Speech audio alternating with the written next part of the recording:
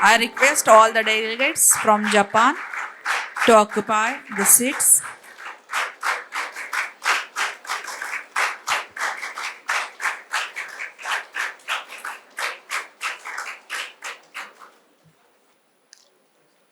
Ladies and gentlemen, distinguished guests, esteemed delegates, faculty members, and the students of Ashok Ramane Group of Institutions, we welcome back to the day 2 of International Summit on Cooperation and Innovation, Shaping Resilient Futures. My name is Shreya Anil Kubre. And a very good morning and a heart welcome to all of you. Konnichiwa minasan. A day 1 of a Deccan Dialogue 2025 begin with a warm welcome, tea, and a cultural opening featuring the national anthems of India and Japan. The event was inaugurated with a lamp lighting and felicitation, followed by inspiring words from the AMC leaders Honorable Vijay Singh Manesam and Professor P.V. Ghevarisam. A strategic keynote by GSC Kolhapur Hub and World Economic Forum highlighted global collaborations. The roadmap for the Indo-Japanese Center for the Educational Excellence was presented. Showcasing a shared vision for academic innovation, Japanese delegates Mr. Kunio Hara emphasized long-term cooperation and mutual learning. A major highlight was the inauguration of the Center of Excellence, where top student projects were showcased and interacted with visiting dignitaries. The institute presentation from MU partners laid out concrete steps for future academic cooperation.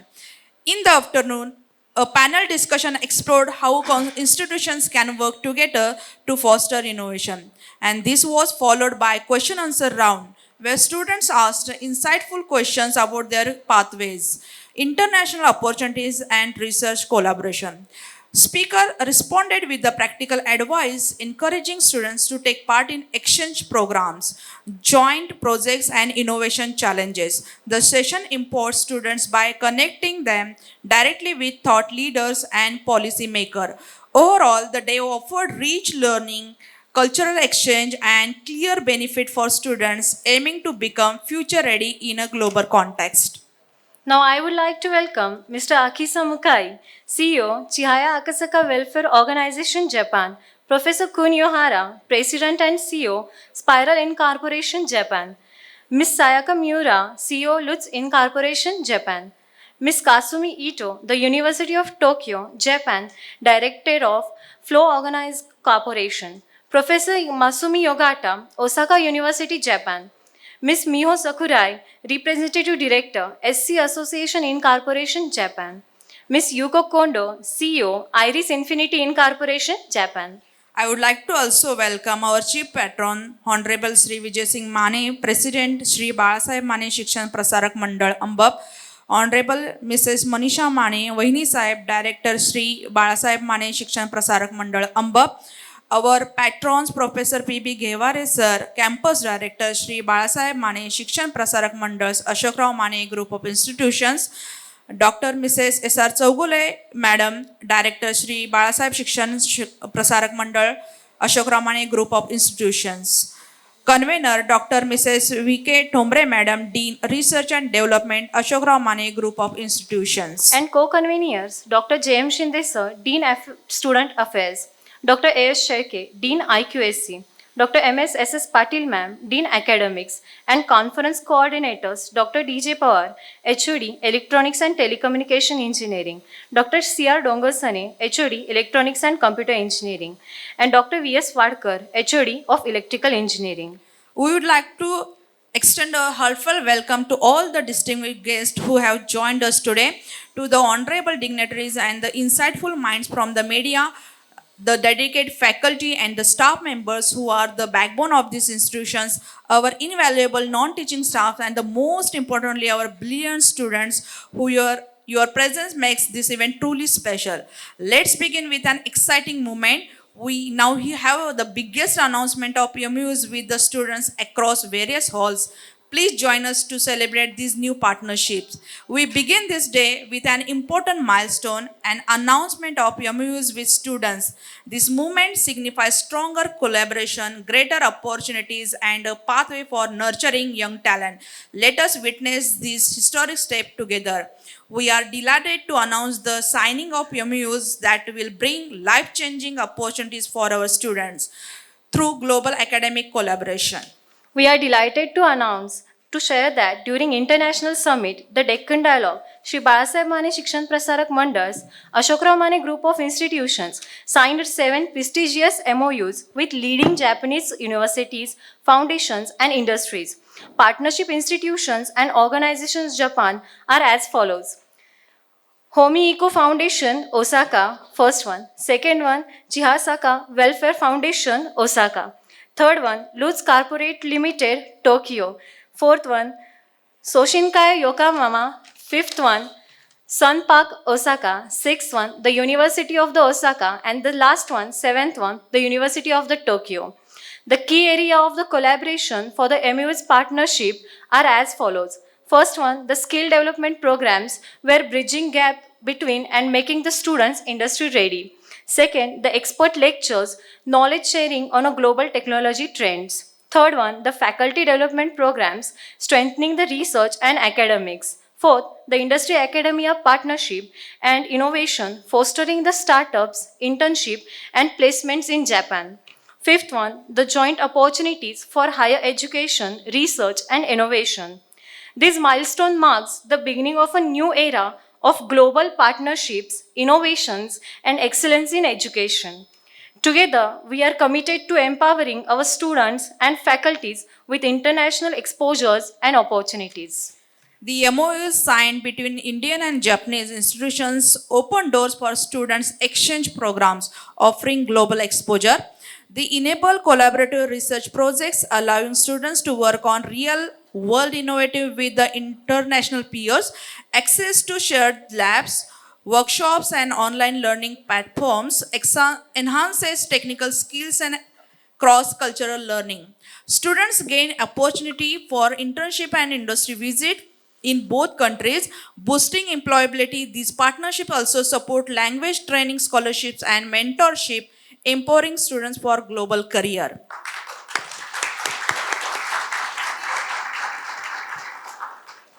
Give me a moment to translate what has explained to Japanese delegate. 昨日サインしました MOU に関して、今、内容を、詳細をスチューデントの皆さんに、発表されていました。そして、写真も出ていますように、記念すべき、この、パートナーシップということをお祝いするという形で、今、説明がありました。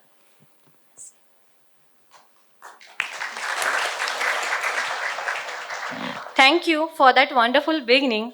Now it is time to hear from a visionary leader. We are privileged to have us with Mr. Kunio Hara, who will be delivering today's keynote session. His insights and expertise will set tone for our discussion to be ahead. Ladies and gentlemen, it is my great honor to introduce today's distinguished speaker, Professor Kunio Hara. He is the CEO of Spiral Up Inc. and chairman of Homo Eco Foundation. Professor Hara also serves as a professional of management at IE Johokiki Innovation Senmon Shoku University in Tokyo. A university and a visionary leader in the field of the education and leadership, he is also the creator of Homo Eco Foundation, a praise based upon the philosophy of education and management. This powerful framework has impacted over 1 million individuals and 700 companies across more than 20 countries. His innovative approach has revolutionized how leaders, educators, and teams connect and grow. He is also author of 34 published books, many of which have inspired leaders to the worldwide. He also shares his insights as a regular columnist for the Forbes.com. Professor Hara is an internationally sought-after speaker, having presented at the United Nations, the Worldwide Trade Organizations, and the Worldwide Education Summit in Davos, Switzerland. His influence spans education, cooperative strategies, and social innovations. At the heart of his philosophy, it is the belief that genuine praise transforms potentials into the performance. Professor Hara's mission is to integrate Homi-IQ principles into AI, creating more emphatic and human-centric strategies along with the technologies. His leadership style emphasizes positivity, human intelligence, and purposeful actions. He is widely respected as a pioneering strategist, education reformer, and global thought leader. His work continues to inspire a new generation of leaders to lead with kindness and vision. Today, we are privileged to gain insights from a true innovator and humanitarian. His motto, "Where there is a will, there is a way," reflects his unshakable optimism. Let us open our hearts and minds to wisdom he brings today. Please join me in giving a warm welcome, Professor Kunio Hara.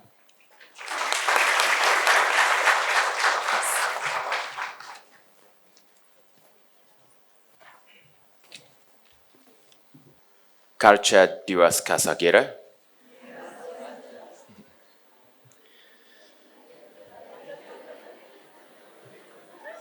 Good, good Marathi? Thank you. How was your day yesterday? Your attitude during the session and the quality of your questions. What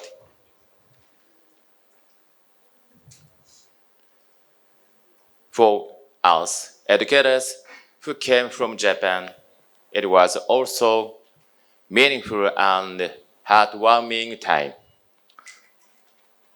Let us once again explore our gratitude and respect for the president of Money Group, who has created such a wonderful educational environment for all of us.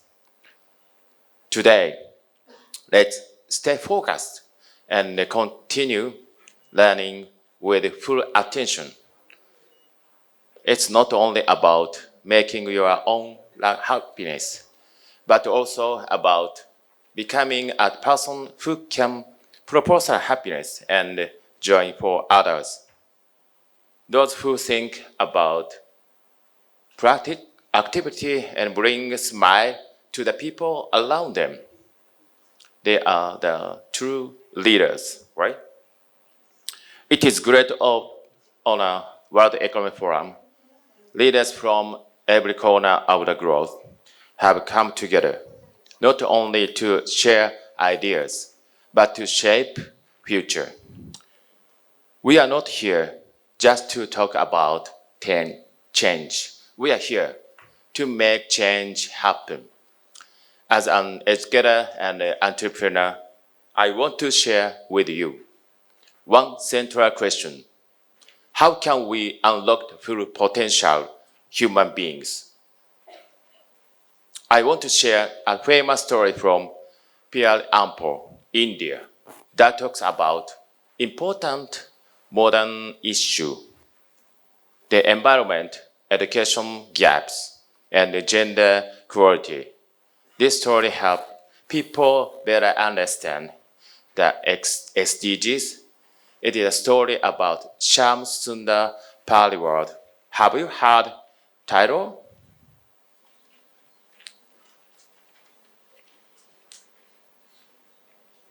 Okay.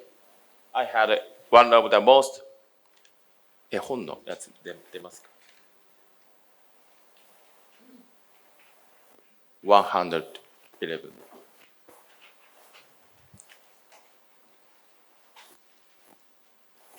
絵本 Next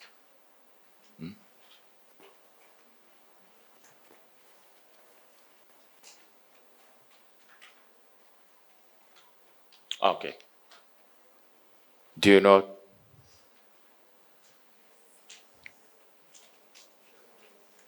your first time? Okay.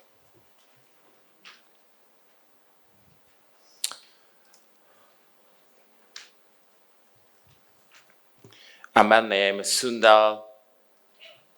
So the struggle that family days when there's dollars in his community. When a girl got married, her family was expected to provide a large dowry, a financial burden that made both of daughters feel like hardship. Girls were upmarried at young age, ending their chance at education or independence. Soon our father, the village mayor, chose to ours in a remarkable way. He started planting 111 trees for every girl the village was toward. The land had grown. Barren, unable to keep land, but the trees brought food. They brought income. Over time, the village became self-sufficient. More importantly, Shem Sander asked parents in his village to make topics. Educate your daughters first, and girls was allowed to go to school. Education method imbies confidence and choices. They were able to imagine a different future and build it. These trees were modern trees. They became symbols of independence for women, for family, for the entire community. Because when people can rely on themselves, dignity returns. And with dignity comes hope. This song of 111 trees illustrates a simple, that powerful truth. When we believe in people, when we know their potential, remarkable things happen. That truth is the heart of philosophy of Home Iku. It's where raising people through praise, helping them grow confidence, independence, and strength. Homeiku is a philosophy that began in Japan, which has spread to over 700 companies across more than 20 countries. And the results are clear. Productivity rises, profits grow, independence and autonomy flourish. Let me share a powerful example. Sampak Corporation in Japanese food company. 8 years ago, their revenue was 4 billion yen. After adopting Homeiku, it tripled, reaching 12 billion yen. Their salary increased, people began to shine. They took pride in their work. They gained confidence in their abilities. After several Homeiku workshops, the company became truly independent. Employees no longer waited for instructions. They took initiative. They made confidence, decision. They created continuous growth on their own. Some park even expanded abroad. They opened a workshop and a pancake cafe in Bangalore, India. Even across cultures, local staff took pride in their work. Customer satisfaction soared. This shows powerful truth. Praise works anywhere. Praise builds self-confidence. Self-confidence, growth, independence. So, does Homeiku works? It's simple and powerful. Number one, we focus on strengths. People do their best. When we notice they can do. Confidence growth, and growth follows. Number two, we had clear standards for praise. Praise must be meaningful. We will say specifically what was done well. People learn how to improve and gain self-esteem. Number three, we use praise sheet. Here their action recorded and progress became visible. Managers see WDs, employees see their growth. Through this, it created what we call education that proceed self-confidence, autonomy, and profit. This doesn't apply to education alone. Business and education share the same goal, to help people grow until they can stand on their own. Not control, but growth. Not dependence, but independence. Homework works because it is based on this shared truth. People thrive when they are seen, praised, and drastic. Japan was welcome more workers for there than ever before. Education can be a bridge between our countries. Japan can share its method. India can share its strength. Together, we can engage in an education trade and exchange knowledge and ideas. Both nations grow strong. Both children gain brighter future. The first step is ready now. Udemy online courses anyone, anywhere can start learning Homeiku. The steps are simple. Learn Udemy. Join consulting groups. Practice works you learn. Step by step, individuals, companies, and schools can transform. Step by step, they gain self-confidence and grow toward independence. The World Economic Forum reminds us that ideas can become actions. Homeiku transform people. People strengthen company. Company strengthen society. And all of this build autonomy and independence. Building on this foundation, we envision something even bigger. A concept called Homeiku Land. Homeiku Land is community where people one another through praise. In companies, employees encourage each other. Productivity and profits grow. Those profits are shared with workers, families, and communities. In schools, praise builds trust between teachers and children. As teachers grow in confidence, children do too.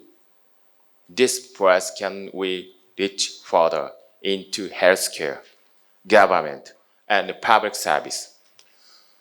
It can create a culture, dignity, autonomy, and joy. Now, I invited all of us here today to help bring this vision to life in our companies, in our communities, in our homes. Together, we can create a world filled smile, purpose, and connection. A world where everyone can see I'm gratitude exists here. One tree small. Think about that 111 trees, but the 100 trees grow into a forest. They are sustain a village who make not just people. People strengthen companies. Companies strengthen society. The goal is always same: self-confidence, autonomy, and self-reliance. I envision bringing home ec to all 196 countries. Profits will be reinvested in education community. Education and economy grow together. Together, they created a sustainable, self-reliant society. Self-confidence and independence are the key. In education, this means raising people who can act for themselves. In businesses, it means creating organizations that grow on their own. The path is same: praise, encouragement, trust. So today, I say home ec is the strengthening way to grow profit, self-confidence, and independence. It's an educational philosophy that can change the world. Let's connect education and community. Let's connect praise and self-confidence. Let's create a society our children can be proud of.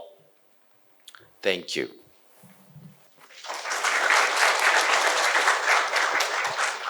From now on, please share workshop.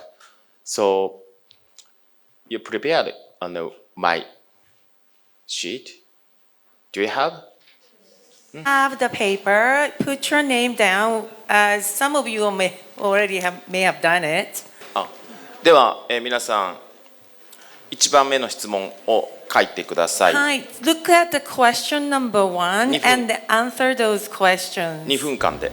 for 2 minutes.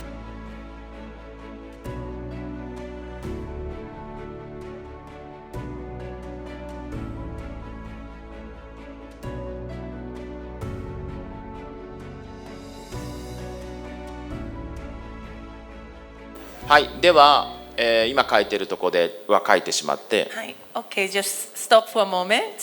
周りの2、3人組を作って、So I want you to share what you've written to your neighbors sitting next to you, 2 or 3 people, right now. いやで2分間ちょっと話し合ってくだ Yeah, さい。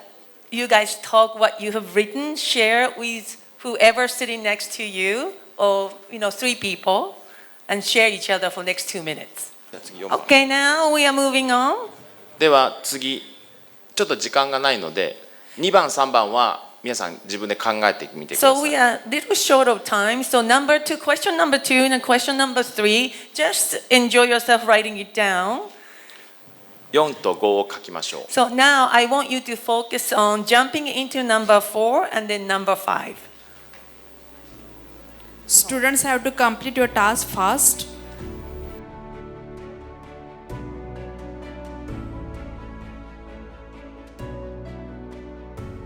はい、では、2、3人でシェアしましょうか。 Okay, so same way, you can share with people sitting next to you. Yes, now this sheet you have to share, which is seated beside you. मुलांनी ती sheet आपली share करायची आहे तुमच्या शेजारी जे बसलेले आहेत त्यांना तुमची शीट कंप्लीट करून. So we like to ask somebody to share what you have written. असं Can you कोण आहे? share? Somebody? Good morning, all. Good morning. I would like to tell the first question answer. 一番 That is 一番の答え that です is that the way of expressing your thoughts to us are very powerful to us. They encourage us very well. The smile in your faces makes us smile and getting some positive and attractive attraction towards your affections and passions about the work of humanity. Thank you. 原さんが話して笑顔がすごい素敵で話してくれたことがとてもインスピレーションになりましたのでとても良かったですということです。 Thank you. Namaste.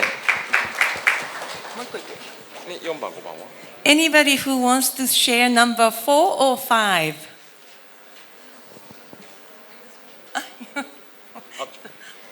Yes, of course, I just want to work in Japan because I can make the work of serving helping hands towards the needed one.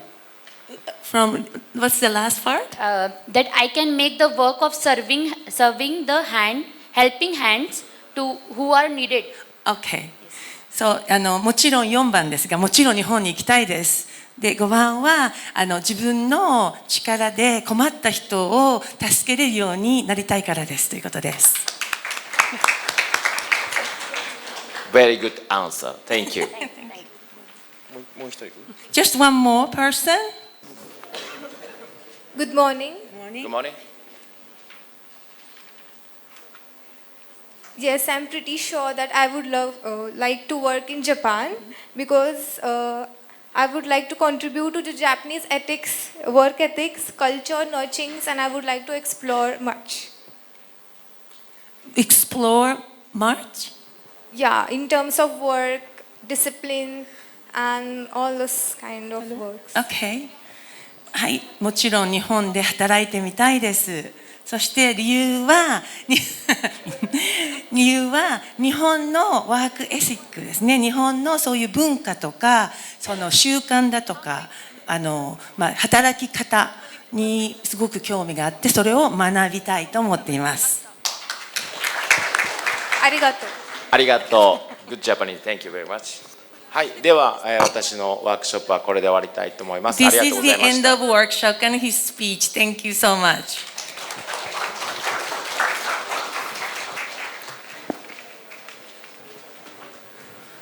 Thank you very much, sir. Mr. Koinohara presented about how the Homi IQ work as it is focused on the strain praised with the clean standards.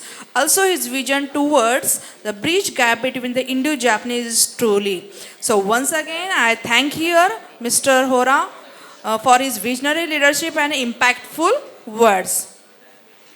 Now, we are moving to our next distinguished speaker, Ms. Sayuki Miura, with her expertise and global perspective.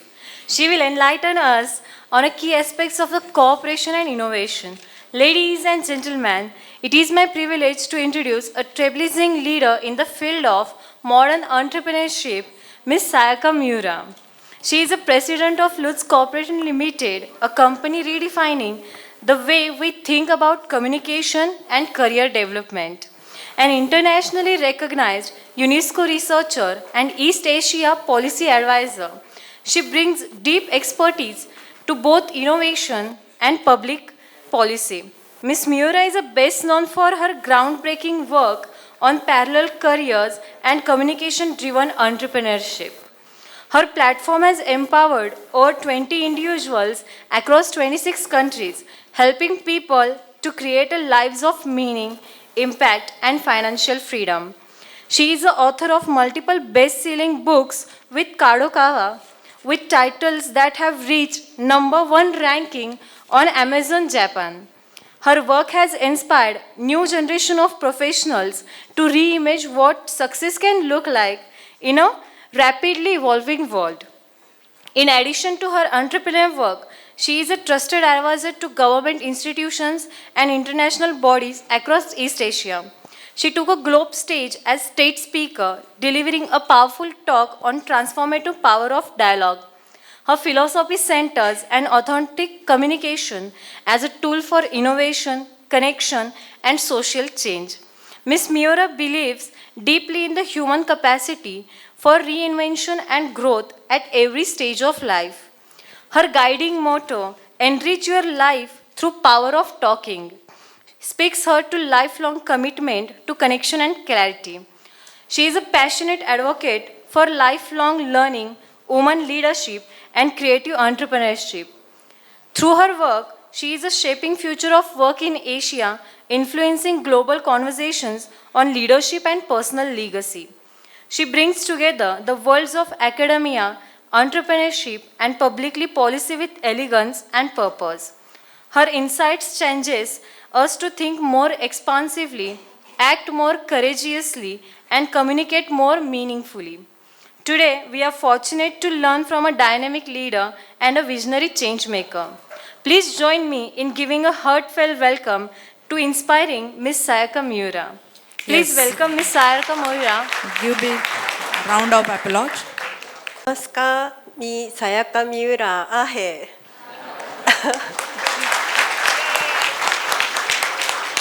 Please call me さやちゃん。Okay? Hello everyone. It is a great honor for me to be here in India, speaking about the future of the world. Today, I want to share a very simple hearing idea speaking about the future of the world. Today, I want to share a very simple idea, but this idea is connected to something very big, our economy, our education, and our society. That idea is chatting, using your voice to share your thoughts. I call this method Fan Chat. It is a way of speaking out that anyone can start right away. It crosses borders, languages, and generations. Today, there are many people in the world who cannot speak out. They want to share their thoughts, but they stay silent because they are afraid of being judged or making mistakes. This silence creates many problems. It makes people feel lonely, stops young people from expressing their ideas, and keeps our economy from changing.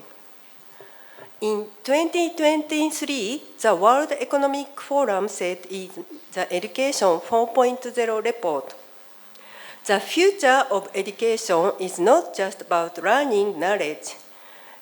It is about solving problems creatively and working together. This means that the ability to speak out is very important.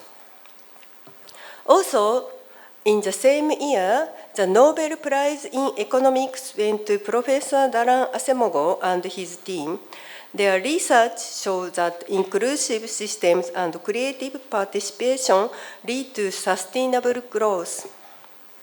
In simple words, the more people speak out, the richer society becomes. So, from now on, we need not only people who know things, but people who can talk about things. This way, I want to introduce Fan Chat. This is a simple way for everyone to share their ideas and experiences by speaking. The key word is, when you speak out, you can change. Here are the three main points of Fan Chat. 1. You learn better. The National Training Laboratories Institute for Applied Behavioral Science in the US says that the best way to remember what you learn is to teach it to someone else. Speaking out is the most powerful way to learn. 2. You understand yourself better. When you talk about your feelings, your hidden values and intentions became clear. 3. You connect with others. When you talk with people from different backgrounds, your viewpoint broadens and new teamwork begins. When you keep practicing this, your education improves, and in the end, your economy grows.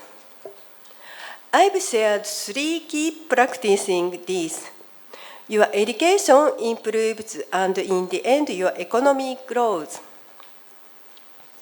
I've shared 3 key ideas from the perspective of your personal growth. But what I want to remember most is this. What you want to say to only have value if it's also what the other person wants to hear or receive. You might think, can chatting really move the economy? The answer is yes. Talking to each other creates business connections. Let me explain. 1. Talking creates self-branding. When you speak about what you love and what you can do, you understand your skills. You also meet people who need your help. Talking became the start of your economic activities. 2. Talking improves products and services. In business, companies always try to listen to customers. With fun chat, customers can share their real needs.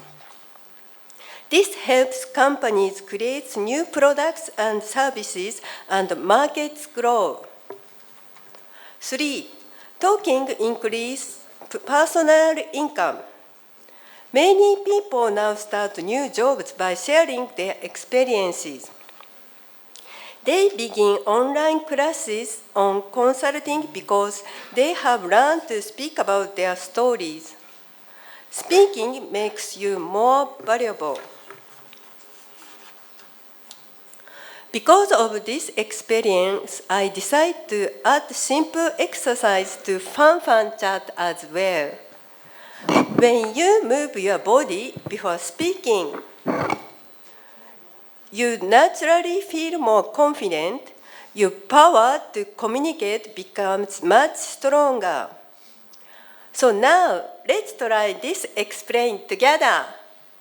First, roll your head in a circular motion. Let's try. Thank you. Second, move your shoulder up and down. Third, breathe from your abdomen.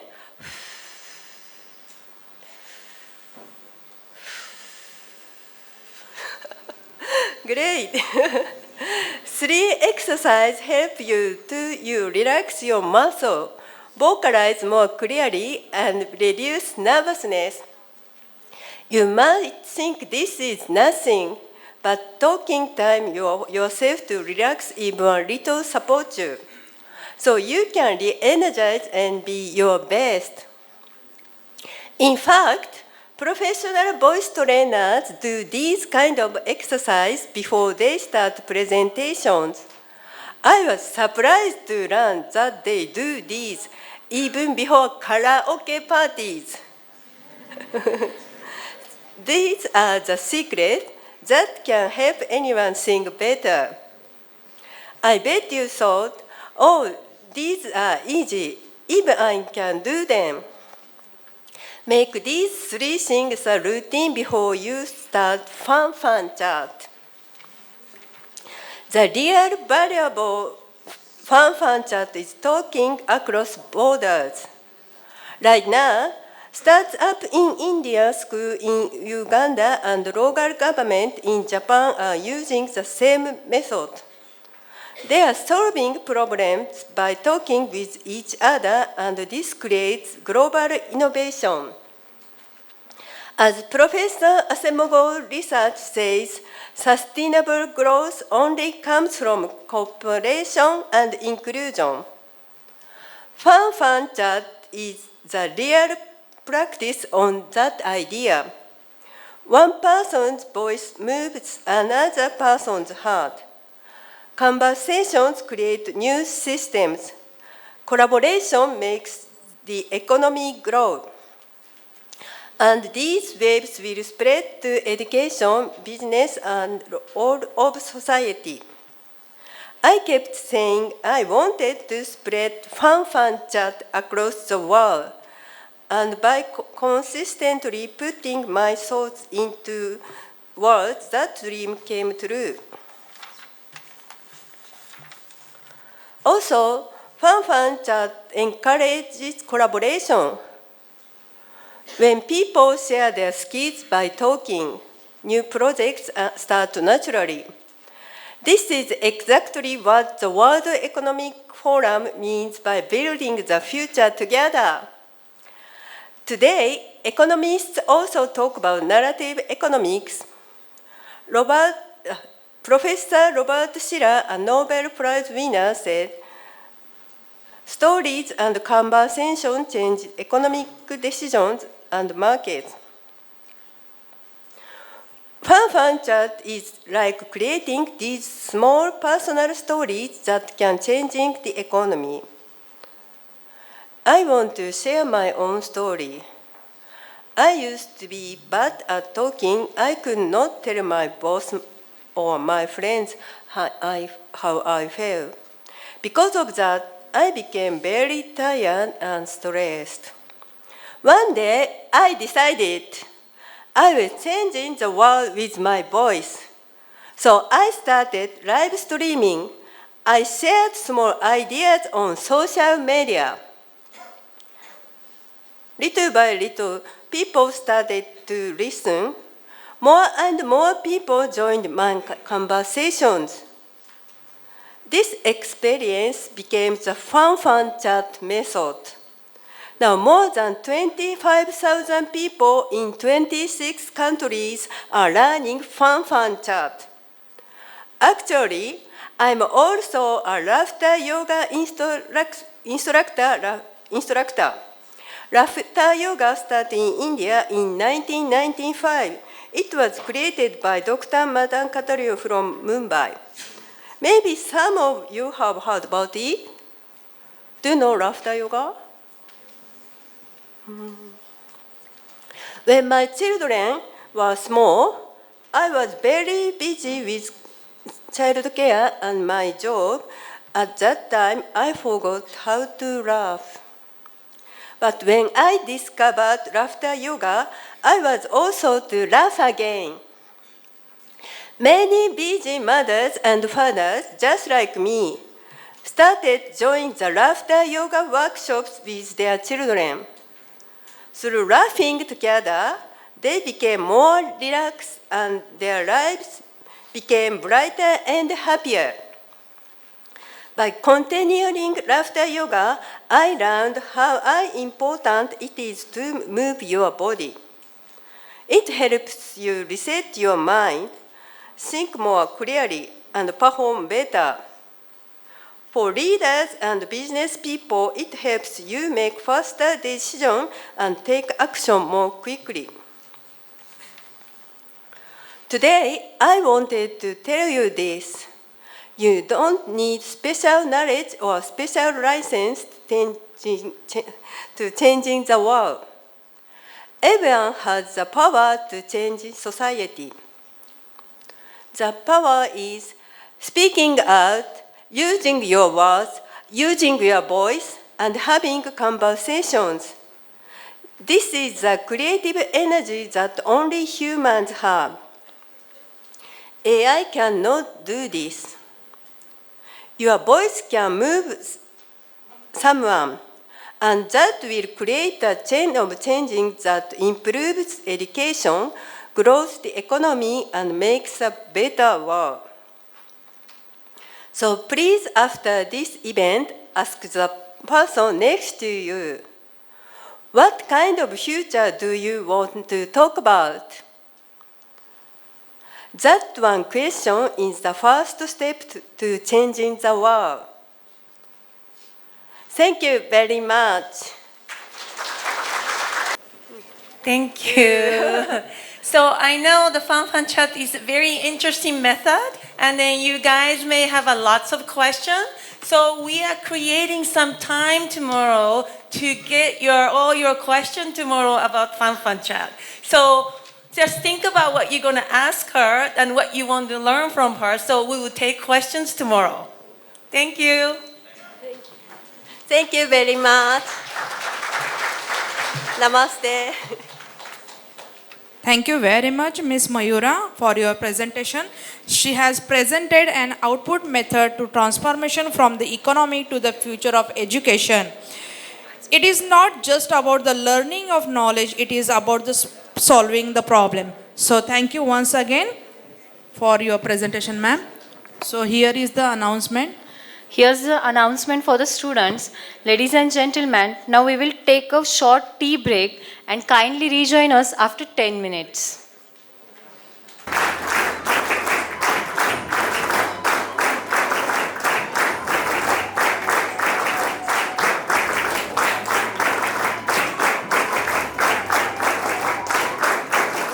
Everyone, please be seated. Ladies and gentlemen, esteemed delegates from Japan, distinguished guests, industry delegates, colleagues, and our future leaders, the student of Ashok Rao Mane Group of Institutions. I formally welcome honorable delegates, distinguished guests, esteemed guests, and students. A very warm welcome to the Deccan Dialogues Cooperation and Innovation Shaping a Resilient Future Summit. We are incredibly honored to have you all here today. I would like to welcome Honorable Mr. Ashok Ramachandran, Group CEO, REE Corporation. I would also like to welcome Mr. Akihisa Mukai, CEO Chihaya Akasaka Welfare Organization, Japan. I'd like to welcome Professor Kunio Hara, President and CEO, Spiral Incorporation, Japan. Ms. Sayaka Miura, CEO, Lutz Incorporation, Japan. Ms. Kazumi Ito, the University of Tokyo, Japan, Director, Flow Organized Corporation. Professor Mayumi Ogata, Osaka University, Japan. Ms. Miho Sakurai, Representative Director, SC Association Incorporation, Japan. Ms. Yuko Kondo, CEO, Iris Infinity Incorporation, Japan. I would also like to welcome our Chief Patrons, Honorable Sri Vijaysiha Mane Sahib, President, Sri Balasaheb Mane Shikshan Prasarak Mandal, Honorable Mrs. Manisha Mane Vahini Sahib, Director, Sri Balasaheb Mane Shikshan Prasarak Mandal. I heartily welcome all the dignitaries, chief executive officers, directors, managers from the industry. I extend a warm welcome to all the academicians from all the nearby colleges who have joined us here today. I'd like to welcome Professor P.B. Ghevari sir, Campus Director, Shri Balasaheb Mane Shikshan Prasarak Mandals, Ashok Rao Mane Group of Institutions, Dr. Mrs. S.R. Chaugule ma'am, Director, Shri Balasaheb Mane Shikshan Prasarak Mandals, Ashok Rao Mane Group of Institutions, our convener for today, Dr. Mrs. V.K. Thomre ma'am, Dean, Research and Development Department, Ashok Rao Mane Group of Institutions. I also welcome our co-conveners, Dr. J.M. Shinde, Dean Student Affairs, Dr. A. Sherke, Dean IQSC, Dr. Mrs. S.S. Patil, Dean Academics, our conference coordinators, Dr. D.J. Pawar sir, Dr. C.R. Dongasane sir, Dr. V.S. Wadkar sir. Thank you. To the honorable dignitaries and the insightful minds from the media, the dedicated faculty and staff members who are the backbone of this institution, our invaluable non-teaching staff, and most importantly, our brilliant students, your presence makes this event truly, truly special. The Deccan Dialogues, the International Summit on Cooperation and Innovation, is designed as a pioneering platform to reimagine rural India as a driver of sustainable development and global cooperation. Organized by Sri Balasaheb Mane Shikshan Prasarak Mandals, Ashok Rao Mane Group of Institutions, and the Kolhapur Hub of Global Shapers Community, an initiative of the World Economic Forum, this summit creates a bridge between local innovation and international collaboration. It brings together academics, policymakers, business leaders, entrepreneurs, and youth from India and abroad to co create solutions and the intersections of education, sustainability, healthcare, and technology. By linking rural knowledge with global platforms, this initiative seeks to strengthen resilience, accelerate inclusive growth, and advance progress towards shared global goals. Now, I'd like to summarize the day one of our Deccan Dialogue Summit for our guests. Strengthening the Indo-Japanese academic and industry collaboration. Day 1 of the Deccan Dialogue 2025 began with a warm welcome tea and a cultural opening featuring the national anthems of India and Japan. The event was inaugurated with lamp lighting and felicitation, followed by inspiring words from our leader of Sri Balasaheb Mane Shikshan Prasarak Mandal, respected Honorable Vijay Mane sir, and Professor and Campus Director Professor P.P. Ghebari sir. A strategic keynote by the GSC Kolhapur Hub and World Economic Forum highlighted global collaboration.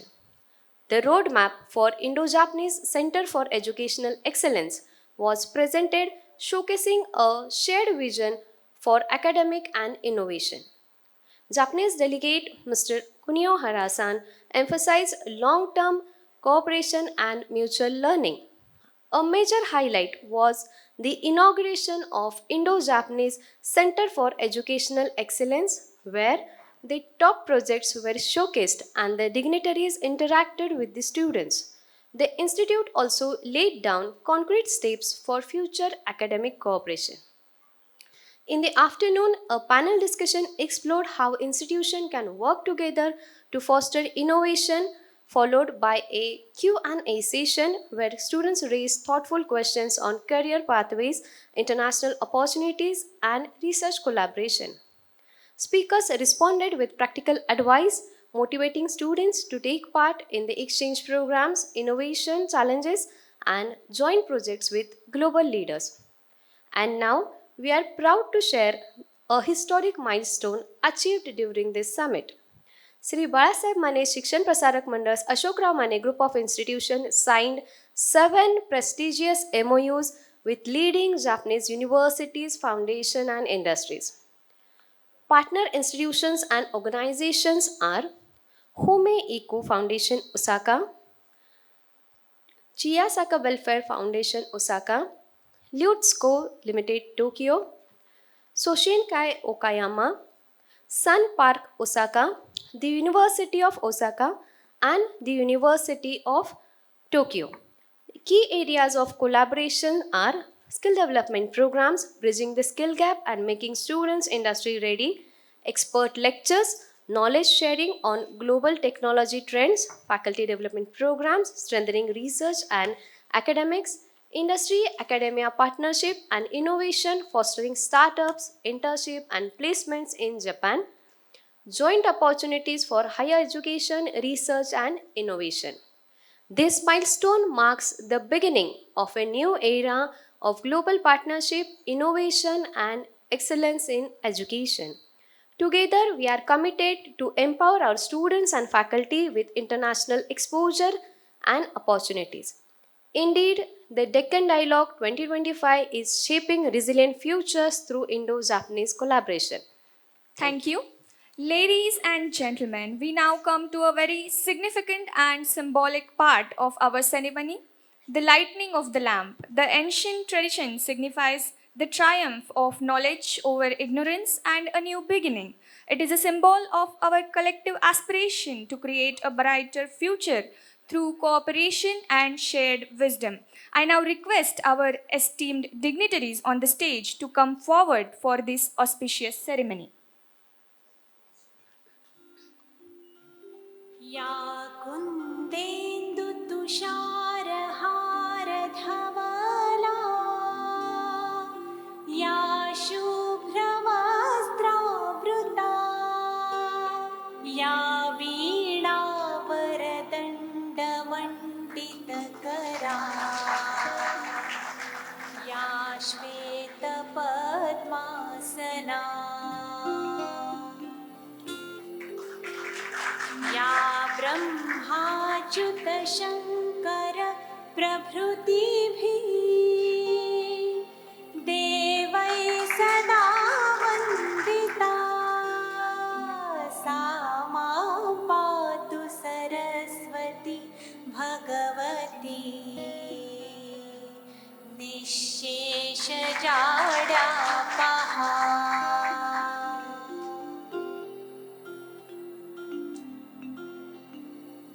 शुक्लाम्ब्र. Thank you. Thank you so much. I request everyone to be seated. Now, moving on, we would like to felicitate our honored guest. I would like to request Honorable Sri Vijay Siha Mane Sahib, President Sri Balasaheb Mane Shikshan Prasarak Mandal, to felicitate Honorable Mr. Ashok Ramachandran, Group CEO, REE Corporation.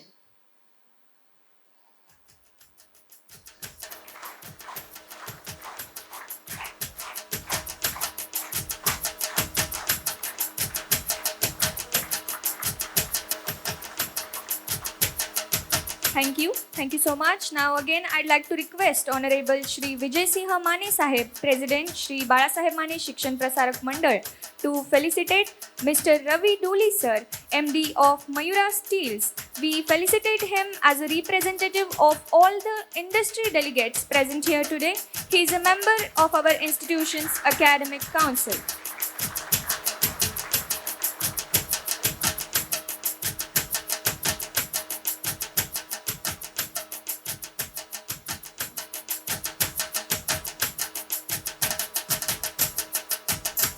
Thank you. Thank you so much. Now I request everyone to be seated.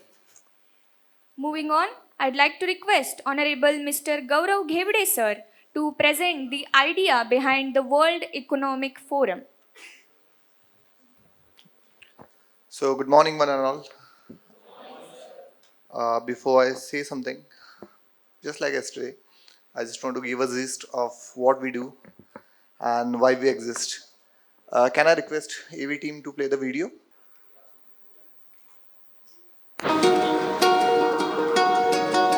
We recognize that the world is changing at an incredible pace. What the World Economic Forum does is bring together leaders from all different backgrounds, from all different walks of life. And that provides a unique space for new ideas and new solutions to flourish. Is really a very unique place. It's a place where industry comes together to work with government, to work with NGOs, academics, to truly make a difference in the world. Leaders come together because of their own personal commitment to one another, to see follow-up to the discussions that they had at our meetings. I'm generally really skeptical about panels and debates and presentations and whatnot, but I've actually been shocked to discover in the last year that it makes a huge difference. The present challenges in a complex, interconnected, fast-moving world cannot be met by one stakeholder group alone. It needs collaborative efforts. Magic moments happen all the time at the World Economic Forum, where the right kind of constituent unexpectedly will come together with somebody else who's looking for exactly that expertise. Not only do the multi-stakeholder groups that we bring together talk, they also make changes. A lot of the answers reside with practitioners, civil society voices, social entrepreneurs, young people, and others who are on the ground working with these populations at the front lines and finding solutions. It challenges all your assumptions about your existing worldview, regardless of which part of the world you're from and how much experience you have. Nowhere in the world is there another forum which brings together governments, NGOs, corporate leaders, activists, artists, musicians, to all come together and talk about the biggest issues facing the world. In global challenges, very often there is no right answer. There is a best answer. That best solution only comes from engaging a diversity of stakeholders.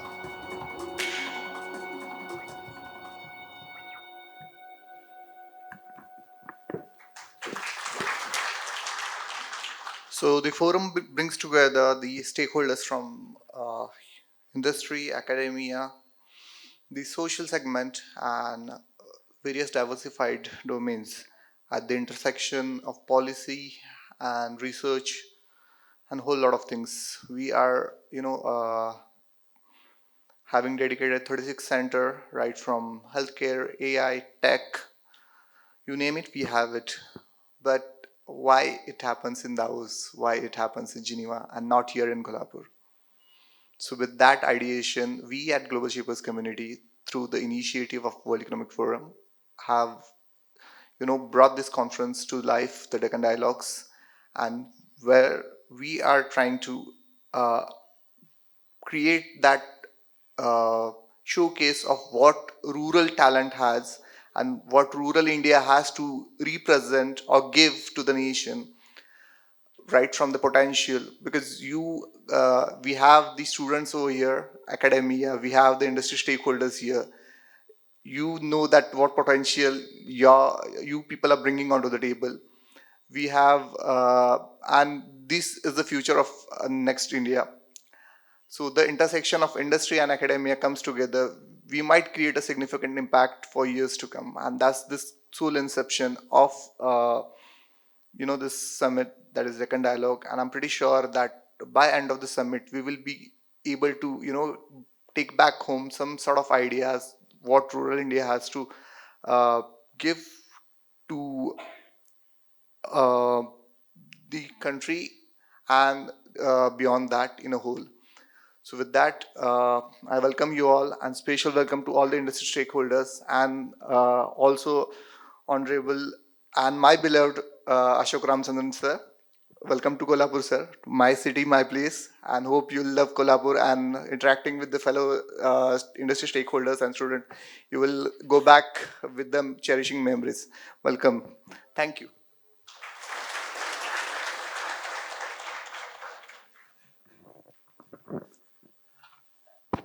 Thank you. Thank you so much. It gives me great pleasure to invite Mr. Ashok Ramachandran sir to deliver his talk, A Visionary Leader, his perspective on leadership and transformation, which surely add tremendous value to today's dialogue. We are privileged to welcome Mr. Ashok Ramachandran sir, the Executive Director, who brings him over 2 decades of distinguished leadership experience across global markets. He holds a Bachelor of Engineering from India and a Master's in Industrial Engineering from Australia, combining technical expertise with strategic vision. Throughout his career, he has led organizations in India, South Asia, Malaysia, Vietnam, and Australia, driving growth and operational excellence. In his most recent role as a Group CEO, REE Corporation, he played an important part in steering the company's transformation and expansion. Today, in his capacity as a Group CEO, he continues to contribute to shaping business strategy and fostering innovation, and we look forward to hearing his valuable perspectives. Sir, I request you to address the gathering. So, first of all, thank you, Gaurav, for bringing me here. एक हफ्ते पहले उन्होंने message किया मुझे, and 1 week later I am in Kolhapur. It's my first visit, so I'm really excited to be with all of you. कोई भी session चालू करने के पहले हम हमेशा गणेश वंदना करते हैं, and I really wanted to start as well. I'm a trained classical singer, so I always like to start any session with the blessings of Lord Ganesha to make sure that this whole conference and the college gets a lot of prosperity and a lot of success.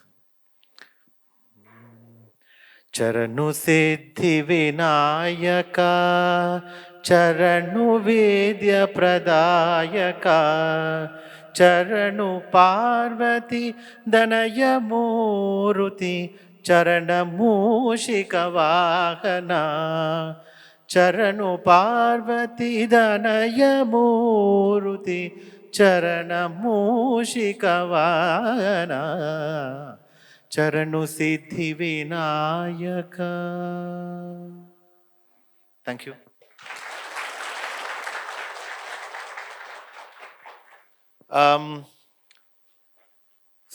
Let me also start by thanking the organization, Ashok Ramani Group of Institutions, for inviting me and all the dignitaries present here. I'm going to make this a very free-flowing conversation. और अभी पता चला कि बहुत सारे students हैं, तो I will try to more focus on students के लिए क्या बेनिफिट होगा मेरी लाइफ से.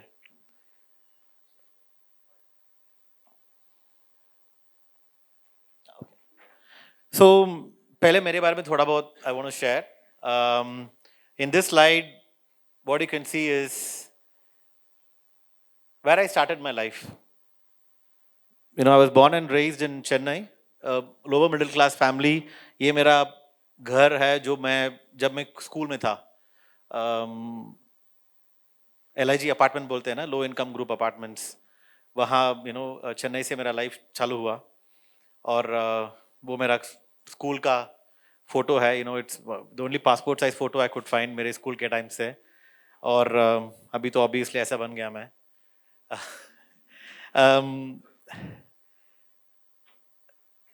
Little bit about my journey. So after I graduated from an engineering in India, I went to Australia, to Melbourne, to do my master's in engineering. And I always like to talk about this example, for my parents to send me to engineering, my mother's bangles had to be sold. And to send me to Australia, the only house we had to be mortgaged in the bank. Thankfully, India there is a good education loan system. So because of that, I could take a loan and go to Australia. And that's where I started my life as a student. Student life के बारे में मैं थोड़ा बहुत बताऊंगा अभी in the next few slides. But I started as a graduate engineer in Schindler in 2006. In 2009, I became the youngest general manager in Schindler Group at the age of 28. And then 2012, I was the managing director for Schindler Vietnam.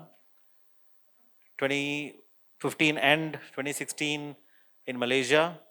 And then I came to India in 2018 as a CEO and president, including the factory, R&D, and operational in charge for Southeast Asia.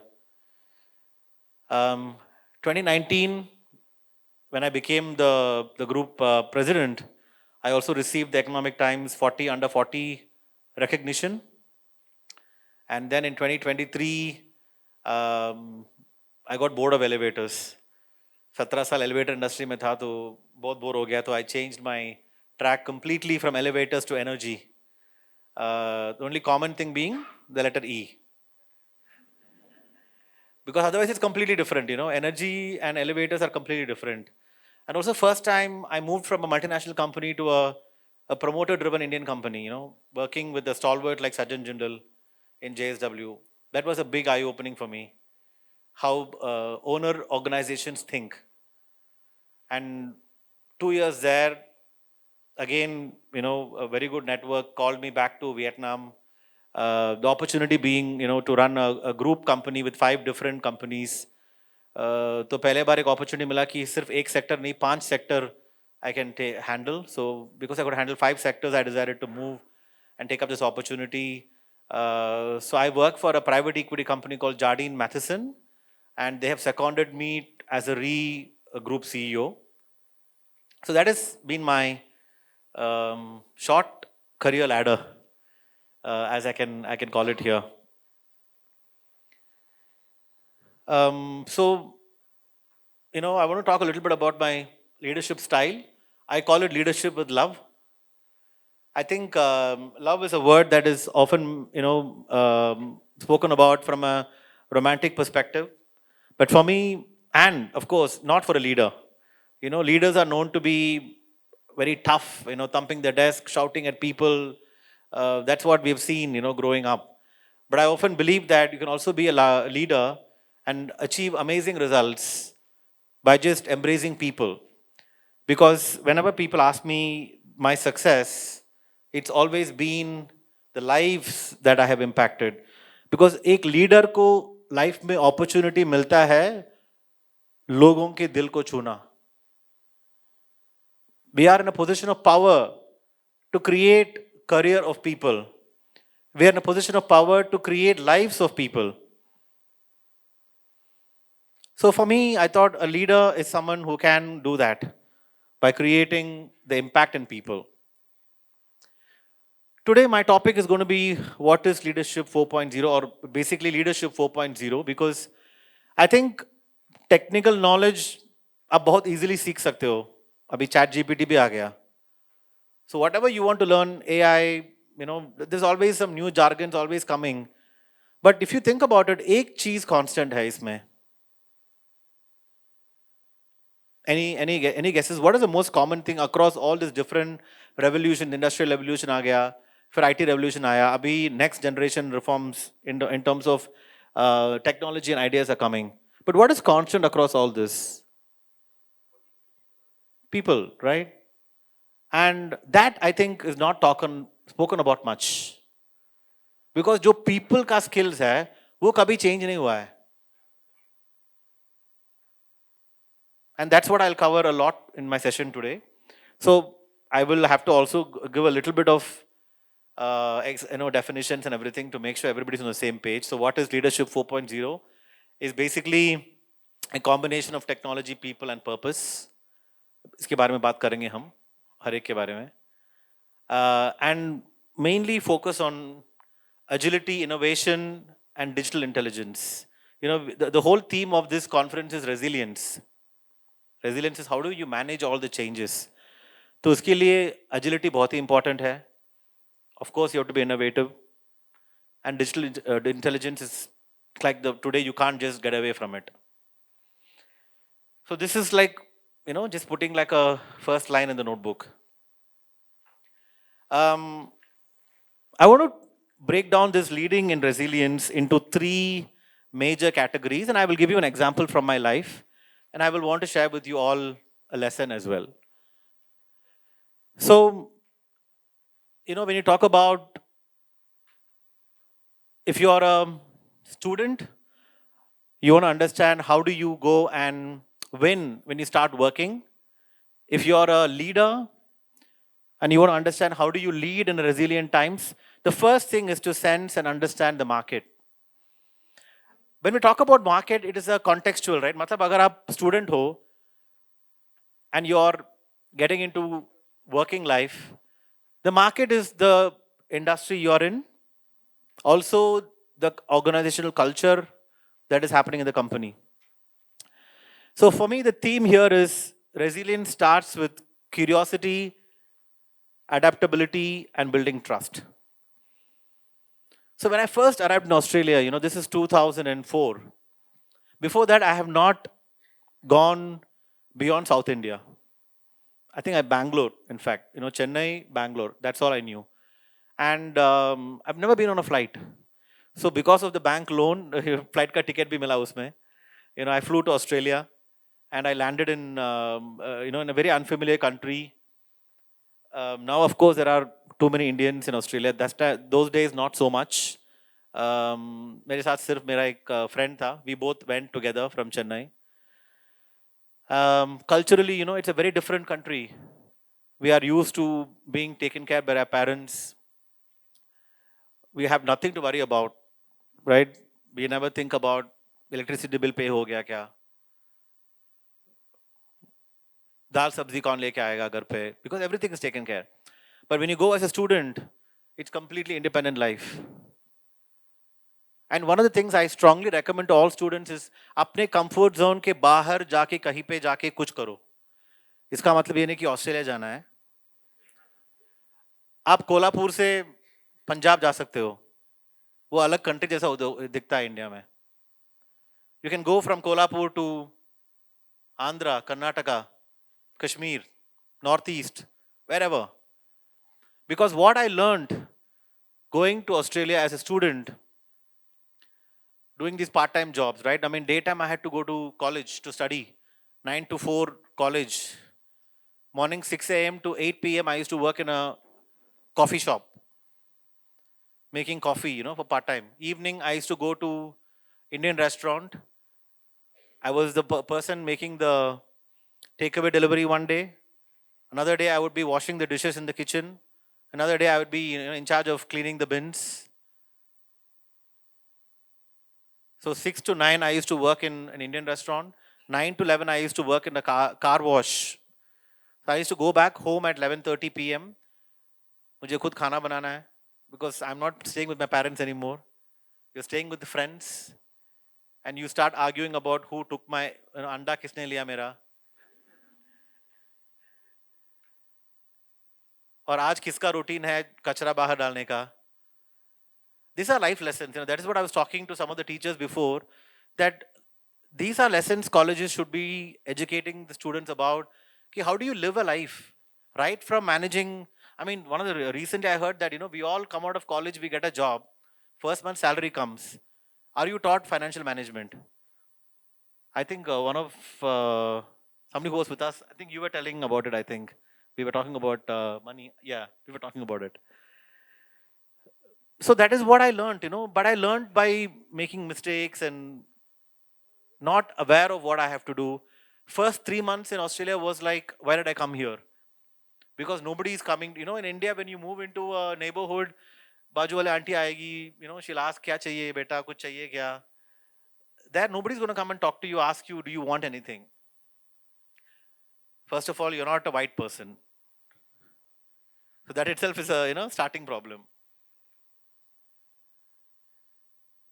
So that is agility for me, resilience. Not giving up and coming back. I had a 15 lakh loan in India.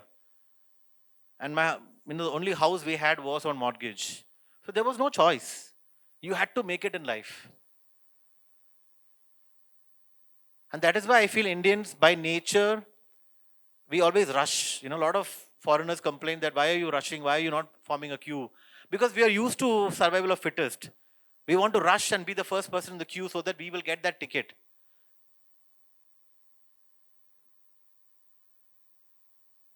And this is what I want all the students here to think about. Am I making myself ready for the hard world? And how can you do that? I've given here some lessons, right? My markets are not just numbers. It's people, it's culture, it's trust, it's ecosystem. Leaders must sense before they sell. So if you're a leader in an organization, you have to sense the culture.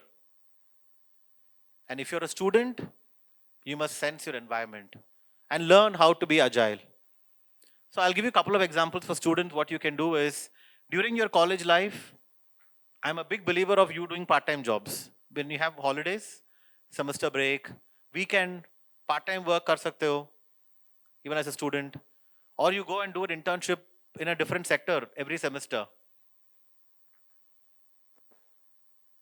My college in Australia did not find me any internship.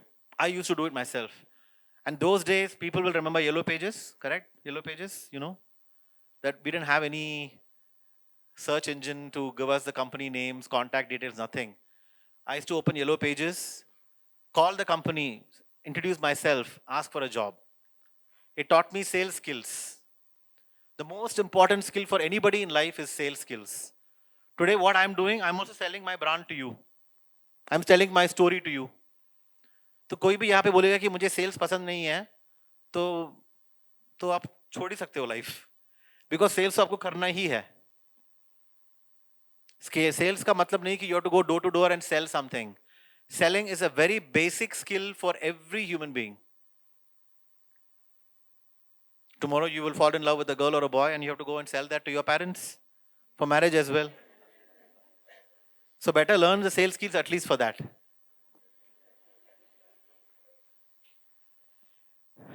The next part in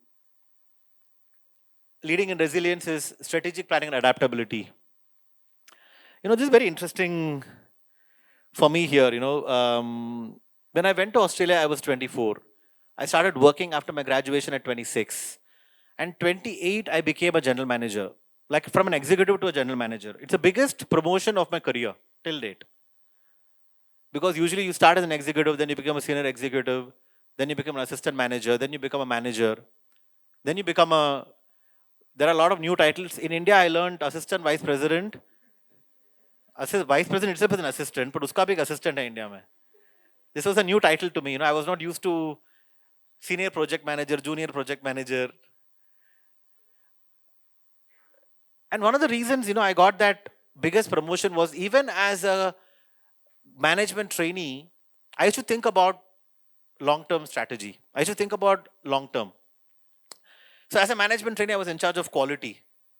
Quality, ISO process.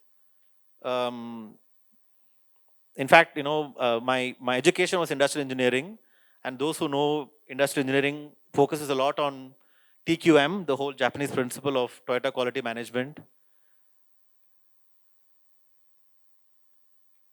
Even as a quality engineer, I used to think the quality department needs to have a long-term strategy. And I used to ask the MD, sir, what is your 3-year plan for quality? And he used to ask, there is no plan for quality. It's not even a department. It's only one person. It's you. So what do we have to do a 3-year plan for you? Then I used to do my own research. And I used to prepare a strategic plan and show him.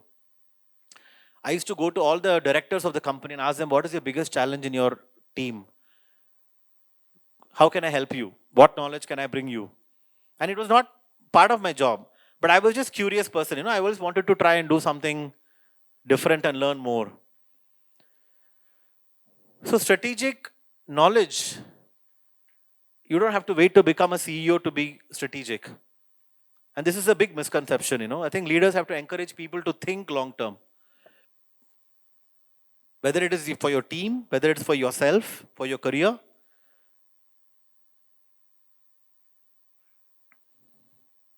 So I learned this in a very, very young age.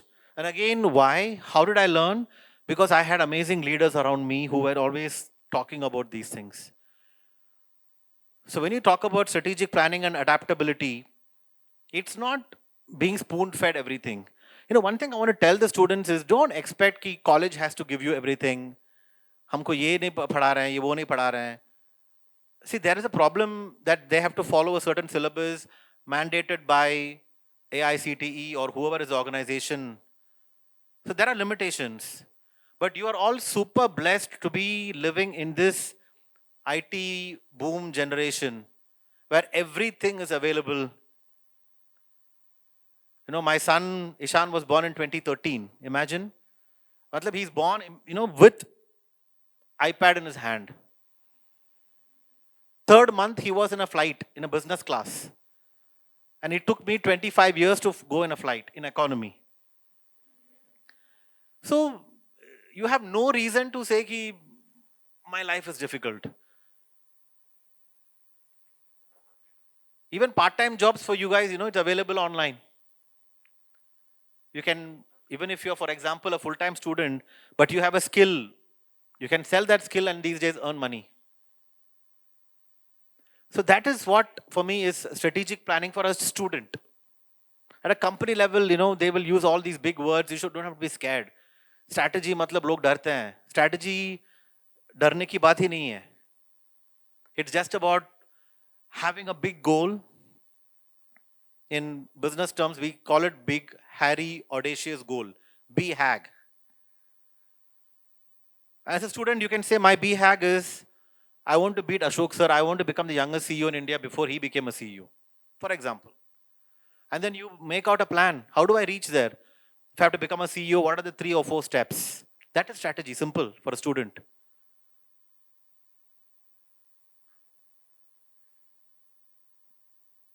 So, it's about having a long-term view, but also being adaptable. कि ठीक है, plan तो कर लिया, but अगर कुछ इधर उधर हो गया, how do I adapt myself? How do I change and start growing faster?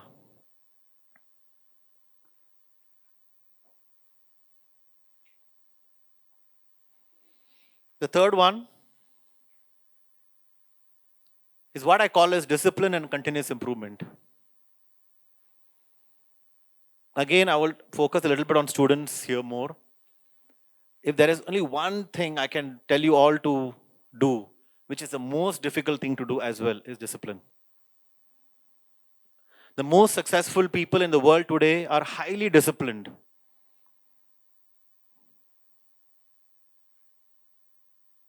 Because they are also continuously learning.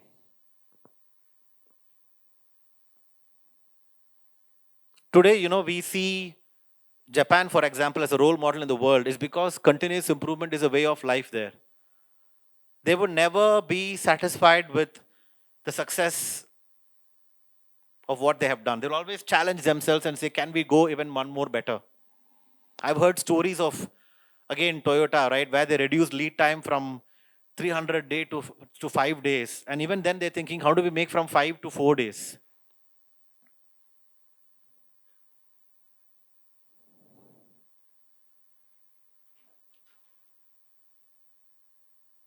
So when you talk about discipline, again, I think, the unfortunate part for your generation is you're all stuck to screens. And you can't do anything about it, Every day you're spending a lot of time scrolling social media, Instagram. This is the biggest challenge at home, in my home, With I have two kids, an 8-year-old daughter and a 12-year-old son. We put, child locks and everything, and they even know how to remove that. He knows to uninstall the whole app and reinstall with the new username and password. So now parents have to be continuously improving. How do we handle these smart kids? So the only thing my wife and me, we focus is on discipline. And how do we bring discipline? I think, unfortunately, religion has been taken in the wrong direction, but religion was basically to bring discipline in life. Chanting is a form of meditation. If you can't sit down and do a meditation for half an hour, do a chanting for 5 minutes. See, nobody has seen Ganeshji. I have not seen Ganeshji. But you just believe a form because it helps you focus. हम मंदिर क्यों जाते हैं? Or why do we go to church or to mosque? Because there is an energy there. We can some people say कि मैं तो घर से ही pray कर लूँगा. हाँ, but घर में जो energy है is not the same as what is in Kolhapur Mahalakshmi temple. वहाँ पे there are millions of people's positive energy and vibration. That is why you go there for few minutes, and you hope that in few minutes you will get that energy.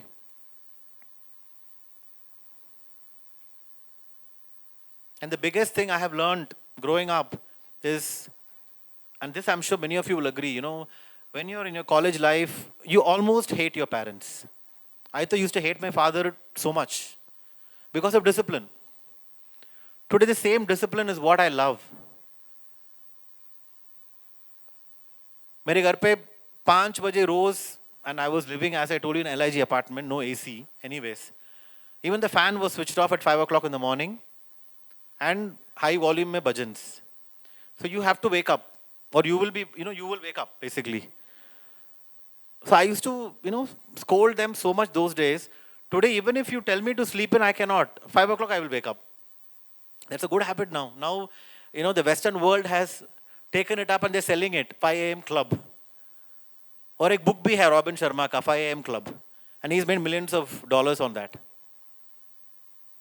So, discipline and continuous improvement for students, extremely, extremely important. And in organizations for leaders, it's about discipline of executing strategic activities. A lot of, more than 80% companies fail in implementing strategy because there is no discipline of execution. Recently, I engaged McKinsey for a big project, $2 million transformation project. We have, as a CEO, I told the team, ये करना है. So I told them 100% we have to make it a success. The VPs 90% किया उसको, and they told to the next level. They made it 80% and gave it to next level.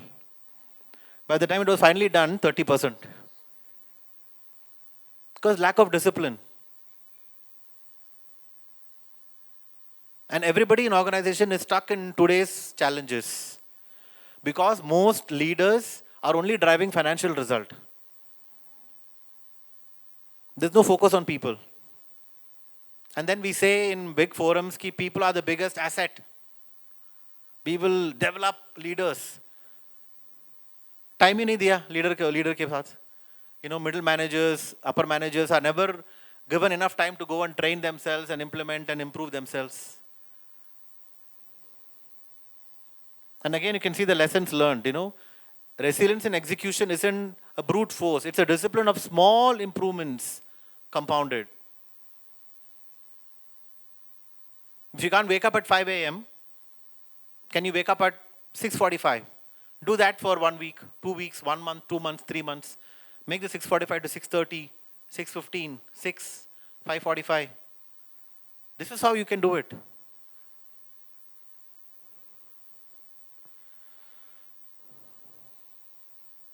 And lastly, is building a high performance culture and resilient culture.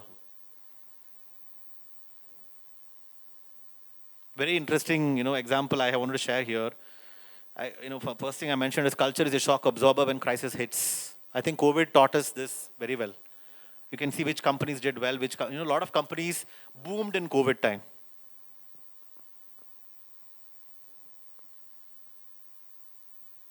And culture, again, is a very misused word. People say, sir, this company mein culture acha nahi hai. I said, company ka matlab kya hai? Tu aur main. What is company? It is you and me, right? It is the employees. So if somebody says that the culture in the college, I've heard this also, arey, that college, horrible culture. But that college's students are only making the culture. So if all the students in the college are disciplined, you don't smoke, you don't drink, you don't do drugs, obviously it's a good culture. ऐसे थोड़ी कि principal रोज आके ठोकते हैं आपके मुंह पे, है ना?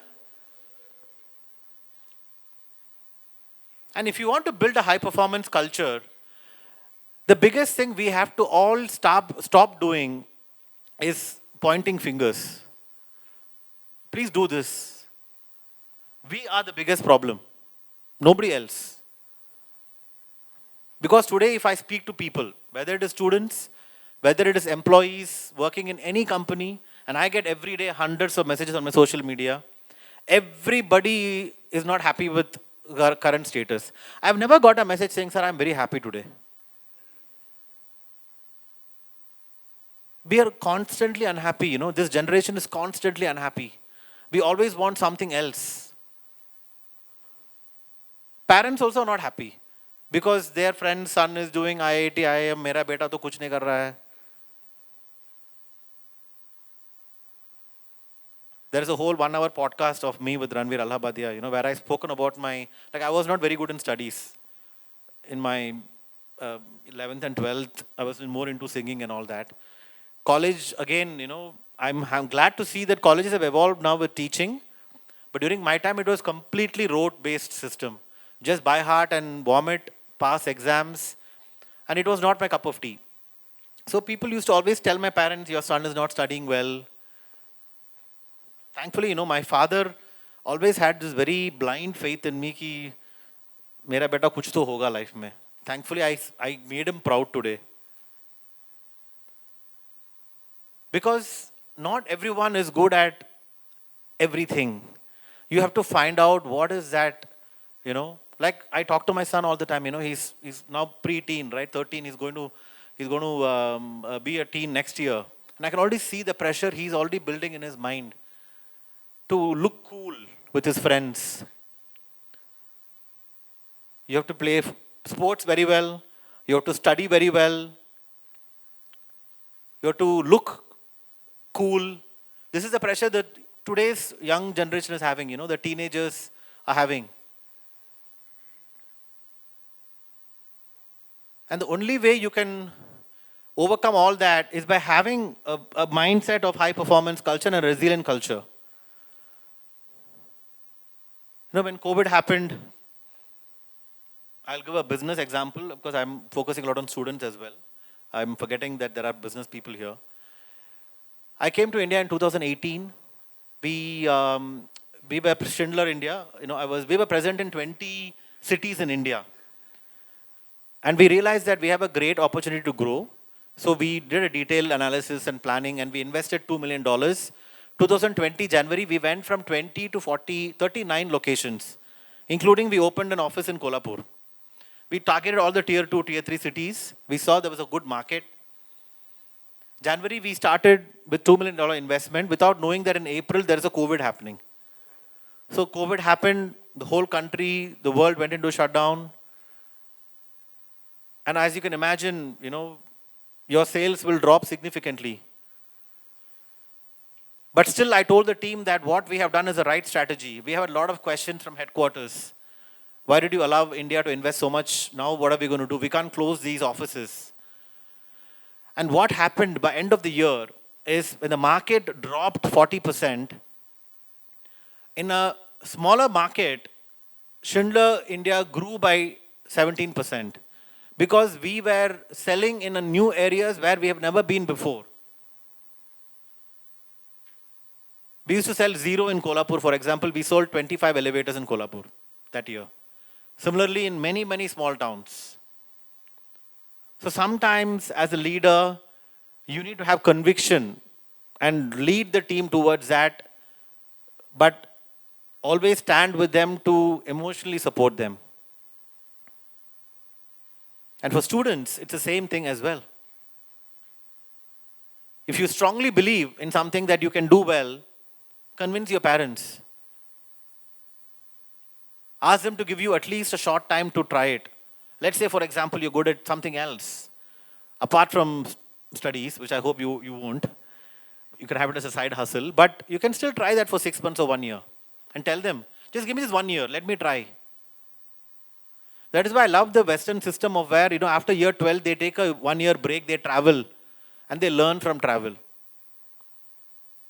So if any of you here have the luxury of doing that, take a break and travel, after you finish your graduation or something, take 6 months. Travel and see the world and you will know. Or even see India. Why do we have to go to the world? There's so much to see in India and learn from India.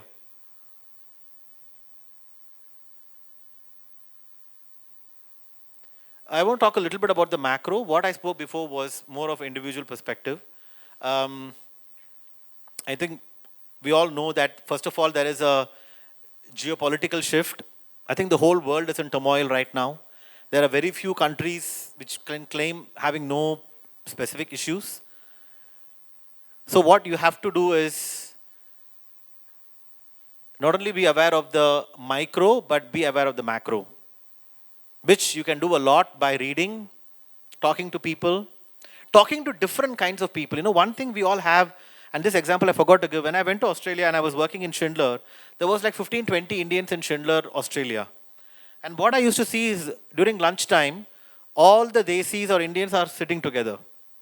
And I was the only one, I would never sit with the Desi crowd. Not because I had a problem with them, but I thought I've come to Australia to learn something new. So every day I used to sit with different groups of people, which taught me about different cultures. And Australia is a highly immigrant country. There are people from everywhere in the world. Almost 100 different countries, people are living there. So for you also it's the same, right? And I've seen that even within India, right? If it's in a big organization, especially if you're an IT, for example, there will be a Tamil crowd, Telugu crowd, Marathi crowd, North Indian crowd. And they'll all gang up together usually. They'll all go lunchtime to go, one set will be going to eat sambar rice. Another group is going to eat vada pav. We're not learning anything different.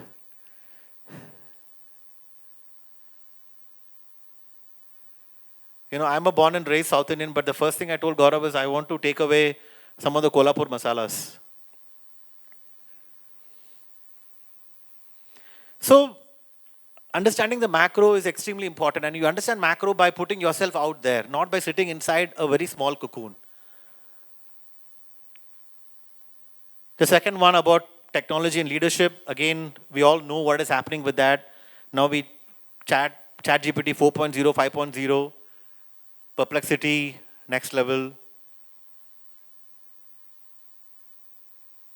So you also need to know about that. For example, I'm doing a course now on how to use AI, because I have no idea. My secretary knows much more about AI than me, so I need to keep up. So how do you do that? By continuous improvement, by learning. We need to know how to merge between high tech and high touch. How do you merge digital with human leadership? So sometimes you have to outsource knowledge. If you don't know, get experts. Get them in. Third one, climate sustainability. I think India still is picking up on it, but it will become very important in the future. That's why I went to a renewable energy company where we are able to provide green, clean energy to the world. So from your perspective, it is understanding this whole topic, environment, conservation, sustainability. How can, from your own perspective, you can do it? Simple stuff like switching off lights at home, not wasting the resources the world has given us, because there's only finite resources. And the last two, demographical shifts, work-life shifts, the aging workforce.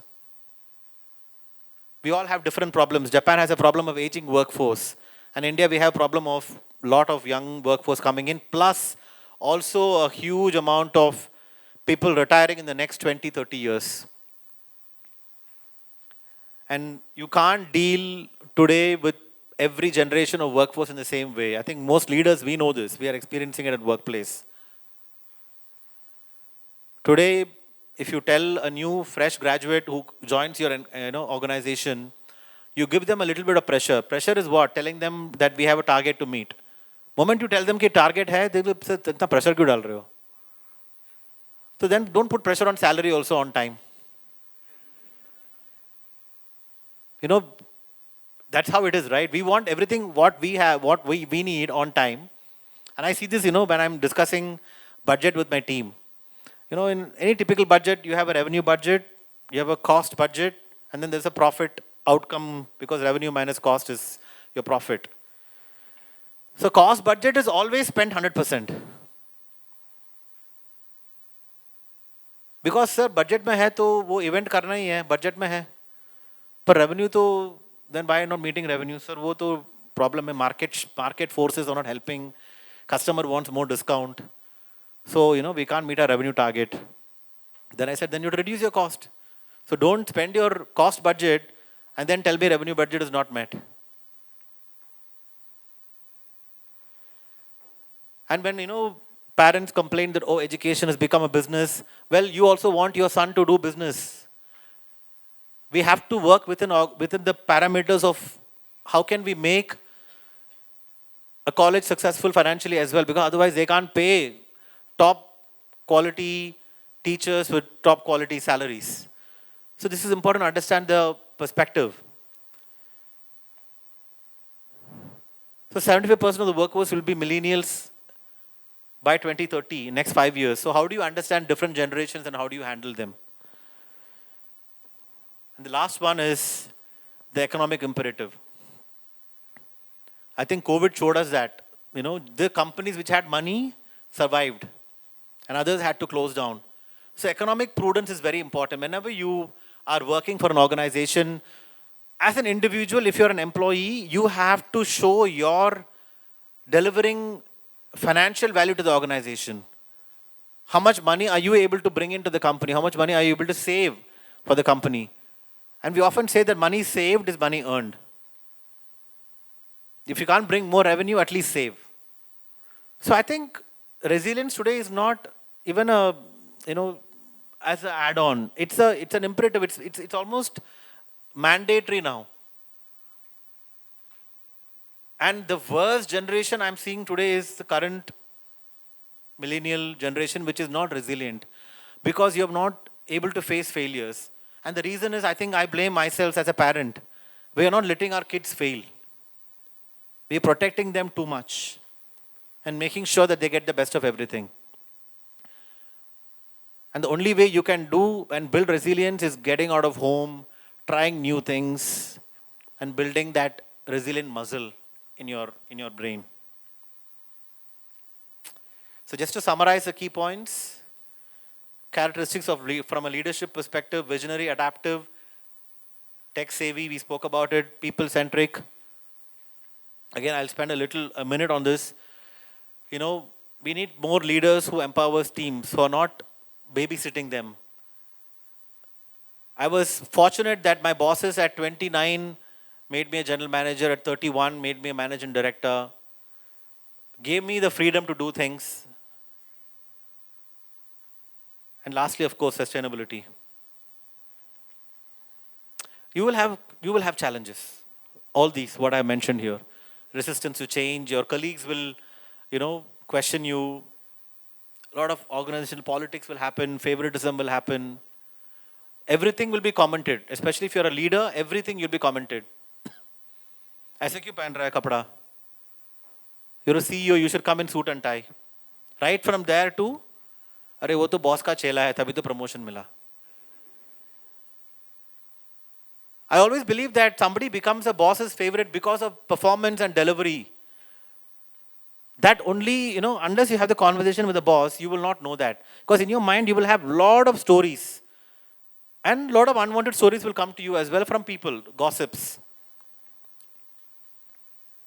You need to learn to clear the noise and keep forging ahead to build a strong talent pipeline. And the third point, over focus on short-term profits versus resilience. This is again, a big call for action. If we only keep driving short-term profit all the time, long-term you will not be able to run the company. Operation successful but patient dead. And that is then the reason for all this is limited investment in leadership development. And for me, it doesn't even have to be colleges and companies investing in leadership development programs. It is how you as an individual, how much time are you investing in yourself to become a better version on a daily basis.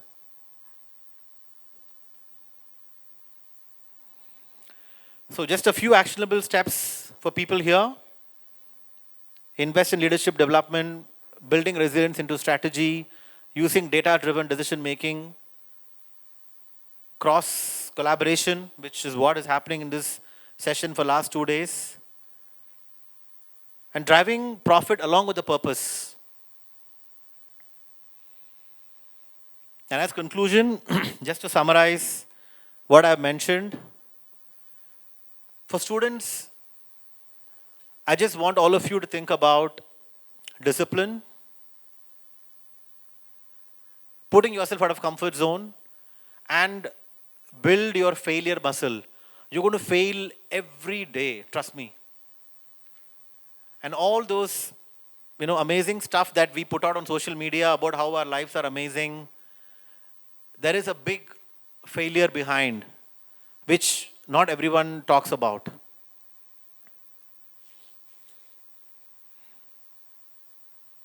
So don't worry about what is happening with your best friend, with Sharma uncle's son. Never mind, don't compare your life with anyone. Your life is your life. Your race is your race. You must compare with yourself. All the time compare your life with yourself and make sure that every day you're moving one step ahead. After my engineering, I didn't get a job, a proper engineering job. I went to a call center. I worked there for almost 1.5 years. By the time I went to Australia, my friends have all finished studying masters. By the time I finished my first year, they've all started working. But when I graduated from master, many of them had become manager. Because I started my life in Schindler at 26. In 26 in India, people have changed 2 jobs, correct? And that was my first job. So I thought my life is starting so late. But then nobody expected that the kind of trajectory I had to become a CEO at 31, most of my friends are still vice presidents. And they were all the toppers in in my school and stuff. They are shocked to see how come, you were such a average guy, you become such a, big CEO and stuff. Because I think, the only thing I did very well in my life is continuous improvement. I'm never satisfied with my own performance on a daily basis. I keep challenging myself, कि और क्या कर सकता हूँ, और क्या सीख सकता हूँ. And the world is there to learn. From everyone you can learn. It's only you are limiting yourself. So on that note, I will close my talk. Thank you.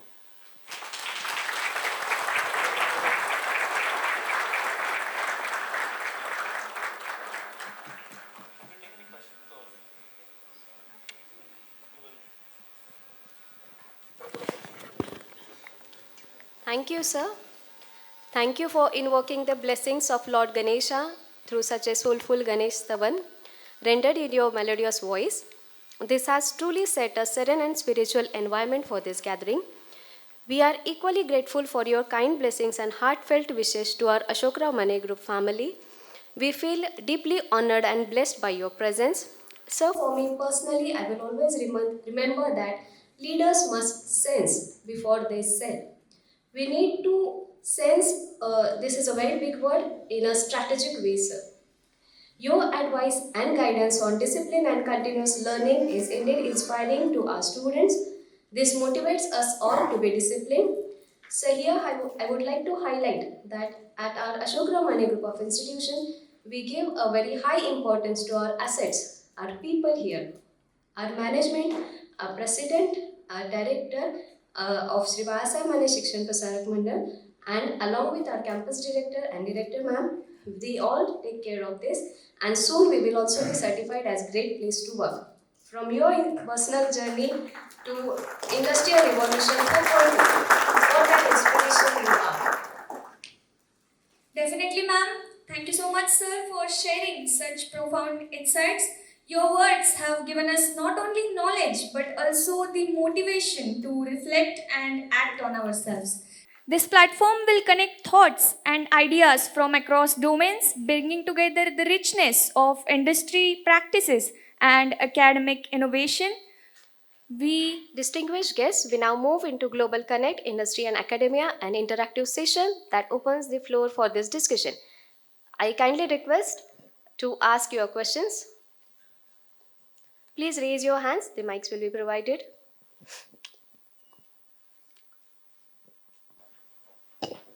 Hello. Sorry for the technical glitch. I think we are in the technology world, but there are some glitches comes, right? This is keeps us motivating in innovation. So myself, Vijay Lamure. So I am the CEO and founder of the Qualtech Software Private Limited in Kolhapur. I will just give a quick brief. I was in US for 7 years, and I directly landed from US to Kolhapur. I came to Kolhapur because of the purpose. Hello. Yeah. Can you hear me? All right, good. So I came directly to Kolhapur with a purpose. And the main purpose that me and my wife had was like to bring in the talent from the Kolhapur to the global platform. So I basically work with the in IT industry for almost like 20 years now. And I learned over time, I was the same kind of guy from Kolhapur, uh, just like standing in the corner when someone speaks in English when I started my career, right? And but yeah, my journey started at I think sixth class. I was in and over there. I went to a boarding school. So same thing out of the shell, going into the boarding and learning the different challenges. I feel really great today, Ashok sir, that you talked about to people because I think we are at a genre where we talk about innovation technology, but we are missing the core or the crux that without people this is not possible at all.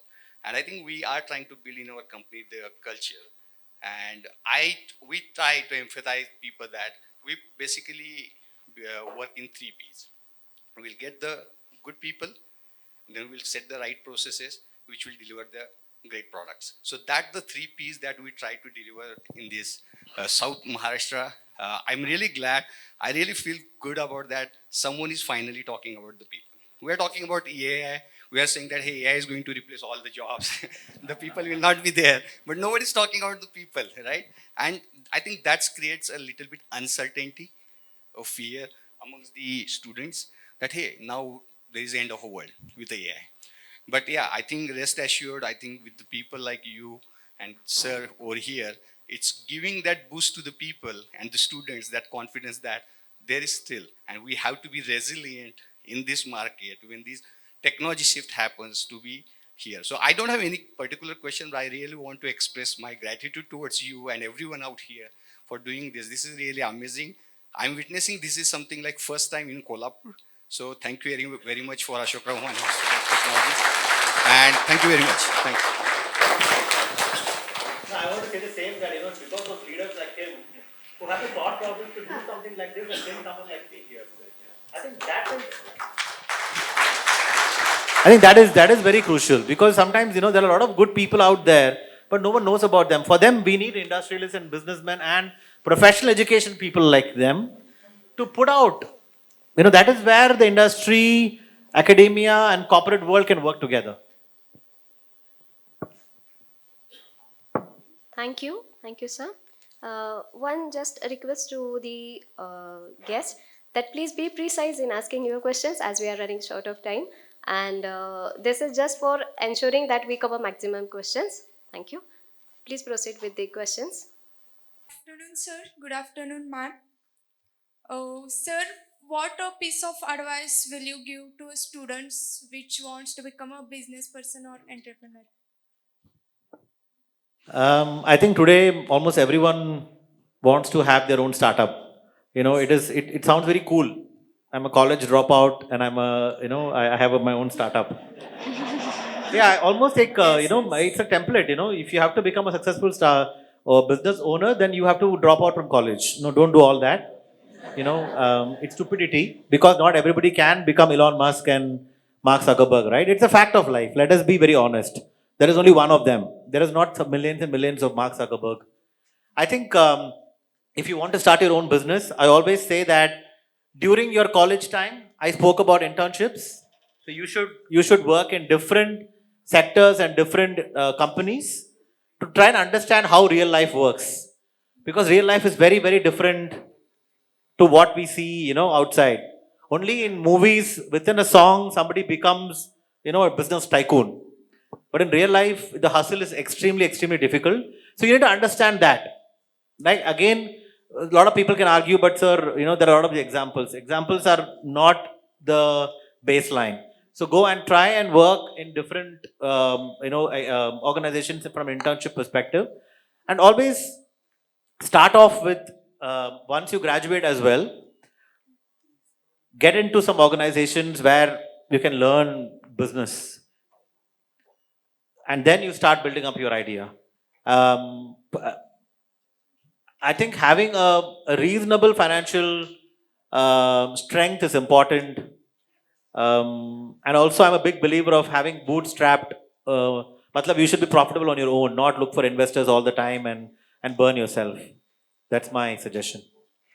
Thank you, sir. Thank you so much.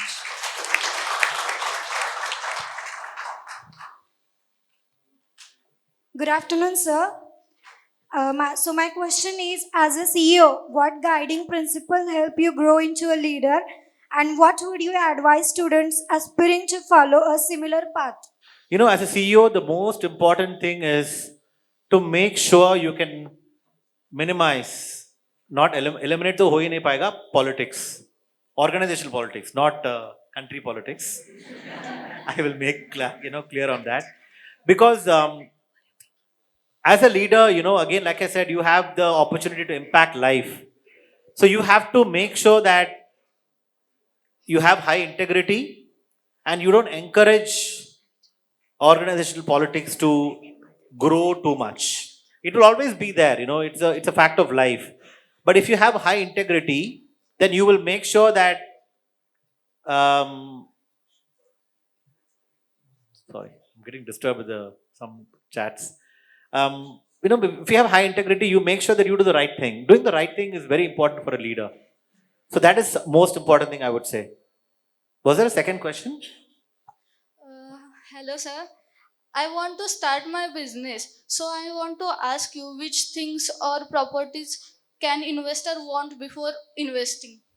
First of all, whatever business line you want to go in, you should have a very good domain knowledge. Understand about that business to the nuts and bolts. I'll give you an example. When I used to work for JSW Energy, I used to have the opportunity to work with the Surgeon General, the chairman and founder of JSW Group. He used to know what is the cost of the last little bolt that is going into a wind turbine.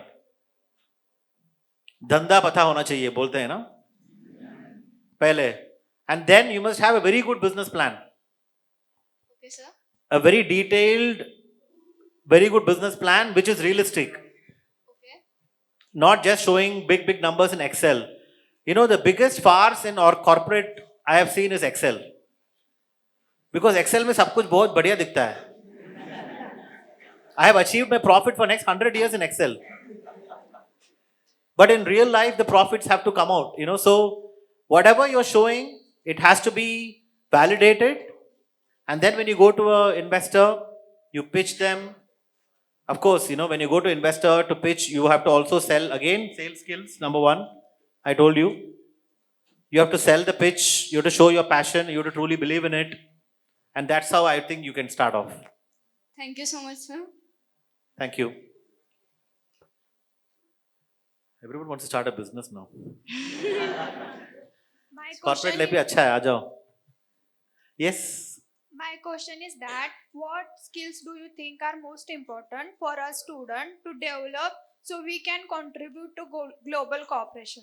Okay, so most important thing in the start I mentioned about was technical skills you can learn from anywhere. But what is important for you to hone during your college life is soft skills. When you talk about soft skills, this itself is an example, Today we asked, we wanted people to ask questions. So far, by the way, 3 questions all from girls. I don't know whether there's any planted. So boys, you're definitely lagging behind. But it also shows confidence. Confidence is a very important soft skill. Are you confident to go and ask your boss in a company? Are you confident to talk to your colleagues? So soft skills is interpersonal skill, presentation skill, communication skill, ability to convincing skills. Especially, if you're from a small town, like he mentioned, you will be scared sitting in a corner because all the city boys will eat you alive. So focus on soft skill development, which I'm sure the college is giving you a lot of platforms. Utilize it. Like this is a platform.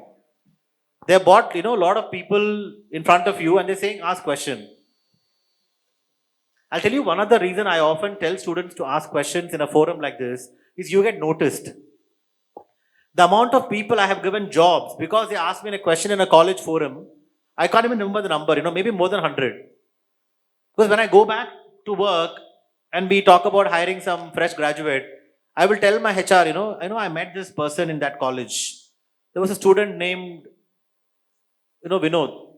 Try to find out about him.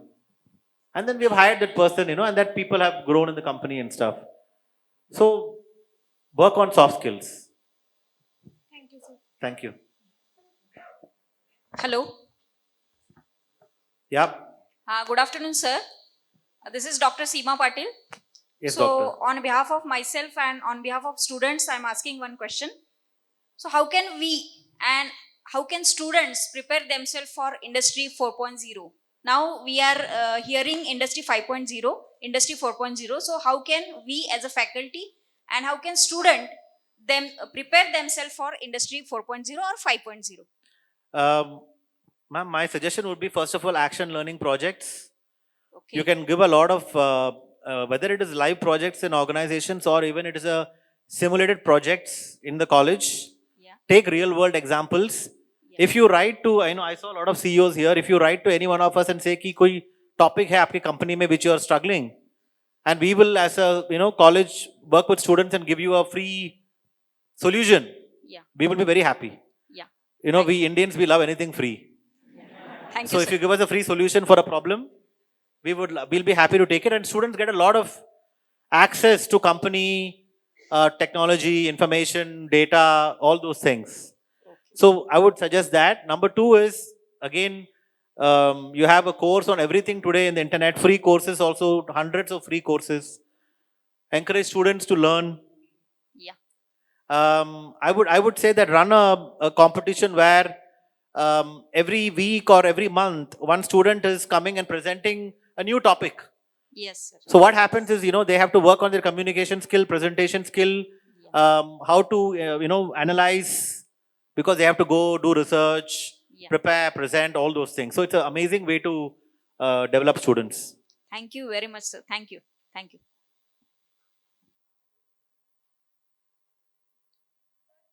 Still the females are ruling it. Huh? Anybody else? So you talk about having to immigrate into a different country. I have also completed my inter in Hyderabad, so I could relate to that.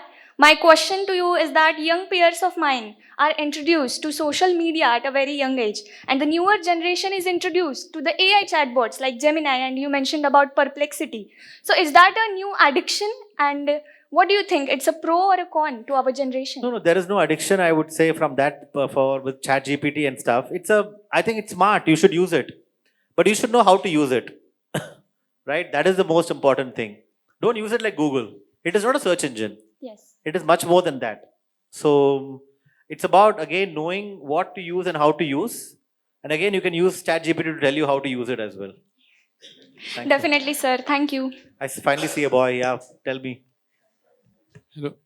Sir, my question is, if you were in college today, what new skill would you focus on learning? Whatever I said, I'm very jealous of all of you guys, to be honest. I'm so jealous because we had no YouTube, none of this, none of the social media stuff from a learning perspective. So I would have used all this in a very positive way. I'll give you all a very simple idea. Whether it's daily, weekly, monthly, doesn't matter. Even if you watch one good content every week, good podcast I'm talking about, not, a lot of shitty stuff are there. But there's some very, very good content in the internet now, very good books to read. It's not just about watching and reading. You know what I do in my iPhone notes?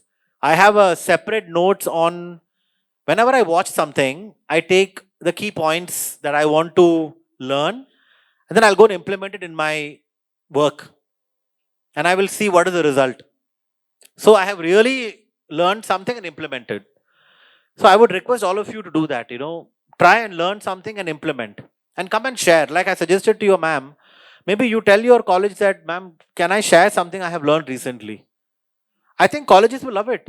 I'm pretty sure if you go to your dean and say, sir, मैंने कुछ नया सीखा है, I want to share it with my friends. When you're sharing it, you're also improving your learning, what you have learned. And people have learned something new from you. That's what I would say. Thank you, sir. Your name?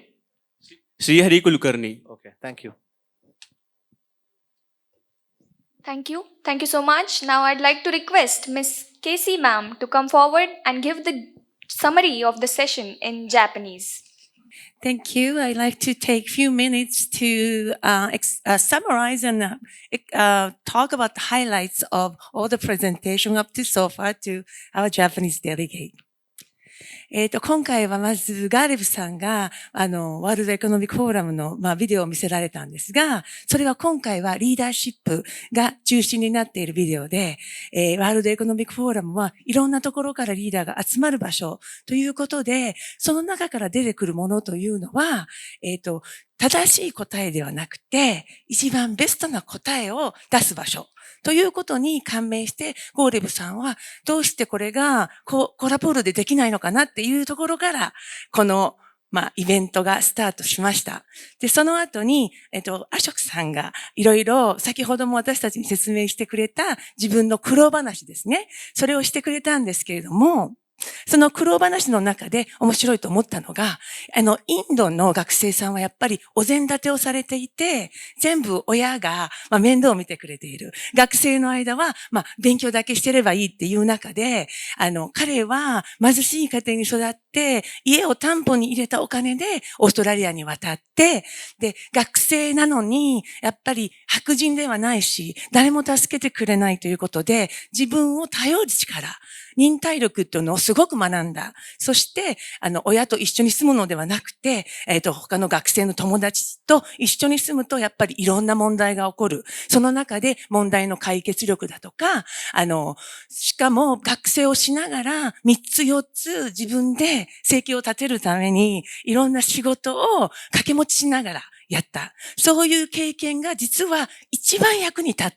ということで、インドの、学生の皆さんにちょっと喝を入れるような感じで、今でも、フルタイムでね、学生をしてても、でも、オンラインでバイトもできるし、今からいろんなことに挑戦して、いろんな経験をすることで、自分がその時間をとって遅れたとしても、最終的にはアショクさんの場合はマネージャーに抜擢されたり、やっぱりそこに行くまでの経験がすごくためになったっていうことをすごく話されてました。そしてあと一つは、いろんなことを話されてたんですけど、その中で面白いと思ったのは、やっぱりこの AI とか今回のテーマのイノベーションとかコーポレーションの話が出てますけど、やっぱりテクノロジーがいくら発達しても人間の力だよねということをやっぱりすごくフォーカスしてらっしゃって、で、質問の中にもそのことに感動したっていう質問がありまして、他のところではやっぱり新しい技術だとかそういうことばかりにフォーカスしてるけれども、ここでやっぱりその人間の愛の力、これからのリーダーシップはやっぱり愛の力で、リーダーシップ 4.0 っていうふうに話されてたんですけど、で、それでリーダーを育てていかなければいけないということなので、やはり私たちの内容と本当にマッチした、今回のプレゼンを聞かせてもらいました。以上です。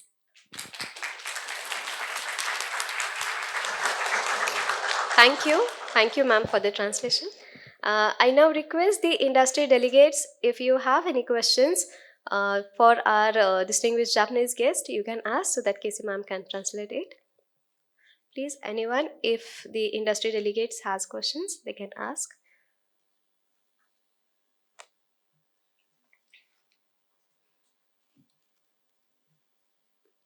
I would like to ask, what can we learn from Japan? Three things.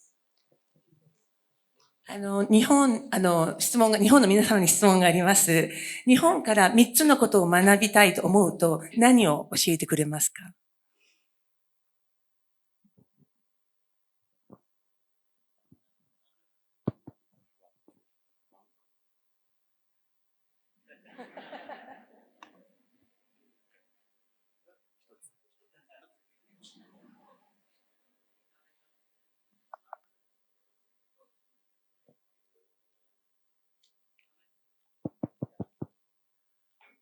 一つ目。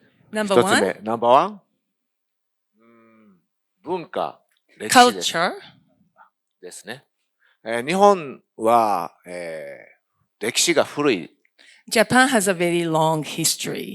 もちろんインドも古いんですが。Of course, India has a very long history too. 特に日本の文化は本当に世界に誇るべきものであると。I really believe, especially the Japanese culture, I am very proud of. そのことを感じるからこそ日本に4回来られてる And か I'm なと sure 思い we ます talked a little bit earlier that you have visited Japan, and I know that you felt those cultures when you visited there. 世界中から今日本にインバウンドで、来られてます。We are amazing amount of tourists coming, flooding into Japan in the last couple of years. それが、証で、証拠。I think that's the proof that our culture is very attractive. 私は思っています。That's what I believe. はい、以上です。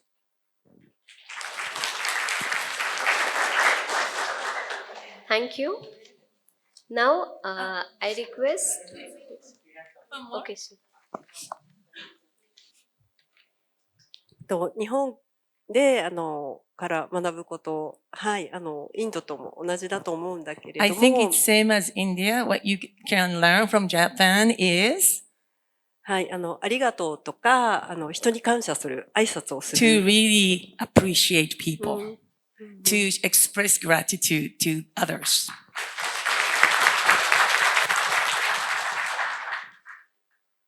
では最後。That last piece.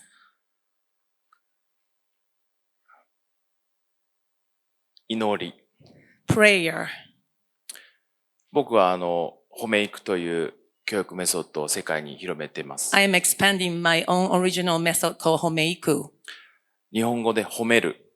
The home means in Japanese is の褒めるの語源、語源はね。Prize is coming from in Japanese. 幸せとか繁栄を祈るという意味があるんで It すね。actually contains an essence of prayer for happiness. 出会った人や自分や家族や先祖。People you met, your ancestors, yourself, your family. 幸せを繁栄を祈るということ。So to pray happiness and prosperity for them. 日本は祈りの国なんです。And we use this prayer in general days. それはインドも一緒だと思います。And I believe India has a very strong prayer culture. So we are the same. ありがとうございます。Thank you to all the speakers and participants for such a thought-provoking exchange. This dialogue has truly exemplified the spirit of partnership and strengthens both education and industry. Now, we have one more question. I have never been to Japan, but I have heard that Japanese people are very disciplined. I have even seen the videos that even your kids, when they are waiting for the school bus, they follow a line. So my question to you all is, are there any special tricks you follow or to teach your children how to be disciplined, or how do you inculcate these disciplinary values in your kids? Because here what I have observed is, when the elders are teaching discipline to the children, they feel that we are pressurizing them or we are restricting them and we are snatching away their freedom. So, how do you teach your children discipline? 私は日本には行ったことがないのですが、日本人は本当に自分を律することに長けているというイメージがあります。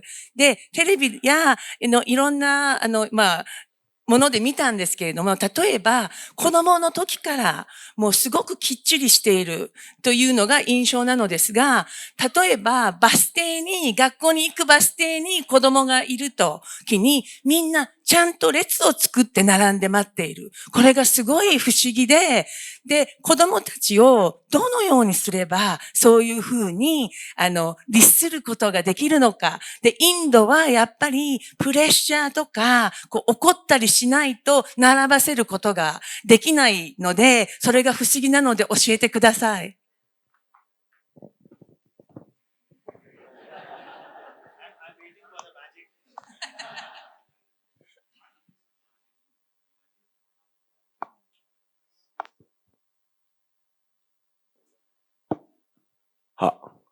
マジック I'll teach you the magic. 私は、幼児教育の専門家です。はい。I am a specialist in kindergarten preschool education. 40年間、For 40 years, 子供たちを見てきました。I have seen and observed all kinds of children. Children? 2歳。はい。2 years old children. トントン前。トントン So 前。he teaches the sound ton ton mai. Mai means front. So they use the sound like a game to teach them how to be in line. So he can demonstrate it. 並びます。So they make you kind of go behind each other. 2歳からずっとそのことを、幼稚園、保育園では教えています。So he starts that discipline at the 2 years old. それが怒ることもなく、I have never scolded on them to do this. 遊びで、It's a really fun play for them. ベリー楽しく、It's very, very fun and interesting for them. 子供がやってます。And they're really willing to do this. で、それが、日本では三つ子の魂100までもっていう言葉があります。Japan has an old saying that your soul is determined at 3 lasts for 100 years. すり込みっていうこと。So imprinting, the word imprinting, 体に染み込ませます。into their physical body. They learn by absorbing imprinting in their body. そういった習慣を毎日毎日、every day. Every day they repeat this type of imprinting at his school. 習慣化する。So they can get customized these discipline that they want you, like he want children to learn. そういう生活をやってる。So every day, day by day, he repeats this. ということプラスアルファ。And on top of that, 周りに迷惑をかけない。And we really teach them in Japan not to create problem for other people. そういう思考を植え付けている。So we teach them at a young age that think about what other people think. 日本で新幹線を私はよく乗ります。I actually often use bullet trains in Japan. 海外の方がいっぱい来られてます。A lot of foreigners visiting in Japan right now. 私が並んでる横からどんどん入っていきます。He is already disciplined to make a line, so he is standing in line waiting for the train, but all the foreigners cut him off. 日本人は All 並んで Japanese 抜かされていく。 still stay in line just like a children, and all foreigners cut all the lines and get in the train first. それが日本です。 That's Japan at this point. OK? Okay? OK. Thank you.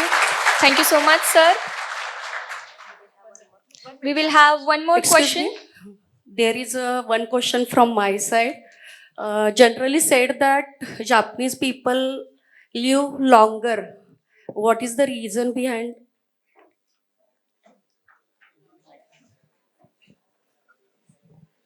私からの質問ですということで、日本人は平均寿命が長生きするというイメージがあるんですが、どうしてですか？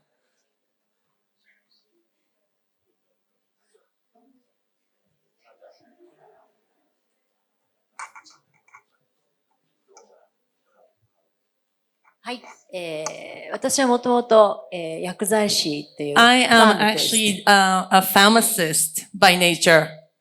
日本人は常に体にいいものと親からそういったものを食べちゃいけないとか。Japanese are always taught by the parents that make sure you eat good food. 添加物が入っていないものを。They willingly seek out the food that doesn't have any additives. 常に自然なものをと。They naturally seek out the very natural 子供の時 food からずっと、since they were little. 食べさせられてきたという感じがします。I believe that's one of the reasons why. 実際にこの医療の業界に入った時に、When I actually entered into this pharmacologist field, 患者さんがこの薬を飲んでたら体にあまり良くないですかねと。a lot of patients actually ask her that, don't you think it's not that good for my body if I keep taking this medication? That's the question she often was asked. はい、薬学では全部化学物質で薬は作られています。The medicine is made mostly by the chemicals. その時私は薬剤師として、そうですねって言えない立場にあります。As a pharmacist, it was very difficult for me to answer that question. その時に本当に心苦しく、飲んだら副作用が出るんではないかと思いながら、常にちっちゃい時から、悪いもの、異物を食べないようにと言われていたのに、現場ではそうですね、コンプライアンスよくお飲みください。So as a pharmacist with a license, she has to comply with the law. So she had to say that you need to continue taking it, although she feels like some of the medication are not good for them. だから全員が日本人がこの体にいいものを食べるという習慣が小さい時から、親から育てられていると思います。So many Japanese people are really naturally taught to really seek almost like a food as a medicine, choose the good food as a medicine. なので、日本、メイドインジャパンっていう、日本のものっていうことにとてもこだわっていると思います。And they are also very keen about, things made in Japan. そういうことで多分日本は、寿命が長いし、それにお薬を飲んでもまた足りないものはサプリメントで飲むとか、結構体にすごく気を使っていることがずっと継続しているので、多分この、寿命が長いということをキープしているんじゃないかと思います。So that's one of the reasons why they can keep the longevity, because they're always constantly thinking about questioning themselves, what's good for me, what's good for my body. Thank you.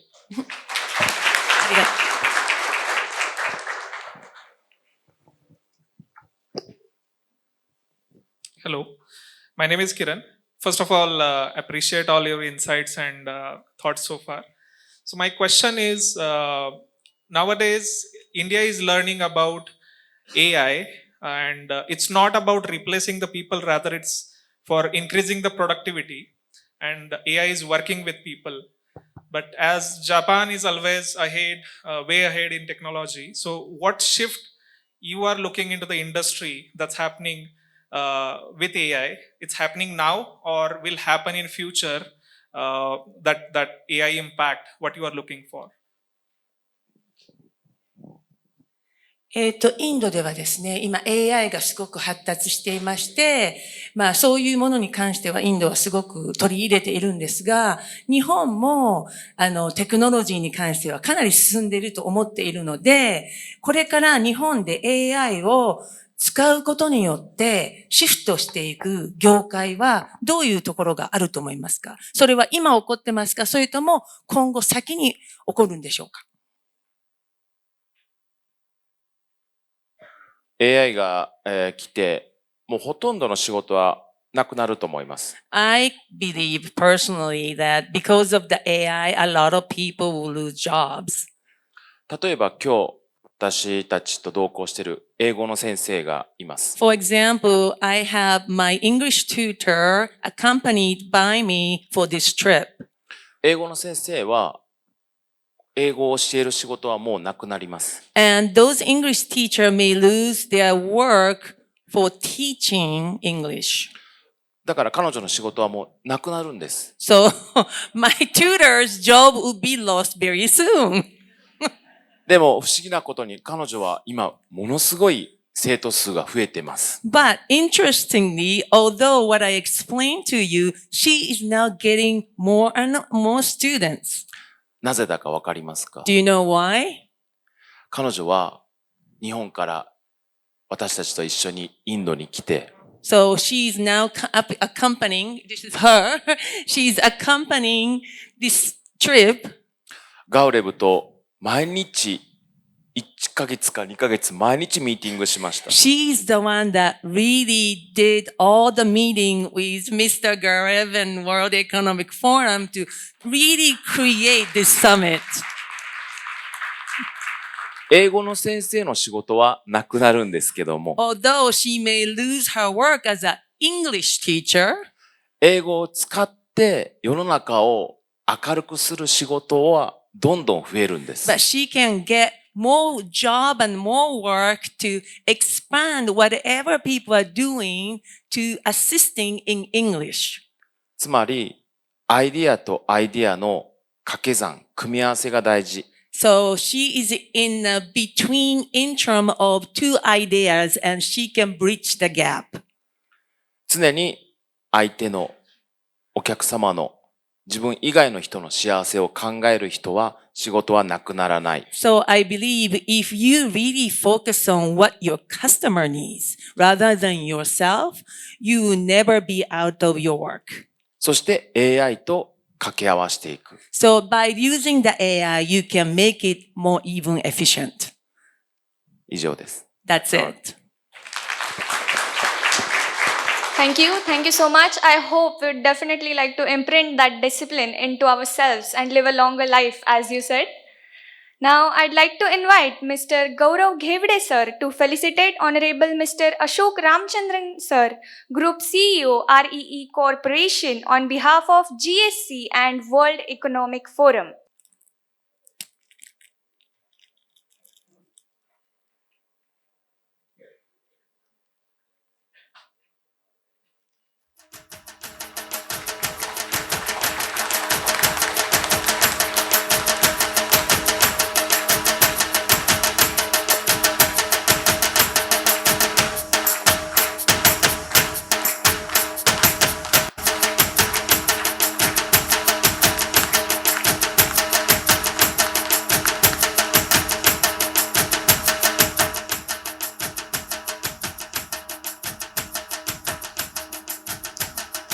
Thank you everyone. I request all to please be seated. Thank you all the speakers and participants for such a thought-provoking exchange. I would like to request all the industry delegates that you have been shared the Google form. Kindly please fill it. And now moving forward, as we bring this session of Deccan Dialogues to a close, it is my distinct honor and privilege to invite Dr. Mrs. V.K. Thomre ma'am for vote of the thanks. Thank you, ma'am. So, good afternoon, everyone present over here, respected dignitaries, esteemed guests, faculty members, and dear students. It is my privilege as a convener of this international summit, the Deccan Dialogue, to propose a vote of thanks for this today's session Industry 4.0 Global Connect Industry and Academia. Foremost, I express my deep gratitude to our eminent speaker, Mr. Ashok Ramchandran, Group CEO, CEO, REE Corporation, for sharing his valuable insight and experiences with us. Your contribution have truly enriched our understanding and inspired new direction on discipline and leadership, sir. I extend my express and gratitude towards our esteemed guest from Japan for gracing this session and for their words and for their presence also. I extend our deepest gratitude to Mr. Ravi Doli sir, MD, Mayura Still, as a representative of all the industry and academia delegates. I sincerely thank our distinguished delegates from industry as well as academia, all the faculty members, students for being a part of this summit and making it vibrant with your active participation. We are deeply gratitude to our chief patrons, Honorable Shri Vijay Singh Mani sir, President, and Mrs. Manisha Mane ma'am, Director of Shri Bala Saheb Mani Shikshan Prasarak Mandal, for your vision, unwavering support that have been guiding us and enlightening us to make this historic summit possible.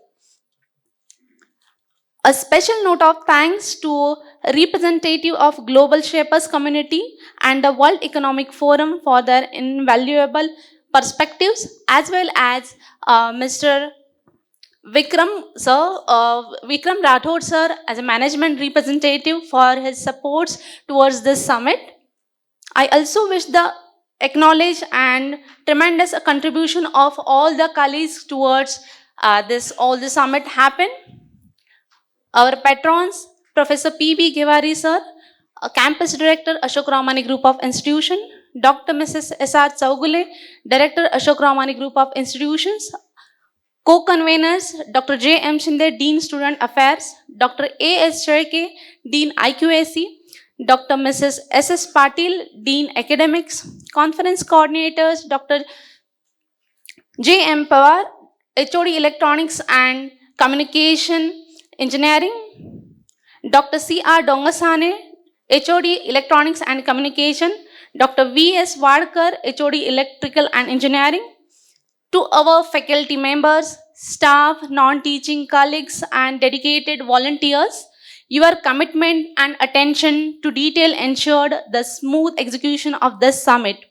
A very special thanks goes to our bright and enriched students. Your curiosity and energy are the driving force behind all this our efforts.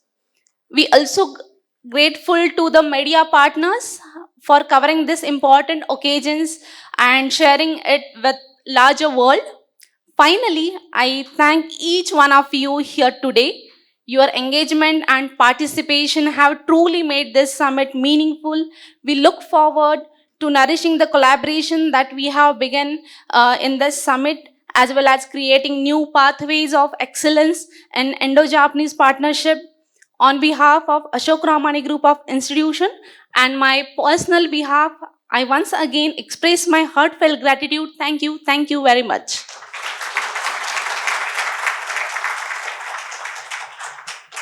So before you all dive in for the lunch, even I want to take a moment to thank Ashok sir and all the industry stakeholders for being present over here out of your busy schedules. And yeah, a piece of advice as an elder brother to all my fellow students over here. So before we go for the lunch, I want to take a moment and share a beautiful incident in my life that have happened, and maybe that was one of the reason I'm standing over here. So back then when I let me share my pathway to this World Economic Forum, Global Shapers Community, and Center for the Fourth Industrial Revolution. So back then I applied for one of the volunteering projects with the forum, and I was brutally rejected. I don't know why. Despite being one of the well recognized project I was working on, but yeah, I was brutally rejected. But then fast forward 1 year later, I reworked very hard for a year and resubmitted and got selected. And fortunately, on the same year, I was being invited to Geneva at the headquarters to represent Kolhapur and India. So the point over here is, and another example that I would like to share is, like when I went over there, I got connected with fellow Indian, and just it was a hi hello. Later, I messaged him over a internal forums platform that is Toplink, and that person belongs from the Ministry of Netherlands, and I took that efforts to drop a message without thinking nothing that what could be the response that I'll be getting. But fast forward 2 days, I got a response. I had a meeting with him, and that got converted with the ongoing engaging project that I'm working on. So the point over here is, all these things happened without having a preconceived notion in the mind that what could be the possible outcome of this. So like today we have Ashok sir over here. Today we have the industry stakeholder here. So go out, have an unfiltered conversation, because sometimes, as I always say, a nonsense question will absolutely make a lot of sense.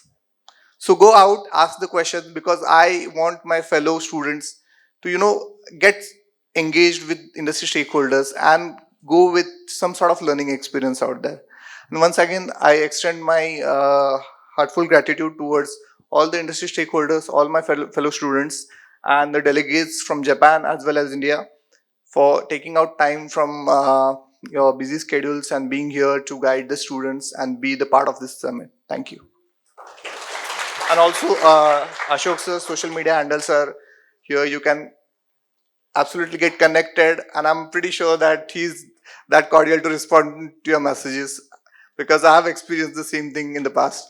So yeah, please do reach out. Please, feel free to disturb him. Thank you. Definitely, sir, we will ask the nonsense questions which will make a lot of sense. Now we formally conclude the program. Thank you. Following this, I sincerely request you all to join for a special lunch in your honor. Kindly make your way to the dining area. Thank you. Thank you so much.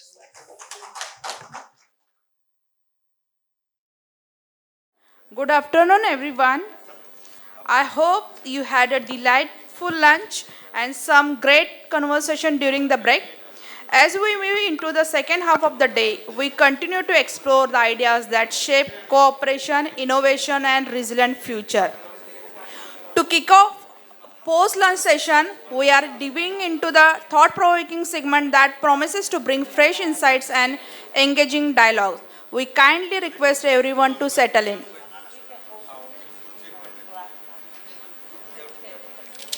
We now continue our knowledge journey with a session by Mr. Akisa Mukai. Mr. Mukai is a respected leader in early childhood education, serving as chairman of Chihaya Akasaka Welfare Foundation in Japan. In this role, he oversees 13 kindergartens and nursery schools, guiding the education and care of thousands of young children. He is deeply committed to advancing inclusive and values based on early learning. With a strong focus on a character level, his education philosophy emphasizes the cultivation of resilience, sincerity, and self-confidence in children traits he believes are essential for navigating today's fast-changing world. Mukai's leadership has been instrumental in shaping progressive educational models that blend traditional values with innovative practices. Please join me in welcoming Mr. Akisa Mukai. A big round of applause to him.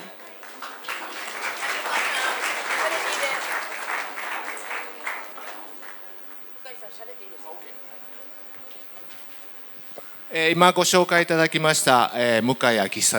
you for introducing me. My name is Mukai Akihisa.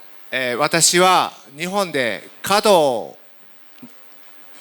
ご存知ですか？華道。I'm actually do some Japanese flower arrangement. Do you know flower arrangement? 角の家元をしてます。I am actually having the root of the lineage of these flower arrangement licenses. この角は日本角三川流と言います。This way, this branch of the actual tradition is Japanese flower arrangement. The name is Sansenryu.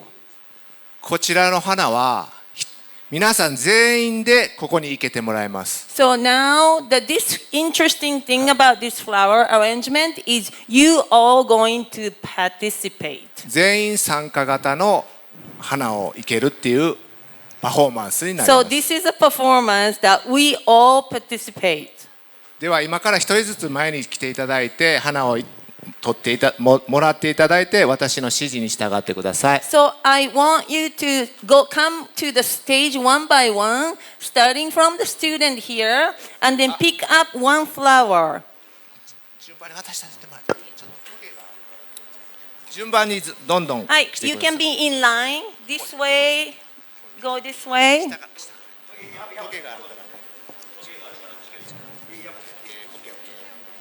Thank you. Be careful with the thorns. We have not cut the thorns, so be careful not to touch the thorn, please.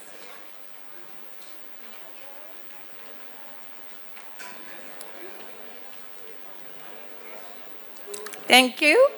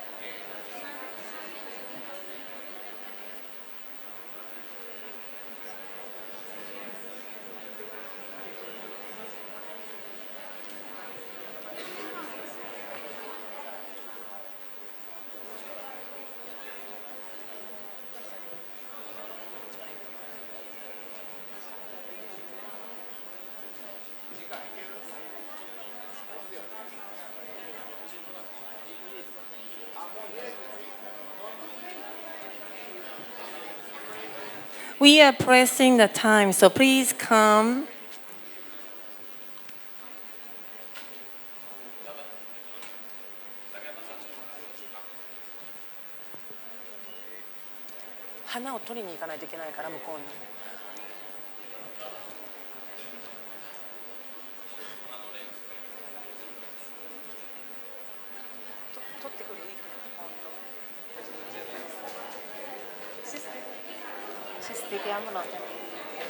सर्वांनी discipline maintain करायचे आहे.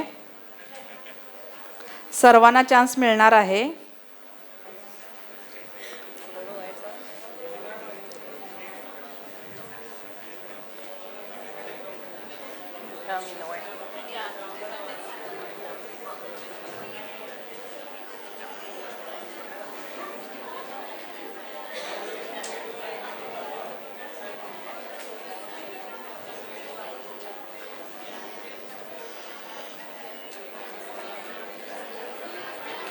पाठीमागचे जे boys and girls आहेत please शांतता राखायची आहे.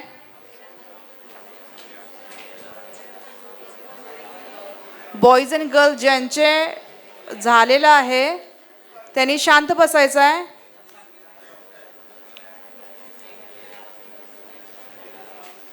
Girls stop your talking.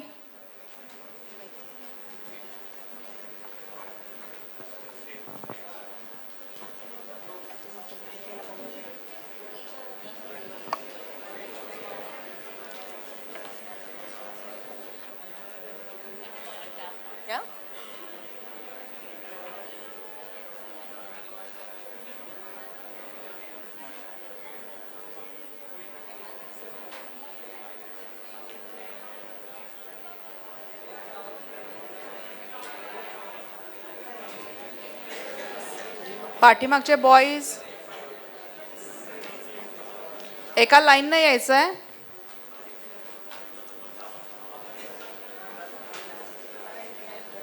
Okay आता झालेलं आहे.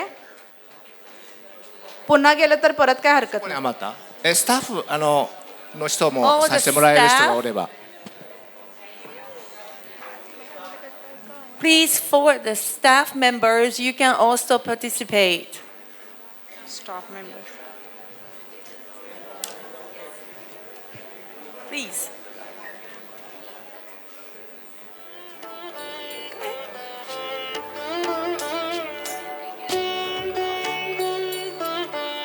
Kanchan, did you do it, Kanchan?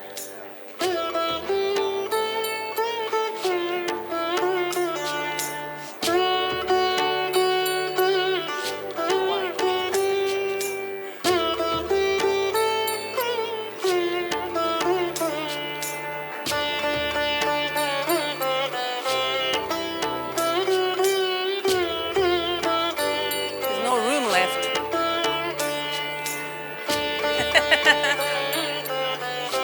सर्वांना एक रिक्वेस्ट आहे please stop your talking.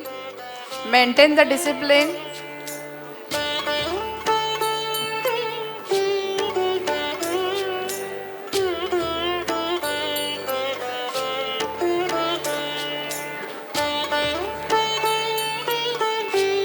これで大体完成してきました。 It's getting there. Few more flowers. Okay. Yes. Okay.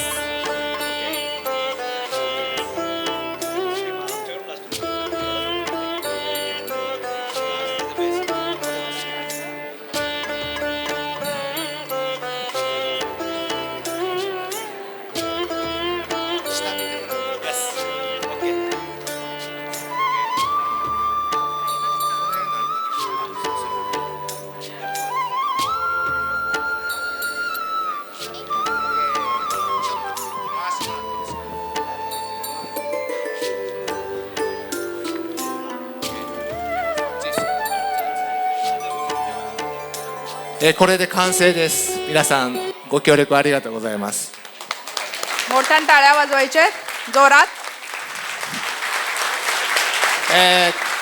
この花は This flower, 一人一人の思いでさせてもらってます。 it's each person's heart is in this flower arrangement. 全く形は自由です。 This is a free form flower arrangement.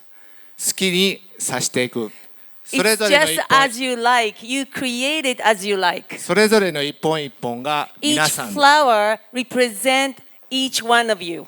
このように素晴らしい It's amazing how it looks now. We now continue our knowledge journey with a session by Mr. Akisa Mukai. Mr. Mukai is a respected leader in early childhood education, serving as a chairman of Chihaya Akasaka Welfare Foundation in Japan.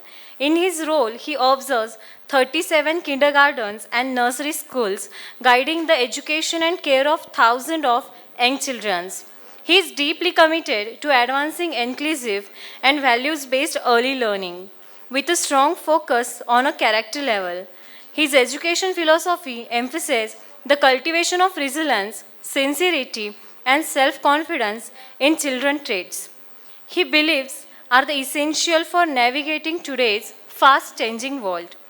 Mukai's leadership has been instrumental in shaping the progressive educational models that blend traditional values with innovative practices. Please join me in warmly welcoming Mr. Akihisa Mukai. A big round of applause for him. 皆さんこんにちは。 Good morning, good afternoon, everyone. 日本から参りました向井明久と申します。 My name is Akihisa Mukai, and I came from Japan. 私は英語がちょっと苦手で、 I am not very good at English. 日本語で喋りますがお許しください。 Please forgive me speaking Japanese this whole entire presentation. But 日本語のこの音の響きをぜひ感じてほしいなと思います。 At the same time, I really want you to get used to the sound of Japanese and really feel how it sounds. 少しだけでも日本語を覚えて帰ってください。 Even you can pick up very little or some words in Japanese by listening to his presentation. それではスピーチを始めます。 So I'm going to speak now.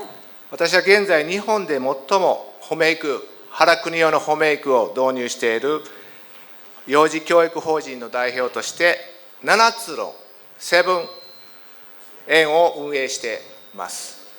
So I currently serve as a director of one of the Japan's leading early childhood education organization, operating 7 kindergartens that deeply incorporate the philosophy of Homeiku from Kuniohara, a style of education centered on raising children through praise. そしてこの40年間教育の現場に立ち続け、約1000人の超える子どもたちを成長を見届けてきました。 Over the past 40 years, I've remained in the field of education, witnessing the growth of more than 1,000 children. 私のミッションは子どもたちの創造性を丸ごと豊かに育むこと。子どもは未来です。あなたたちも未来です。地球にこれから担うのはまさに彼らです。そしてあなたたちです。 My life's mission is to nurture the full creative potential of every child, including you all, because children are the future and you are the future too. They will inherit the shape of this earth we all share.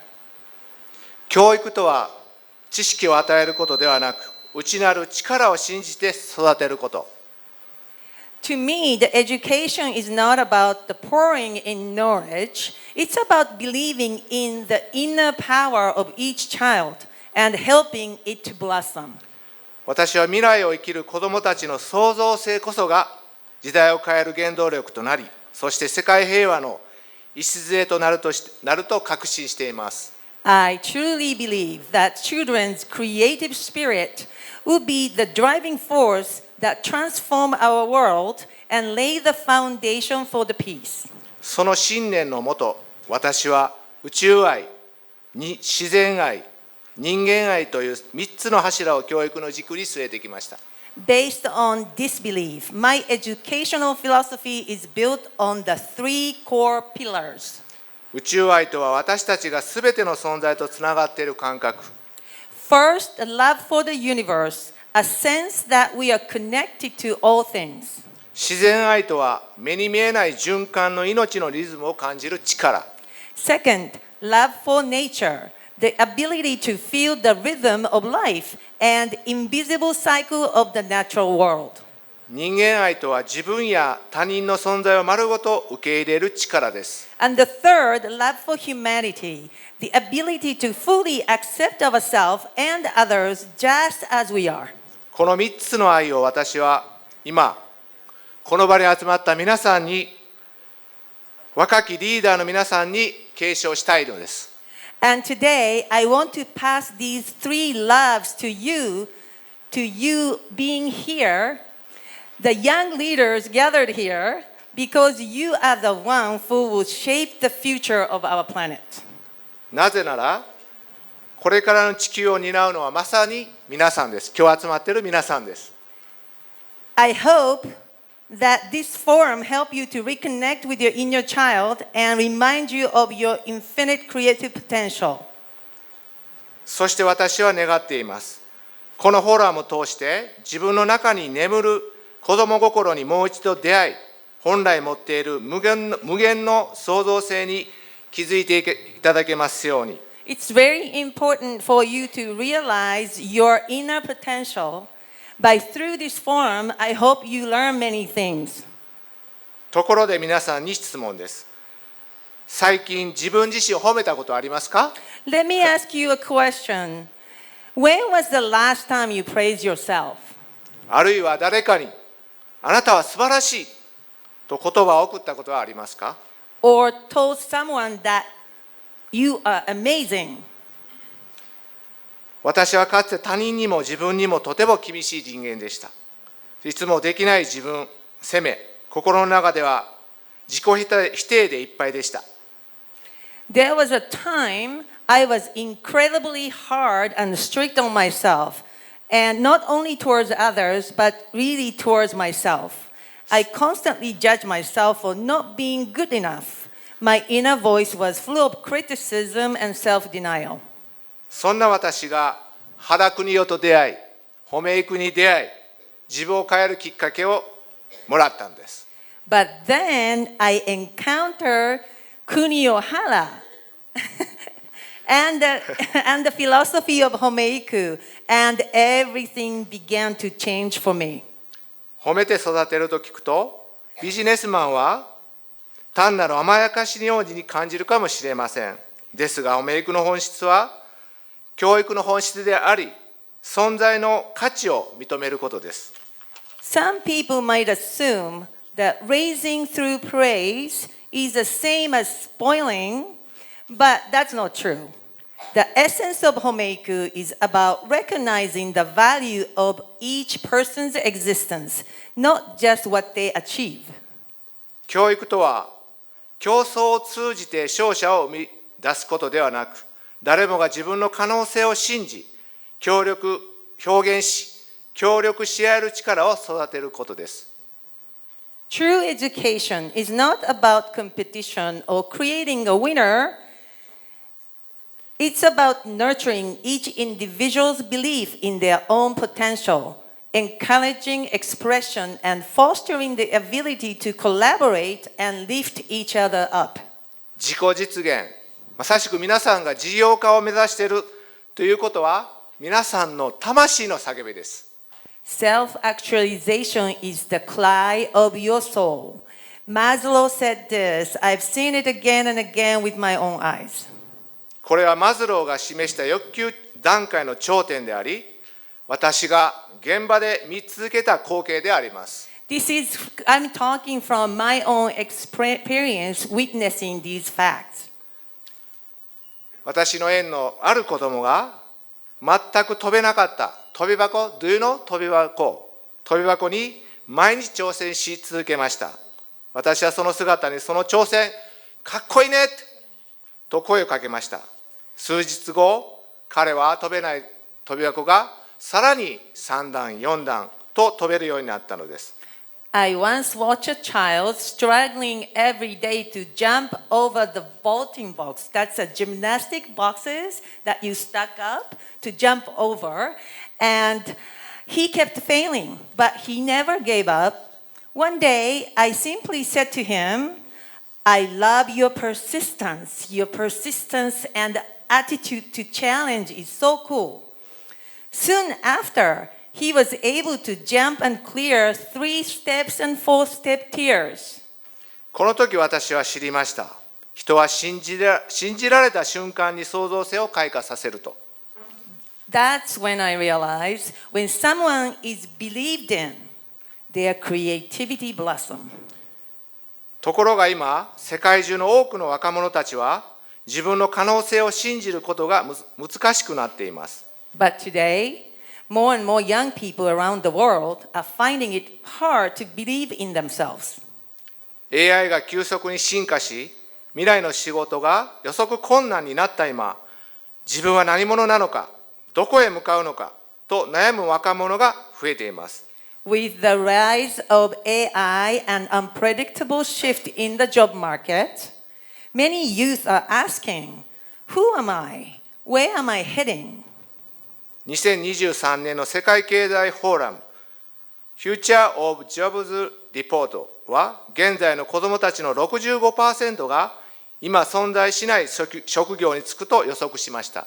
According to the World Economic Forum of 2023 Future Job Report, 65% of today's children will work in jobs that doesn't even exist yet.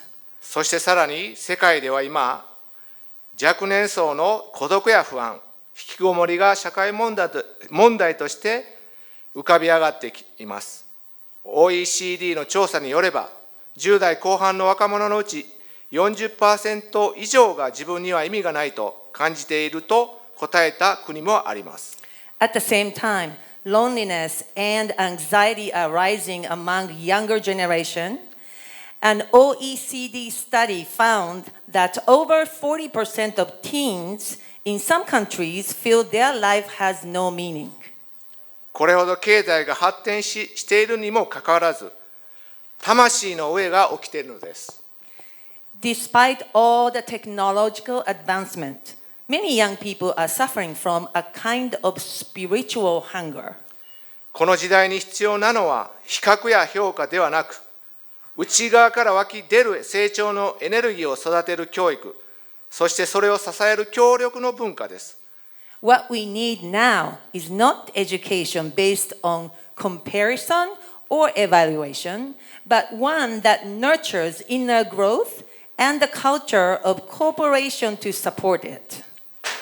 だからこそ私は褒め育を広げたいのです。私はこれを世界共通の価値にすることを原邦夫と共に目指しています。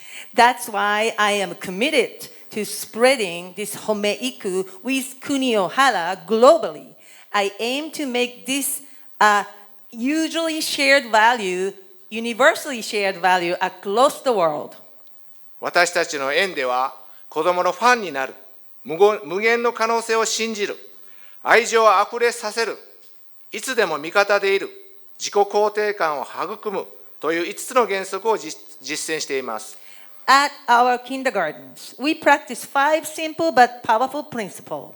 1. Become a fan of the child. 2. Believe in their unlimited potential. 3. Overflow them with love. 4. Be on their side always. 5. Build self-esteem from within. これにより子どもたちは挑戦することを恐れず、他人と競うより他人と協力するようになります。With these principles, children learn not to fear failure, not to fight others, but to cooperate. 不思議なことに自分を認められるようになると、周囲の人のいいところにも自然と気づけるようになります。他人を褒めることは自分を満たす鏡の法則です。And something amazing happens. When you can recognize the good in yourself, you naturally start noticing the good in others. To praise others is also to nourish yourself. It's a reflection of the mirror principle.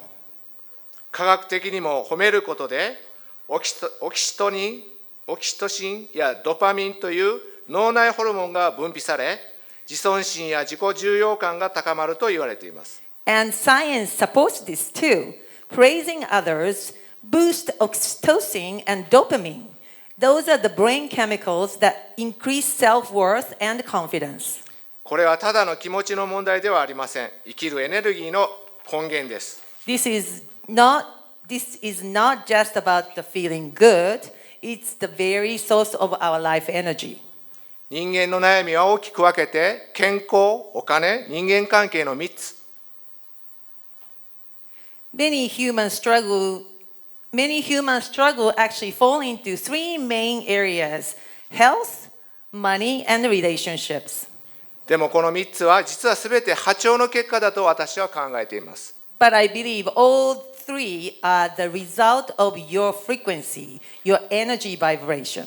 だからこそ自分を褒める、人を認める、すべてに感謝することを日々の習慣にしてみてください。That's why I encourage you to make a habit to praise yourself, acknowledge others, and express daily gratitude every day. 毎晩一つ自分を褒め、3つの感謝を言葉にする。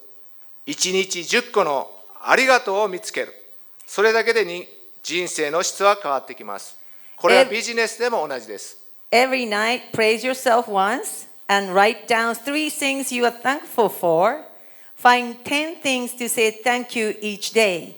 That alone can shift the entire quality of life, and this can apply also to your business. 最高の波長、エネルギーを出し続けていれば、人もお金もチャンスも自然と引き寄せられてくる。私はそれを実体験として信じていますし、実証しています。When you live in high energy, everything you need, like people, money, and opportunities, will start to come to you. And this is actual my experience, and I have lived this truth. そして忘れないでください。私たちは良い部分だけを褒める必要はありません。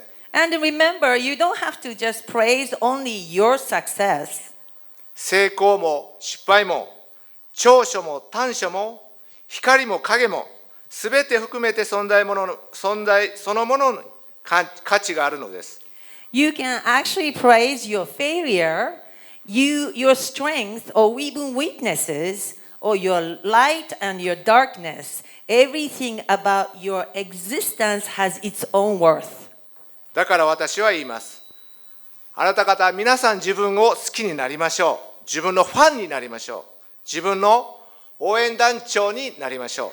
So I say this to you, love yourself, be your own biggest fan, and be the captain of your own cheerleaders.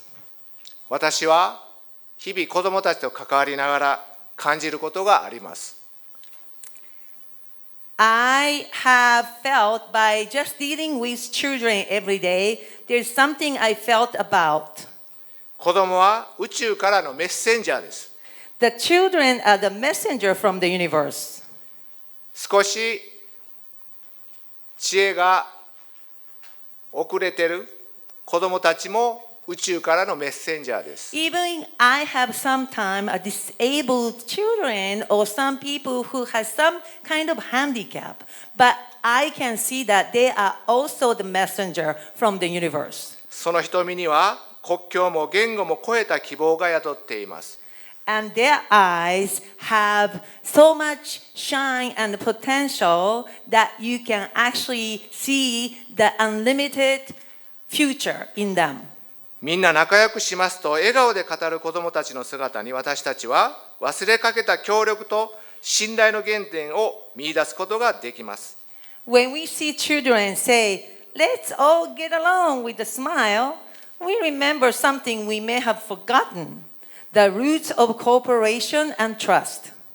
このフォーラムの副議長として私は提案します。So as a vice chair of this forum, I'd like to offer you this proposal. 協力と革新の中心に教育を据え、子どもたちが自己実現の翼で未来を羽ばたける社会を共に作り出しましょう。Let us place education at the heart of collaboration and innovation, and together build the world where every child can soar into the future on their wing of self-realization. 世界は一人一人の内側から変わっていく。The world actually changes from the within of each person. そしてここからは文章にないことをしゃべります。昨日、Yesterday, 皆さんの表情、I saw how you all looked. 質問、Questions you asked. すべてを私は受け止めました。I really accept with my big heart. その中に Inside of that experience, 皆さんの未来があります。I see your future. 希望があります。I see your potential. それは国境を越えて That's a borderless experience. 地球を一つにする。It put the whole world together into one. そして地球市民が一つになる。Everybody comes together as the citizen of this earth. それはインドと日本が手をつなげば叶います。And we can do this by shaking our hand between Japan and India. その中心にあるのは in the center of this 皆さんです。 experience, 皆さんです。 it's you. Is the center Okay? of this experience. Okay? Okay? そして皆さんと共に I like to walk with you この地球で子供たちが未来に希望と夢を持てる世界を共に作り上げていきましょう。 I really want to create the world that all children can expand their full potential in this world together with you guys. 先ほどお花を生けました。 You guys made this flower arrangement. あれは平和ではなくって It's not about the peace. 調和の社会を表しているんです。 I think it expressed the harmony of the society. 人は生まれながらに As we are born, 環境は決められてくるかもわかりません。 sometimes determines your environment you're でも born into. 色の、言葉の違い、 Sometimes the language difference, 体の違い、 different body types, いろいろあるかとは思います。 many different things that we are born into. でもそんなの関係なく、 It doesn't matter though, 皆さんが一つ一つ輝き続ければ、 even if you can just each person continue to shine, 一人一人の花のように like that flower of each flower shines, 輝いて調和の社会を作るんです。 you can create the harmonious world together. ぜひ覚えておいてください。 Please remember this. Thank you. Thank you.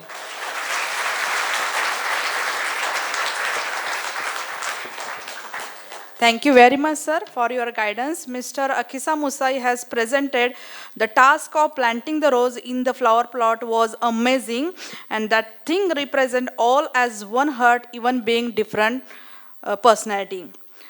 He also presented the education is in you and children are driving force, and our world education of philosophy are dreaming. So he also disclosed one thing here, that the three pillars of the education, that is love for universe, love for nature and love for humanity. Thank you very much, sir, for your guidance. Now we continue our knowledge journey with session by Kasumi Ito. Her ideas and perspective will surely enrich today's discussion. Ladies and gentlemen, it is an honor to introduce a distinguished educator, innovator, and lifestyle design expert, Professor Kasumi Ito. She currently serves on a board of studies at the University of Tokyo and holds the title of Professor of Practice in Literature. In parallel with her academic role, she leads Flow Organized Corporation as its director, where she pioneers holistic approaches to well-being and modern living. With a professional journey that spans over 20 years as an interior coordinator, Professor Ito brings unique insights into emotional and spacious dynamic of our lives. Her transition into professional and lifestyle organizations has established her as a leading authority in the field. Through her seminars and consulting, she has personally supported more than 800 individuals in their journey towards simplified and purposeful living. She now runs a thriving online decluttering school focused on empowering working mothers and freelancers to find balance and clarity in their daily lives. Her expertise lies are not just into organizing homes, but also transforming mindsets and cultivating resilience through structure and simplicity. Professor Ito's influence is global, with clients spanning Japan, United States, Malaysia, France, and many more other countries. She blends literature, design, and human psychology to craft environments that support well-being and creativity. Her work is a bridge between aesthetic space and emotional peace, helping people to reclaim time, energy, and purpose. As an academic and entrepreneur, she is shaping the way we think about productivity and personal environments. Her teaching invites us to reflect, release, and realign both physically and mentally. In a world filled of noise and excess, she brings a powerful message of intentional living. Her impact reaches across the generations, cultures, and professions. She continues to inspire through writing, workshops, and innovative programs. Today, we are privileged to learn from her deep well of experience and wisdom. Please join me in welcoming a true pioneer in lifestyle innovation, Professor Kasumi Ito. A big round of applause for her.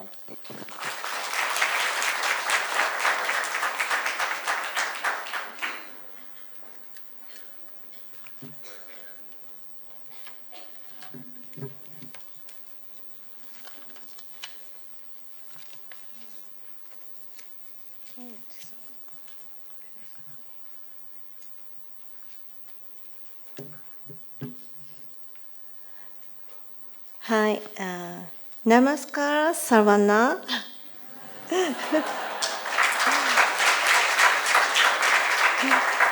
Me, Kasumito are here. Me, online tutor are here. Yeah, this English. Sorry. Hello, everyone. My name is Kasumito, and I'm an online decluttering coach based in Japan. Since 2016, I've been supporting people in organizing their homes entirely online, just with a computer from my own home. Over the past 9 years, I've worked with nearly 1,000 households. What I've witnessed again and again is this: cluttered homes and workplaces rob people of their time, confidence, and even their relationships.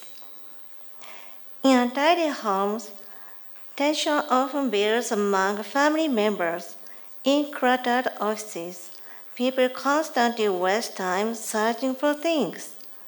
And those who can declutter often get frustrated with those who can't. In Japan, clutter is not just about physical objects. It reflects a deeper problem unused human potential. Many of the women who join my online decluttering school find that once they tidy their homes, they gain time and with that, a chance to rediscover themselves. In Japan, where parenting is still largely a family matter, many women give up their careers when they have children. In response to demographic challenges, the Japanese government has made promoting women's empowerment a core national policy. This includes laws requiring companies to set targets for the percentage of women in leadership and a new system to disclose gender pay gaps. Yet, for many women, the reality remains if their homes are not organized. They can't make time to return to work or education. Decluttering improves household efficiency, helping women re-enter society with confidence. The same applies to workplaces when spaces are cluttered. No one can find what they need. But once they are organized, anyone can navigate a system. Moreover, when living spaces are cluttered, people lose track of what they own, leading to unnecessary purchases.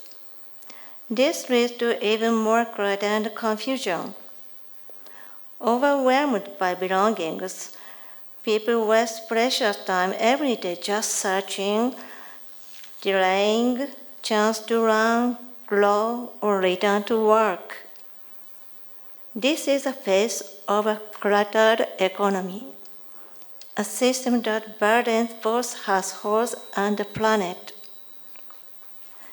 Decluttering also has significant benefits from a health perspective. It enhances not just our homes but our entire quality of life. For instance, one woman struggling with depression began tidying her home while decorating with fresh flowers. Remarkably, her symptoms improved so rapidly that even her doctor was astonished. In another case, after organizing her kitchen, a client found it easier to access her ingredients and cooking tools. As a result, she began preparing meals at home more often, reducing her reliance on eating out.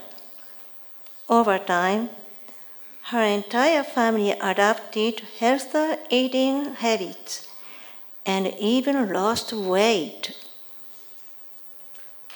A study from the University of Texas at Arlington show that participants in tidy environments were 50% more productive than those in messy ones.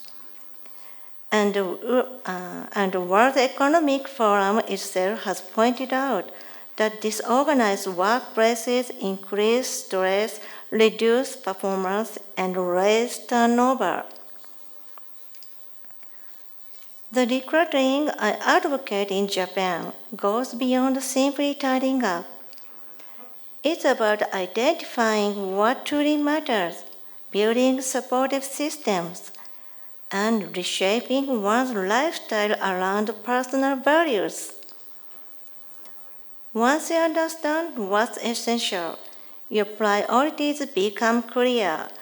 You gain the power to decide and act. Through the process of letting go and making choices, people develop stronger decision-making skills and begin to reevaluate their entire lives.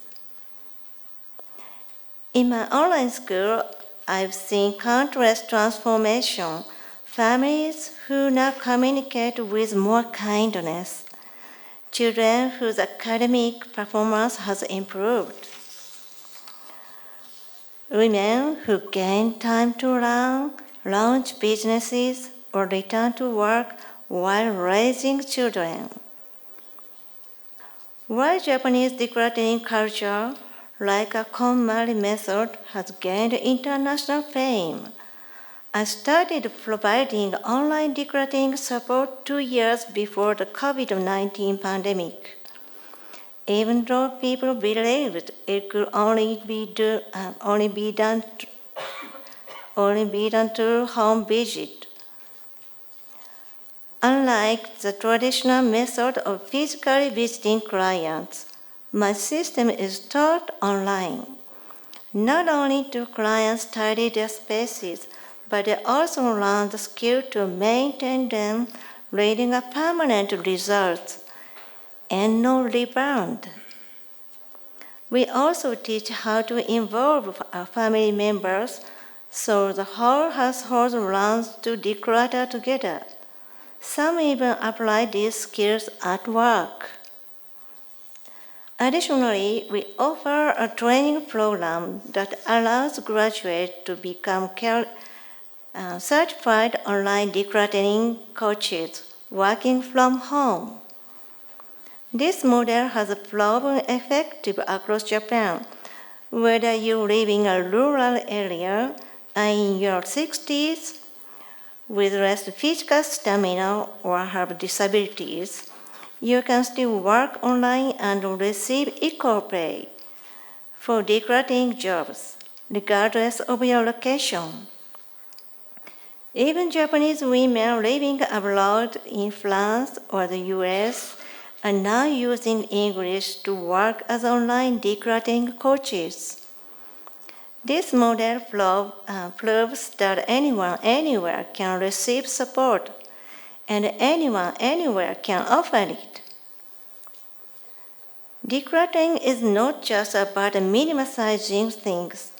When items are let go, they can enter reuse or donation markets, saving resources from waste and creating revenue for welfare groups and recycling businesses. Decluttering education reduces unnecessary consumption. As a result, waste decreases. The extra time space people gain through decluttering can be used for learning, earning, qualifications, or preparing side businesses. In fact, 1/3 of graduates of my online course began earning a second income just 6 months after their graduation. This additional income allows them to invest in their futures, whether that's saving for child education or studying abroad.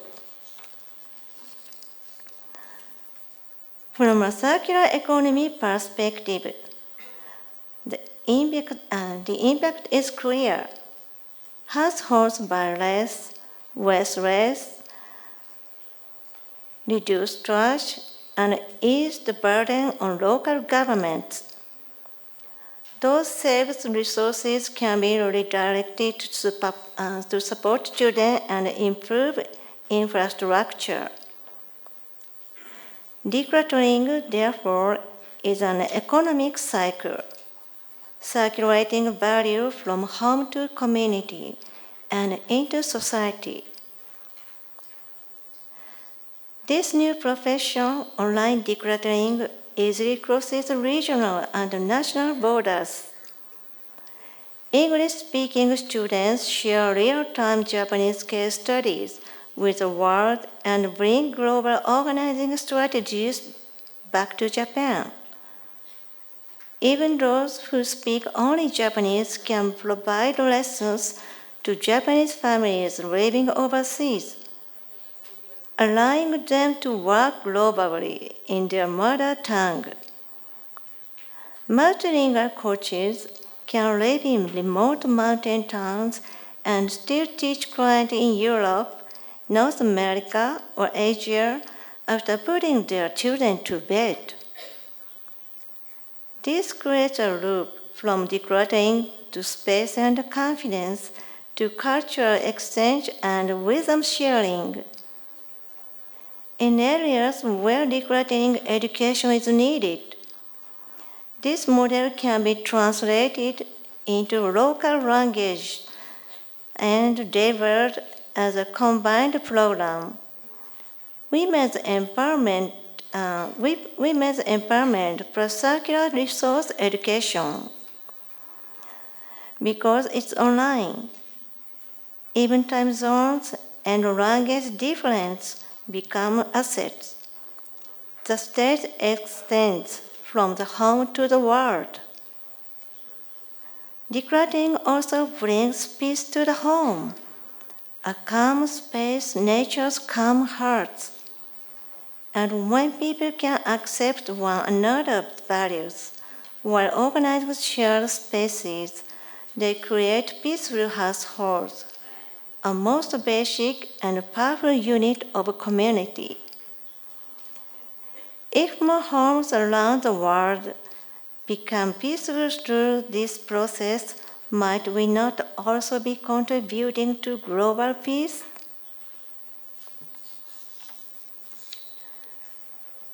Decluttering influences living environment, sharpens awareness, and builds decision-making skills that lead to a more stable society. For Japanese women, this means more than choosing between staying home or commuting to an office. They can now do both, and also launch a meaningful online career while raising children. Decluttering fosters communication and peace within families. And those small international steps we take at home, they are the first step towards restarting our lives and our economies. Decluttering is not just housework. It is a source of collaboration. It is a seed of abundance. And I believe this abundance is something that can grow in India as well. Thank you very much.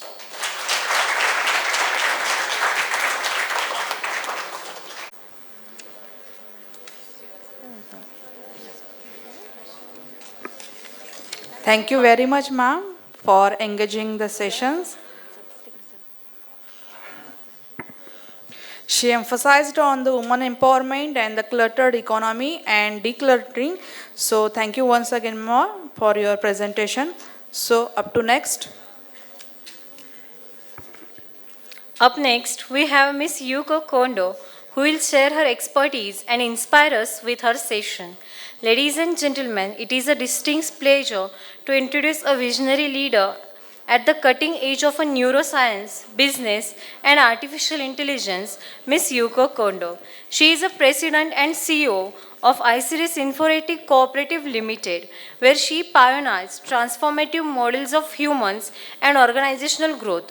Ms. Kondo's groundbreaking work integrates latest advances in neuroscience with innovative business strategies and AI technologies. To date, she has impacted lives and careers over 30,000 individuals and guided more than 100 enterprises towards sustainable innovations. Her leadership drives progress that not only boosts economic value but also enhances societal resilience. She is a proud recipient of 7 national awards, including prestigious Master Grand Prize from Women's Serendipity Academic 2020 to 2023. An accomplished author and columnist, Ms. Kondo is a representative voice in the field of subconscious leadership and transformation. Her insights help unlock creativity, resilience, and latent potential within individuals and organizations alike. She is a creator of iSeries 33 method, a revolutionary framework in subconscious science. This method activates dominant creativity and talents, reshaping how people and teams reach their higher capabilities. Ms. Kondo's work stands at the frontier of unlocking the human mind's power for lasting a change. Today, we are privileged to hear from a true innovator shaping the future of a leadership and human performance. Please join me in warmly welcoming Ms. Yuko Kondo.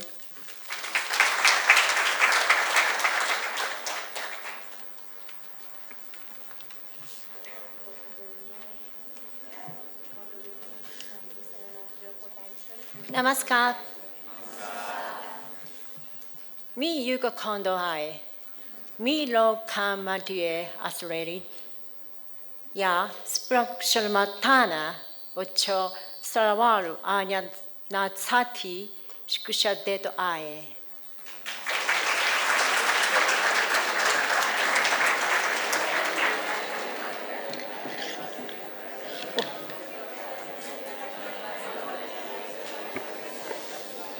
Let me ask you a question.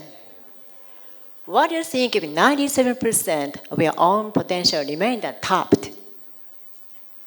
According to psychology, the consciousness we actively use each day amounts to only about 3%. The remaining 97% lies hidden deep within the subconscious. It's as if an immense dive of mind potential lies undiscovered within each of us. Yet traditional education and evaluation systems have mostly focused on that visible 3%. True education, I believe, is not about teaching visible answers, but about believing in and drawing out the invisible talent within people. And more than that, the key is collaborating with others to help those talents bloom. That is the future of education we should aim for. On a societal level, WHO report that mental health issues in the workplace cause over $1 trillion in global economic losses each year.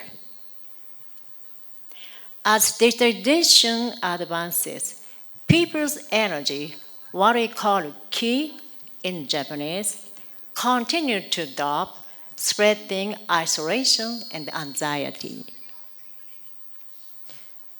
The Japanese word genki, commonly translated as healthy or well, continue to drop, spreading isolation, anxiety. Once more. The Japanese word genki, commonly translated as healthy or well, actually means returning to one's original energy. Mental distress, in fact, is often the result of low frequency vibrations throughout the body's cells. These frequencies influence our emotions, creating a negative thought pattern that can lead to mental illness and eventually resonate into physical illness as well. When the body is out of balance, it operates at a lower frequency. However, by intentionally raising our frequency, both mentally and physically, we can return to original energy. This is a true pathway to well-being. However, by intentionally raising our frequency, both mentally and physically, we can return to our original energy. This is a true pathway to well-being. We have obtained a patent for high-frequency energy charge technology, and we continue to offer practical solutions to help people restore their original energy and thrive. I believe that when people reconnect with their inner energy, their innate talent, release the brakes of their subconscious, and elevate the frequency of their mind and body,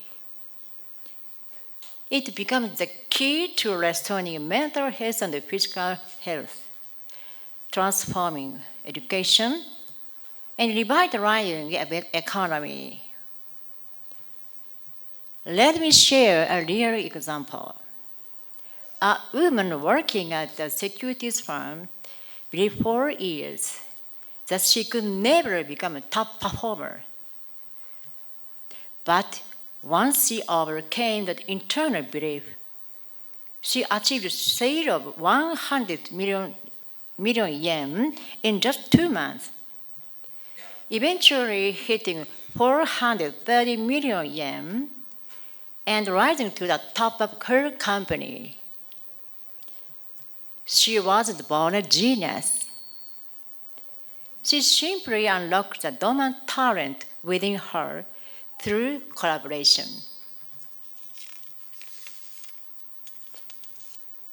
To date, I've conducted training for over 30,000 individuals and supported more than 100 companies. At the heart of that work is the method I developed, the issue list 33 method. Issue list combines 3 Japanese words: ishi, will, and awareness. Ri, transformation, return, circulation. Su, integration and harmony. In essence, issue is a process of reintegrating consciousness with subconsciousness. The method is based on 4 steps. 1. Awareness. Realize the ability gifted to you from heaven. 2. Action. Take the first step, overcoming subconscious resistance. 3. Change. Have the courage to change. 4. Permission. Allow yourself to believe, yes, I can do it. By following these 4 steps, they begin to redesign their lives the way they want. In fact, companies that have implemented the issue 33 method have seen a significant drop in employee turnover, and in some cases, a 150% increase in sales compared to the previous year. This proves that the culture of recognizing talent, collaborating with others, and affirming one another can transform invisible potential into tangible economic success.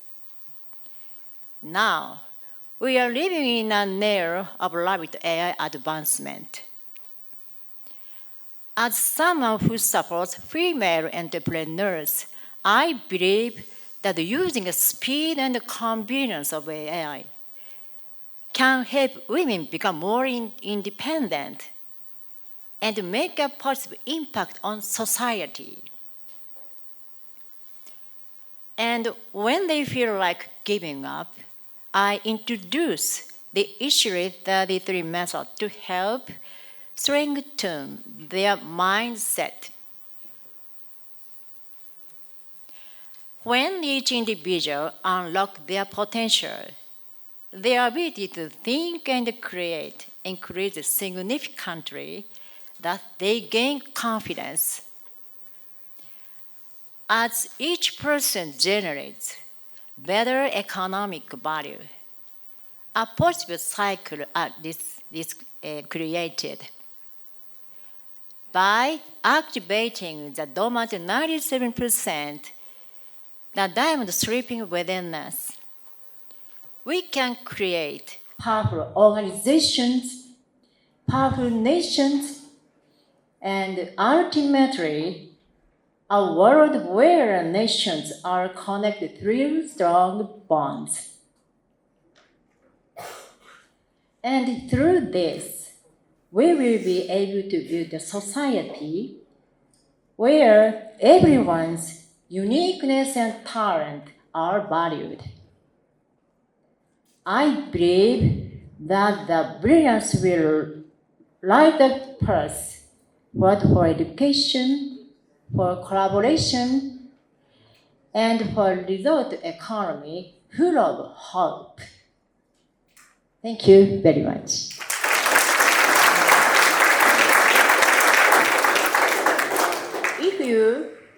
If you're interested, issue 33 method program is available on Udemy. Please access it by using this QR code. Thank you very much.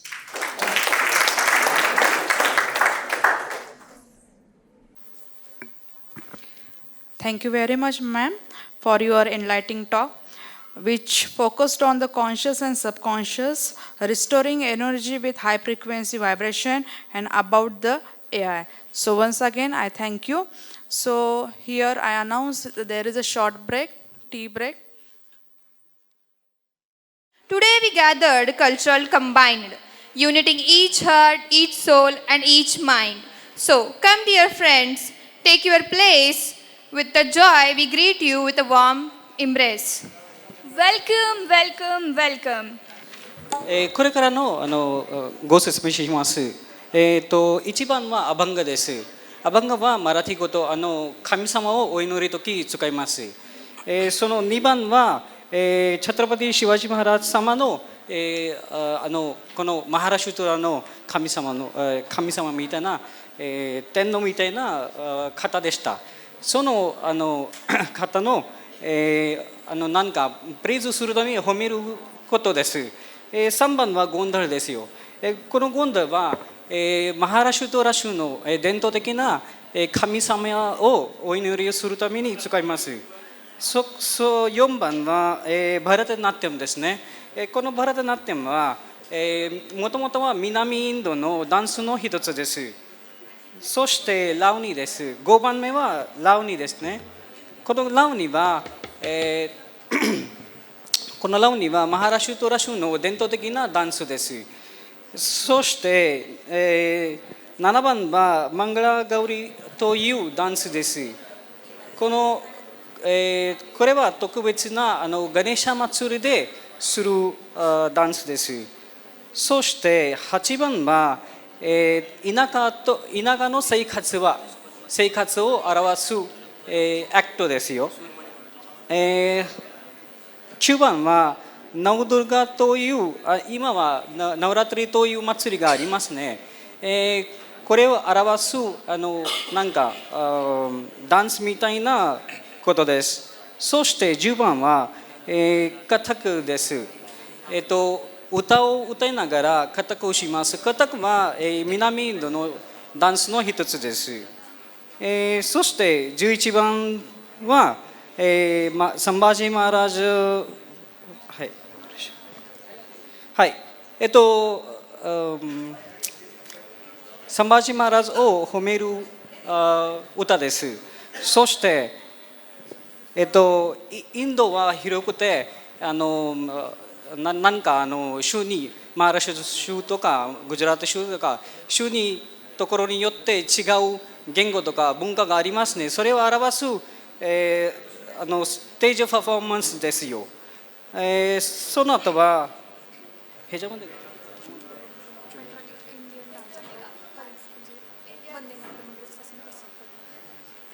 これはインドの文化を表すダンスです。最後は13番。はい、以上です。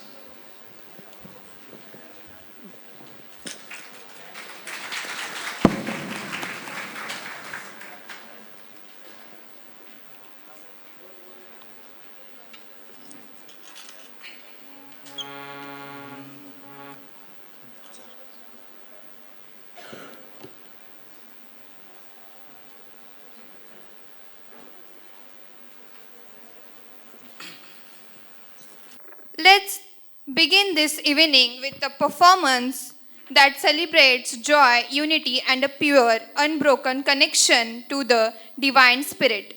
We begin the Abhang.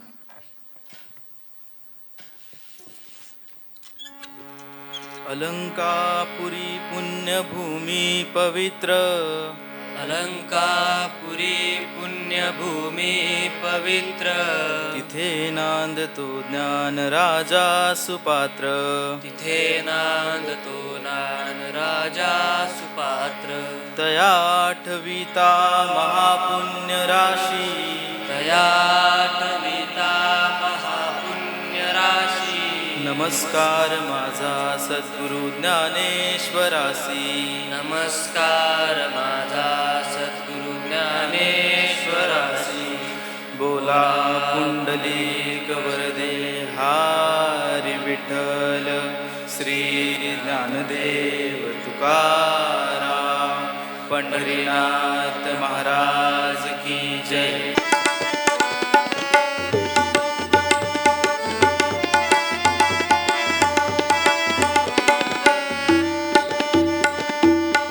शोधून शिनला जीव तारे साध तुलाही पोचल का दारोदारी हुडकल भारी थांग तुझा कधी लागल का श्याम मुरारी कुंज विहारी तो श्रीहारी भेटल का वाट मला त्या गाभाऱ्याची आज कुणी तरी धावल का बघ उघडून दार तरंगातला देव धावल का बघ उघडून दार तरंगातला देव धावल का.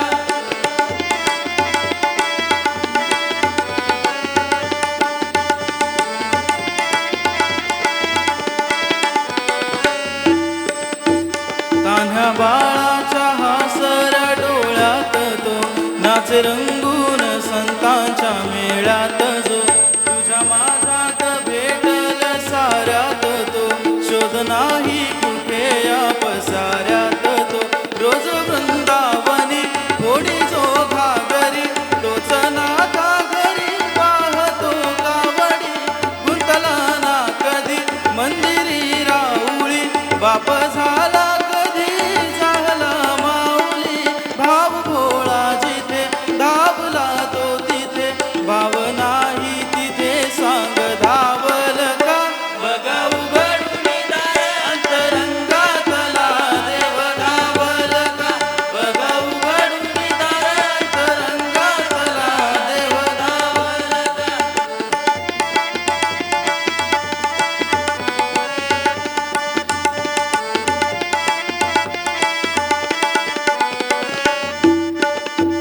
राहतो माऊलीच्या जिवारात जो डोलतो मातलेल्या शिवारात जो जोखुळ्या तो केळीच्या गळी बोलतो दाटुनी तोच आभाळी ओ थंबतो नाचवी वीज जो त्यानं बाजा उरी होई काठी कधी आंधळ्याच्या करी घेऊन लाट येतो किनाऱ्यावरी तोल सारा जगाचाही तो सावरी राहतो जो मनी या जनी जीवनी एका पाशानी तो सांग मावल का बघ उघडून दार तरंगातला देव गावल का बघ उघडून दार तरंगातला देव गावल बघ उघडून दार तरंगातला देव गावल का.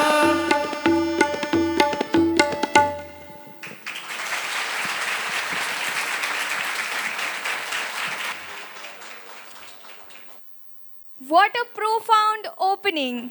We truly thank our artists for connecting us to the eternal spirit of devotion through their abhanga. And now, from the spiritual core of Maharashtra, we turn historical strength and unwielding valor. Yes, we turn the pages of history to honor the one who embodies this very spirit of our state, the figure revered as Maharashtra's Daivat, its godlike protector. He is not just a warrior, he was a visionary, a leader who established just governance, ensured equality, and built the legendary Maratha Empire from the state of Sahyadri font.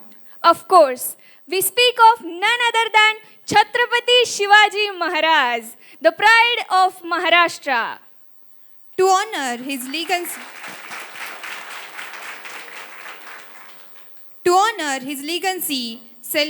and his braveness, we present a special performance, a tribute to Chhatrapati Shivaji Maharaj. じゃあ、日本語で説明します。前の歌は、ウィットルという神様をお祈るためにお祈りでした。なんかウィットル神様はウィットル神様はプロスペリティとか人間の関係の神様でした。はい。じゃあこれからはシワジ王様の褒める歌です。シワジ王様はモグル王様に守ってくれました。そのために褒められる歌です。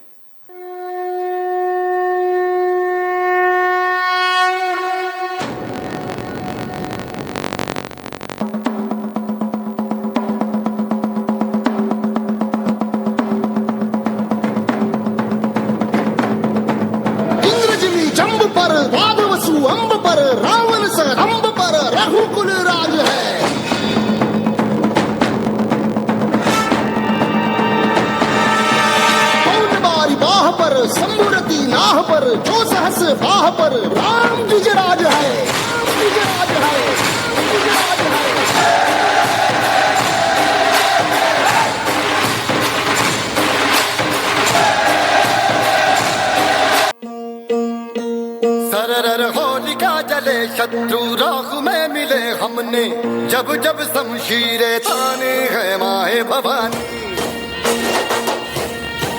हम सब मर्द मावड़े बड़े खुददार हैं अब हर एक दिन स्वराज का त्योहार है अब ये शीश ना झुके तेरी लाज हम रखे तेरे चरण की शपथ मां जगदम्बे है माए Bhavani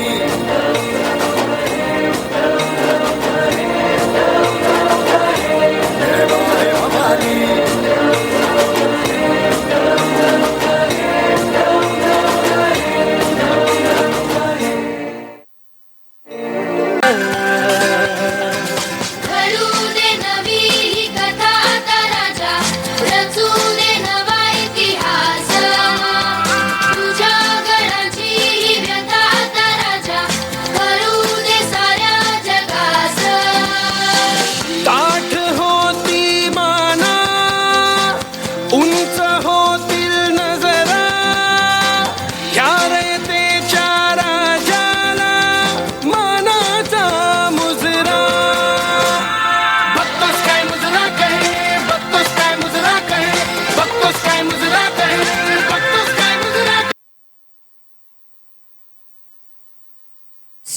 Chhatrapati Shivaji Maharaj ki. We just paid a tribute to Chhatrapati Shivaji Maharaj, the founder of Swarajya and the hero of Maharashtra. But every great hero has a divine patron. Shivaji Maharaj's greatest inspiration, his guiding light and the source of his famous sword was none other than Ai Tulza Bhavani. Now we present the Gondhar, the most energetic local ritual of Maharashtra, traditionally performed, invoked and celebrated the friends. Productivity, energy and Bhavani during time like Navratri. The word Gondhar means commotion, and it is a sacred, joyous clamor that cuts through all negativity. Get ready to feel the energy and devotion of this vibrant tradition. これからゴンドルというマハラシュトラシュの民芸です。これは結婚式の後とか、子供が生まれた時よくうち上では、しています。はい、以上です。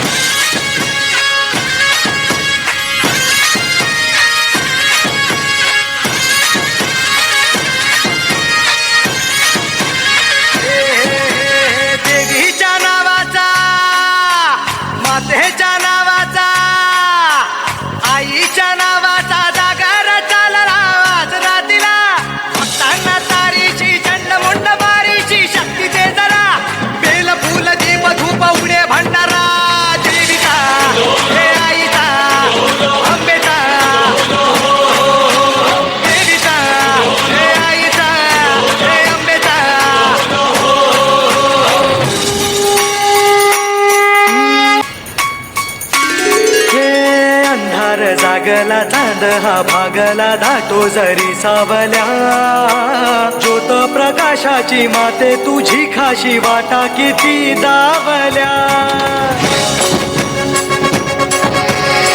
सागर तरताना पाठी तू असताना चिंता कशाची पुरी पंखात येई बळ लागे हाताना झळवडव्यात असलो जरी शिवशक्ती धावगे शिवशक्ती धावगे चरणांना पावगे आधार जीवा संकटे हारशी सद्गतीत धावशी दिवस नवा तुझ्या पदराची छाया मध्ये जरा देवीचा आईचा भवानीचा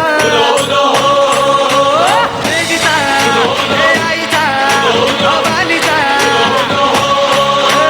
देवीचा आईचा भवानीचा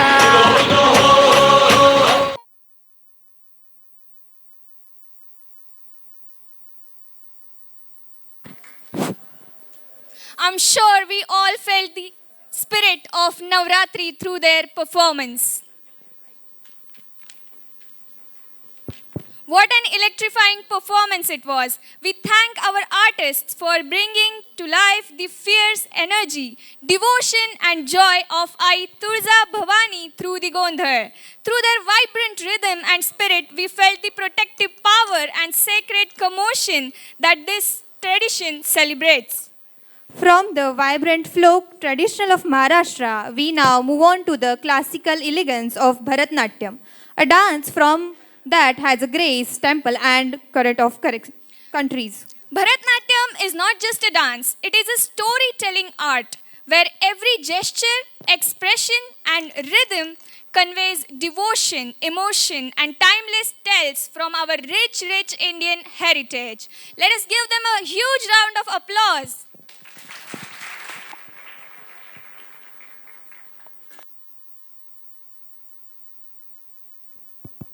Hi. すみません。はい。これからバラタナティムというダンスがあります。バラタナティムダンスはもともとタミルナル州のダンスで、2年の歴史があります。いろいろなムドラとかいろいろなジェスチャーがありまして、卒業このダンスでは卒業することもできます。そういうふうな深い的なダンスです。はい、以上です。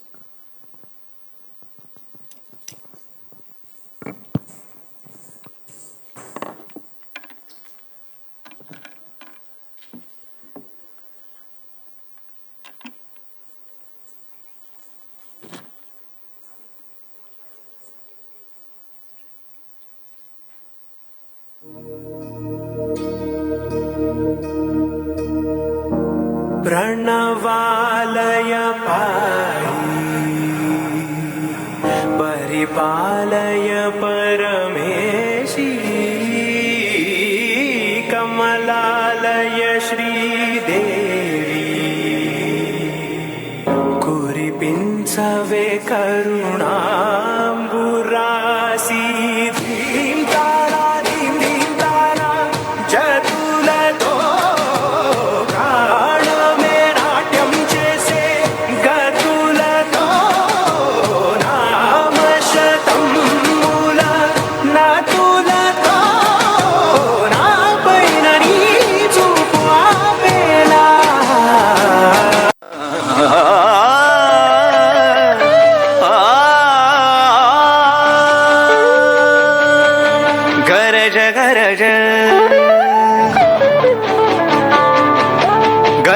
गरज आज मेघ घनन घनन छायोरी धमक दमक चमके बिजुरी कहत है ऋतुराज आयोरी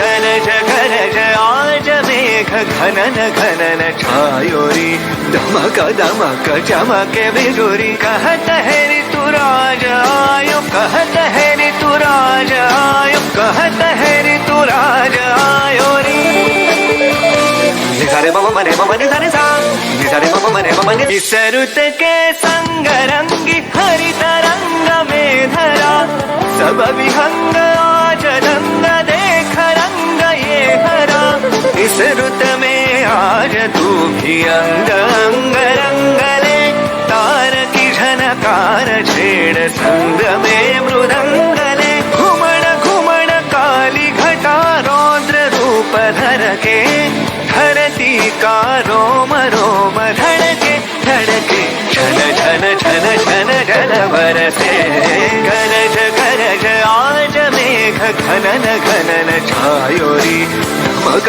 दमक चमके बिजुरी कहत है ऋतुराज आयोरी Mama bunny, mama bun. Mama bunny, bunny, mama bun. Mama bunny, bun. Nidare, re mama bunny, bunny dare. Nidare mama bunny, dare mama bunny, nidare mama bunny, dare nidare bunny mama re bunny. Nidare mama bunny, dare mama bunny, nidare mama bunny, dare nidare bunny mama re bunny. Nidare mama bunny, dare mama bunny, nidare mama bunny, dare nidare bunny mama re bunny. गरज गरज आज में घनन घनन छायोरी धमक धमक चमके बिजुरी कहत है ऋतुराज आयो रे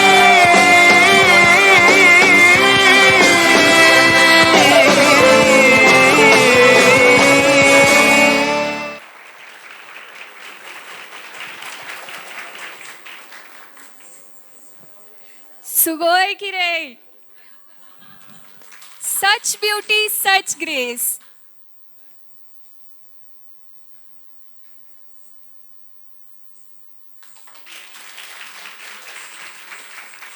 What a mesmerizing journey it was. We thank our dancers for expressing devotion, emotion, and artistry through every step and gesture of Bharatnatyam. Their performance has truly captured the elegance and the depth of this classical art form.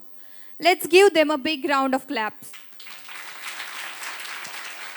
From the classical grace of Bharatnatyam, now we move to the vibrant and energetic folk dance of Maharashtra, which is Lavani. Lavani is a powerful blend of rhythm, expressions, and storyline, traditionally performed to celebrate life, love, and spirit of Maharashtra. Get ready to feel the energy, color, and charm of this dynamic performance. Let's give them a huge round of applause as well. 日本語で説明します。ラオニは、100年ぐらい前のダンスで、歌いながらダンスをすることです。そして誰かが歌って、誰かがダンスして、ストーリーラインみたいな、歌です。はい、以上です。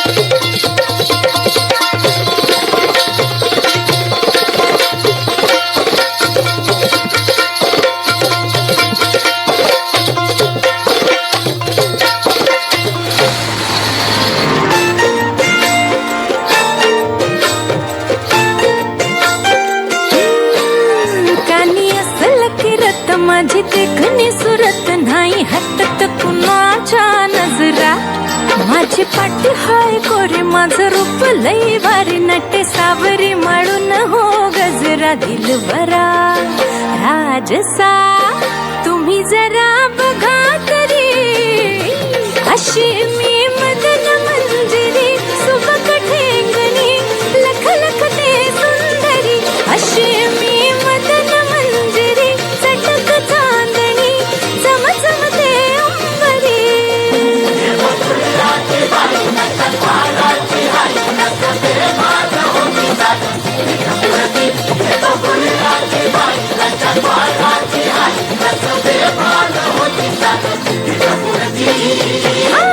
अशी मी मदन मंजिरी सुबक ठेंगणी लख लख ते सुंदरी अशी मी मदन मंजिरी चटक चांदणी चम चम ते अंबरी थांबला का अंबऱ्याशी या बसा राजे खुशी घ्या सबुरीन विडा का ओगा घाई अशी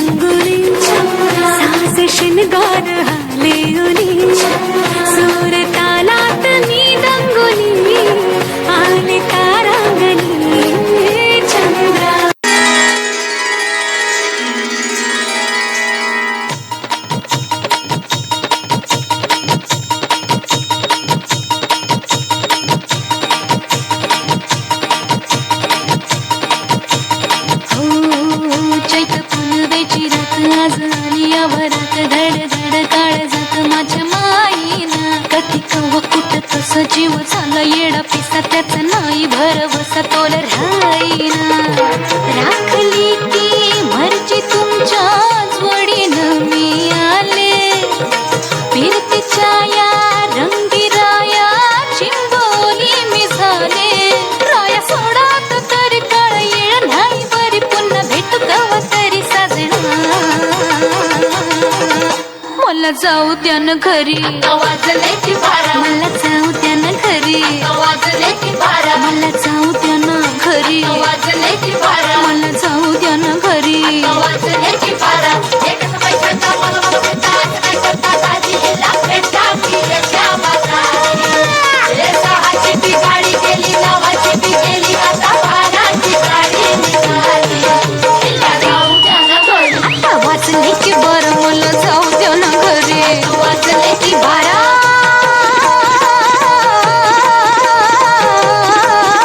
जी जी रे जी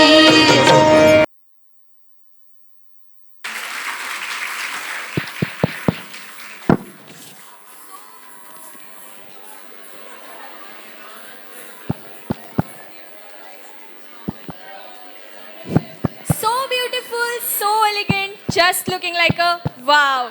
Such a kawaii performance it was. What a dazzling display of energy and grace. We thank our performers for bringing the vibrant spirit of Lavani on the stage.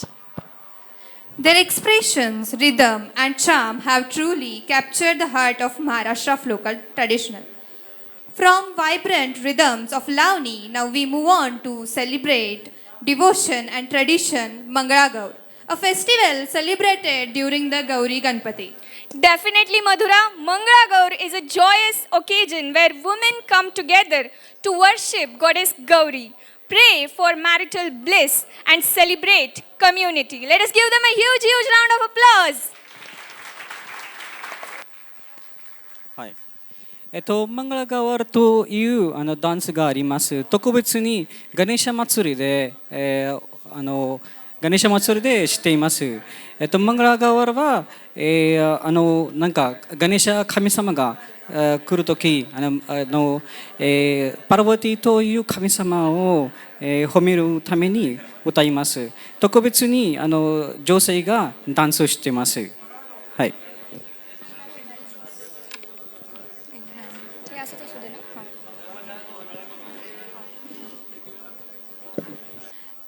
Let us enjoy the spirit of Mangala Gaur.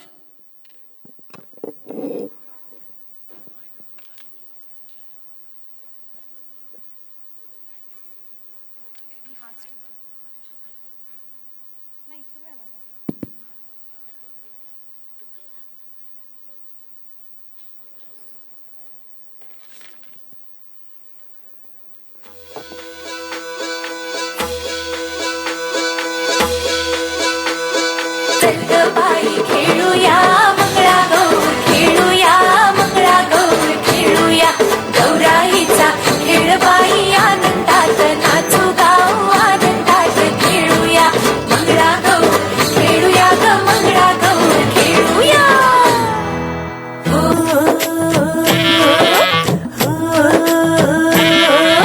पिंगा ग पोरी पिंगा ग पोरी पिंगा ग पोरी पिंगा तुझ्या पिंग्यानं मला बोलावली रात जागवली पोरी पिंगा ग पोरी पिंगा ग पोरी पिंगा ग पोरी पिंगा लेक माझी ग सून तुझी ग आहे देखणी ग पोरी पिंगा पिंगा ग पोरी पिंगा ग पोरी पिंगा ग पोरी पिंगा लेक माझा ग जावई तुझा ग आहे देखणा ग पोरी पिंगा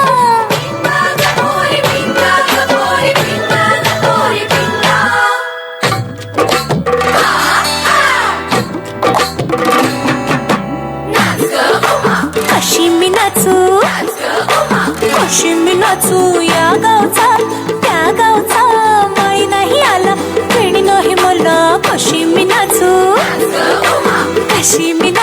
या गावचा त्या गावचा शिंपी नाही आला चोळी नाही मला कशी मी नाचू कशी मी नाचू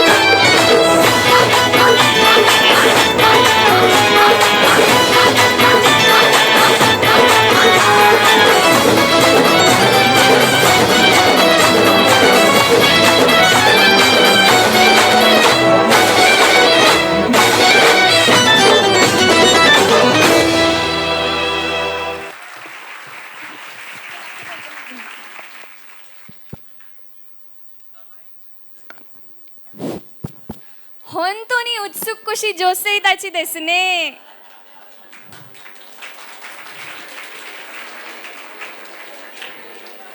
What a delightful and celebration of devotion and togetherness.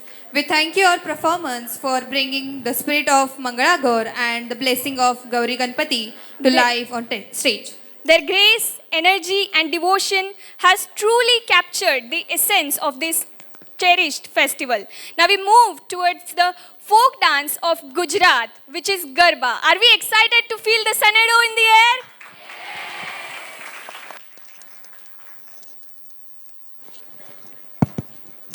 日本では盆踊りがありますね。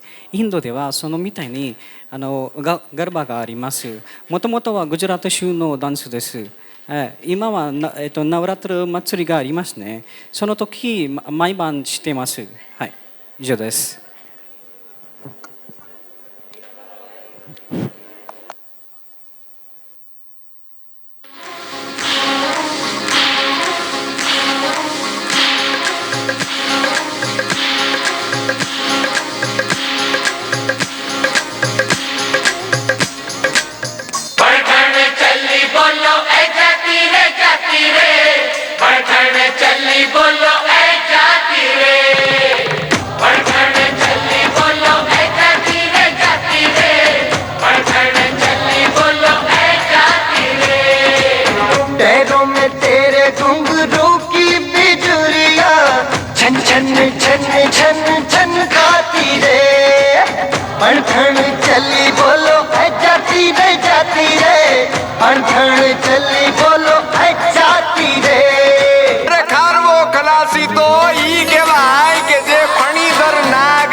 દરિયાની સામે ઉતરે અને ઉતરવું પડે કારણ કે કિનારે તો ખાલી પડે નાની નાની પગલીને નાના એવા સપનાની રેત વાળી ડગલીને તોફાનો તરાપ મારે હાલે સાવ આપી જાય તોય જેની હિંમત અને આમ નહીં આપે એવો ખારવો ખલાસી એવો હાડનો પ્રવાસી એવો ખારવો ખલાસી એવો હાડનો પ્રવાસી ગોતીલો ગોતીલો ગોતીલો ગોતીલો ગોતીલો ગોતીલો પોતાના જ દરિયામાં પોતાની જ ડૂબકીથી જાતનું અમૂલ મોતી લો. મોતી જે મજામાં ખાલી વાવટા ધજામાં એવો હાડનો પ્રવાસી ગોતીલો. એવો કોણ છે ખલાસી મને? ઓકે ભૈયા. કોણ છે પ્રવાસી મને? હાય હાય હૈયા. કોણ છે ખલાસી મને? લઈ જા નૈયા. તમે ગોતીલો એવો કોણ છે ખલાસી મને? ઓકે ભૈયા. કોણ છે પ્રવાસી મને? હાય હાય હૈયા. કોણ છે ખલાસી મને? લઈ જા નૈયા.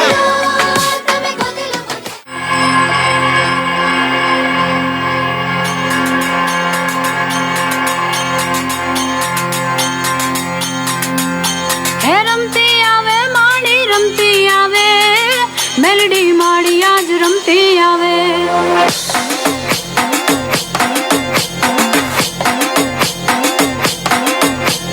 રમતી આવે માડી રમતી આવે કાણકા માડી આજ રમતી આવે રમતી આવે માડી રમતી આવે ધનભાઈ માડી આજ રમતી આવે રમતી આવે માડી રમતી આવે ચોટીલા વાળી આજ રમતી આવે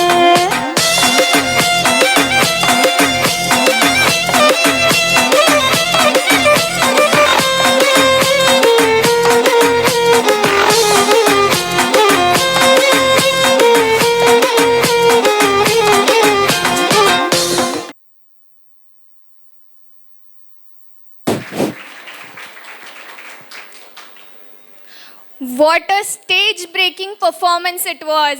Are we enjoying the show? From the joyous celebration of festivals, we want to take you back in time of the heart of Maharashtra, the village life of yesteryears. Through this skit, we will witness the daily life of farmers, the simplicity and harmony of village living and cultural traditions and the bond that community together. Today, we also see how dignitaries like Vasudev will visit the blessing the villagers and in their humble offerings. Get ready to step into a world of rich traditions, heartfelt stories, and the timeless spirit of rural Maharashtra. Maharashtra では、古いダンスがあります。古いものがあって、特別なものです。なんか米をこうして小さくするように使っています。伝統的な生活はどうやって過ごしていましたか。それを表すダンスです。以上です。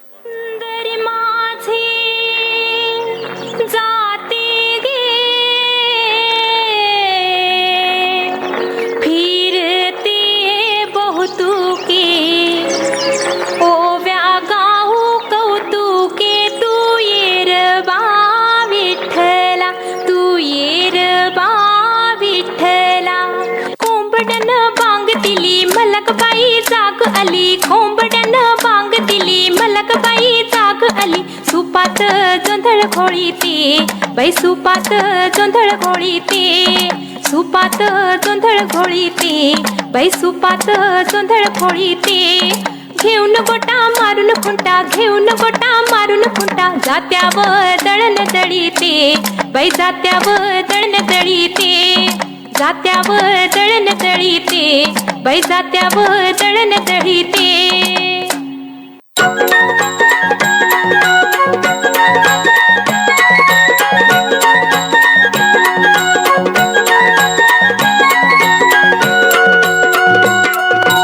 उजळणाल आभाळ रामाच्या पारी उजळणाल आभाळ रामाच्या पारी अन गाव जागवत आली वासुदेवाची स्वारी गाव जागवत आली वासुदेवाची स्वारी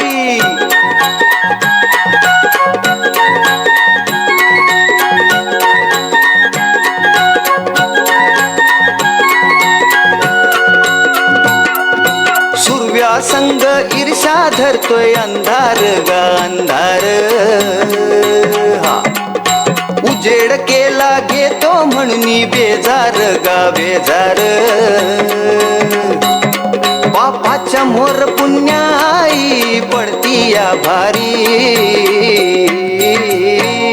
अन गाव जागवित आली वासुदेवाची स्वारी गाव जागवित आली वासुदेवाची स्वारी दान पावल वासुदेवाला दान पावल वासुदेवाला दान पावल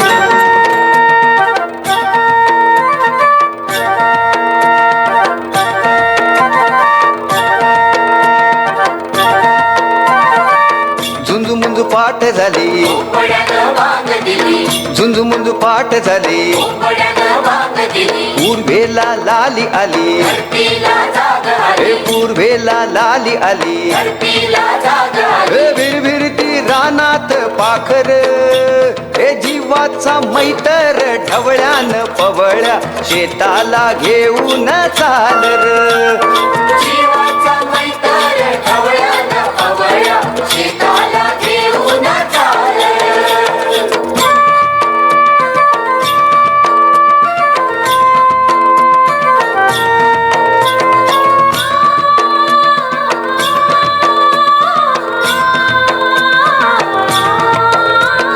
शेताच्या बांधावर बांधाच्या झाडावर झाडाच्या फांदीवर फांदीच्या पानात पानाच्या घरट्यात लपून बसलय कोनर त्याला गुंफन गुंड्यान हानर जीवाचा मैतर ढवळ्यान पवळ्या शेताला घेऊन चालर जीवाचा मैतर ढवळ्यान पवळ्या शेताला घेऊन चालर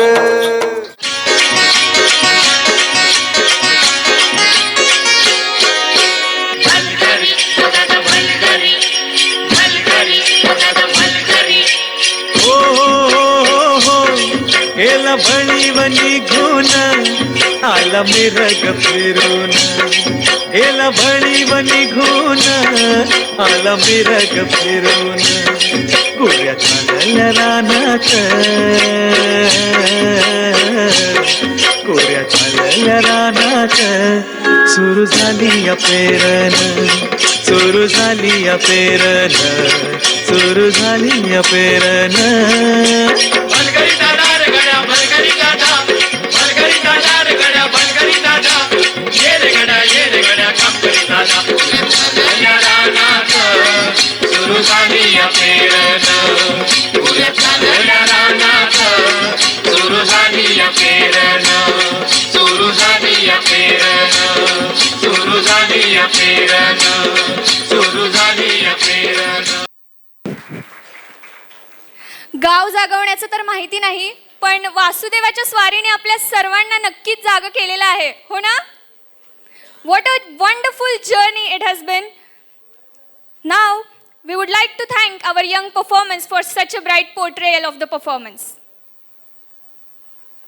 Their portrayal, performance, villages, and the visits of Vasudev has truly captured the essence of simplicity, community, and devotion.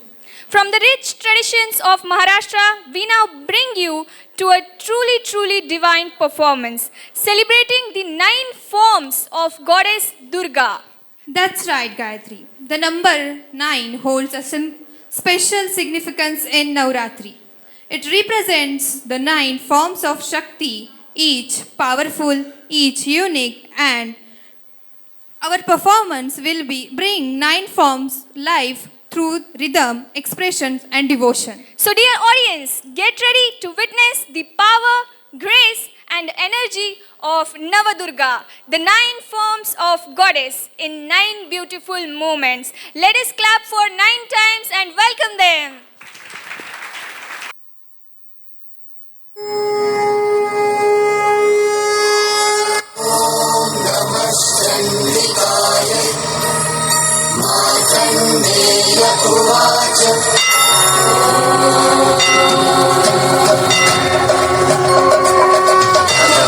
शैलपुत्रेति द्वितीयं ब्रह्मचारिणी तृतीयं चन्द्रघण्टेति कुष्माण्डेति चतुर्थकं पञ्चमं स्कन्दमातेति षष्ठं कात्यायनी तथा सप्तमं कालरात्रीति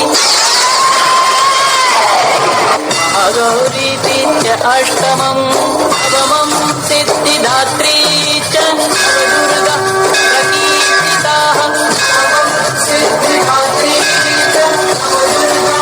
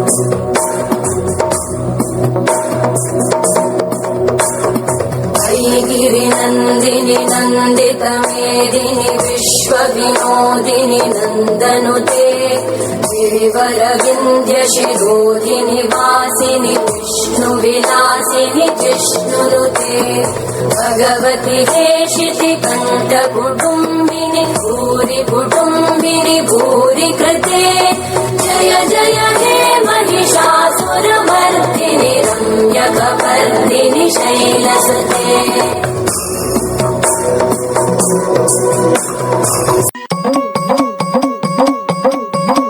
लक्ष कोटि चण्ड किरण सुप्रचण्ड विलपति अम्ब चन्द्र वदन बिंब दीप्ती माझी लोपती सिंह शिखरा जलवासी मूळ पीठ नायिका धर्म अर्थ काम मोक्ष कल्प वृक्ष Renuka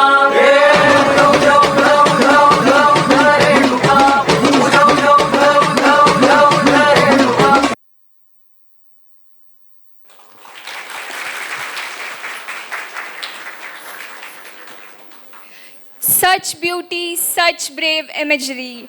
Hontoni yokanna jo seitachi desu ne.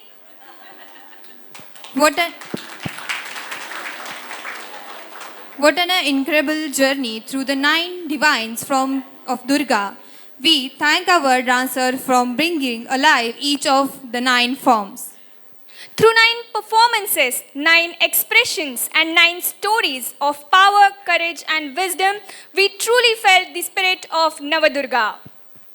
From the divining energy of Navdurga, now we move on to memorizing fusions of melody and movement.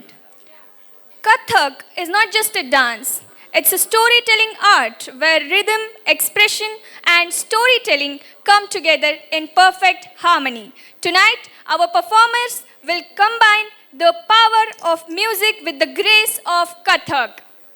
Let us give them a huge, huge round of applause. はい、カタクという言葉は昔話を言う方です。これからカタクは、カタクのダンスでは、ジェスチャーとか、足のモーメントは一番大事なことです。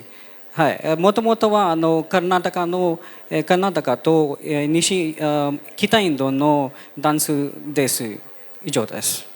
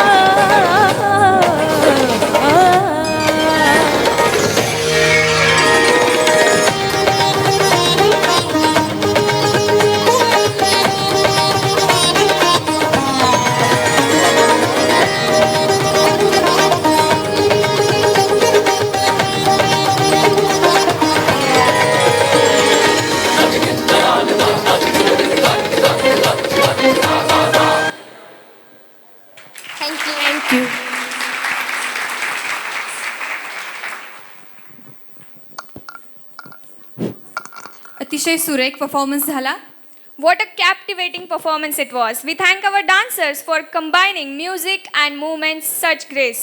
Vande Mataram Vande Mataram सुजलां सुफलां मलयज शीतला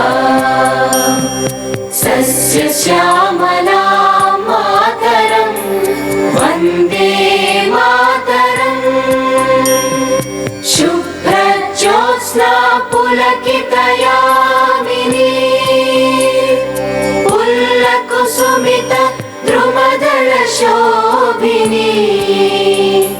सुहासिनी सुमधुरभाषिणी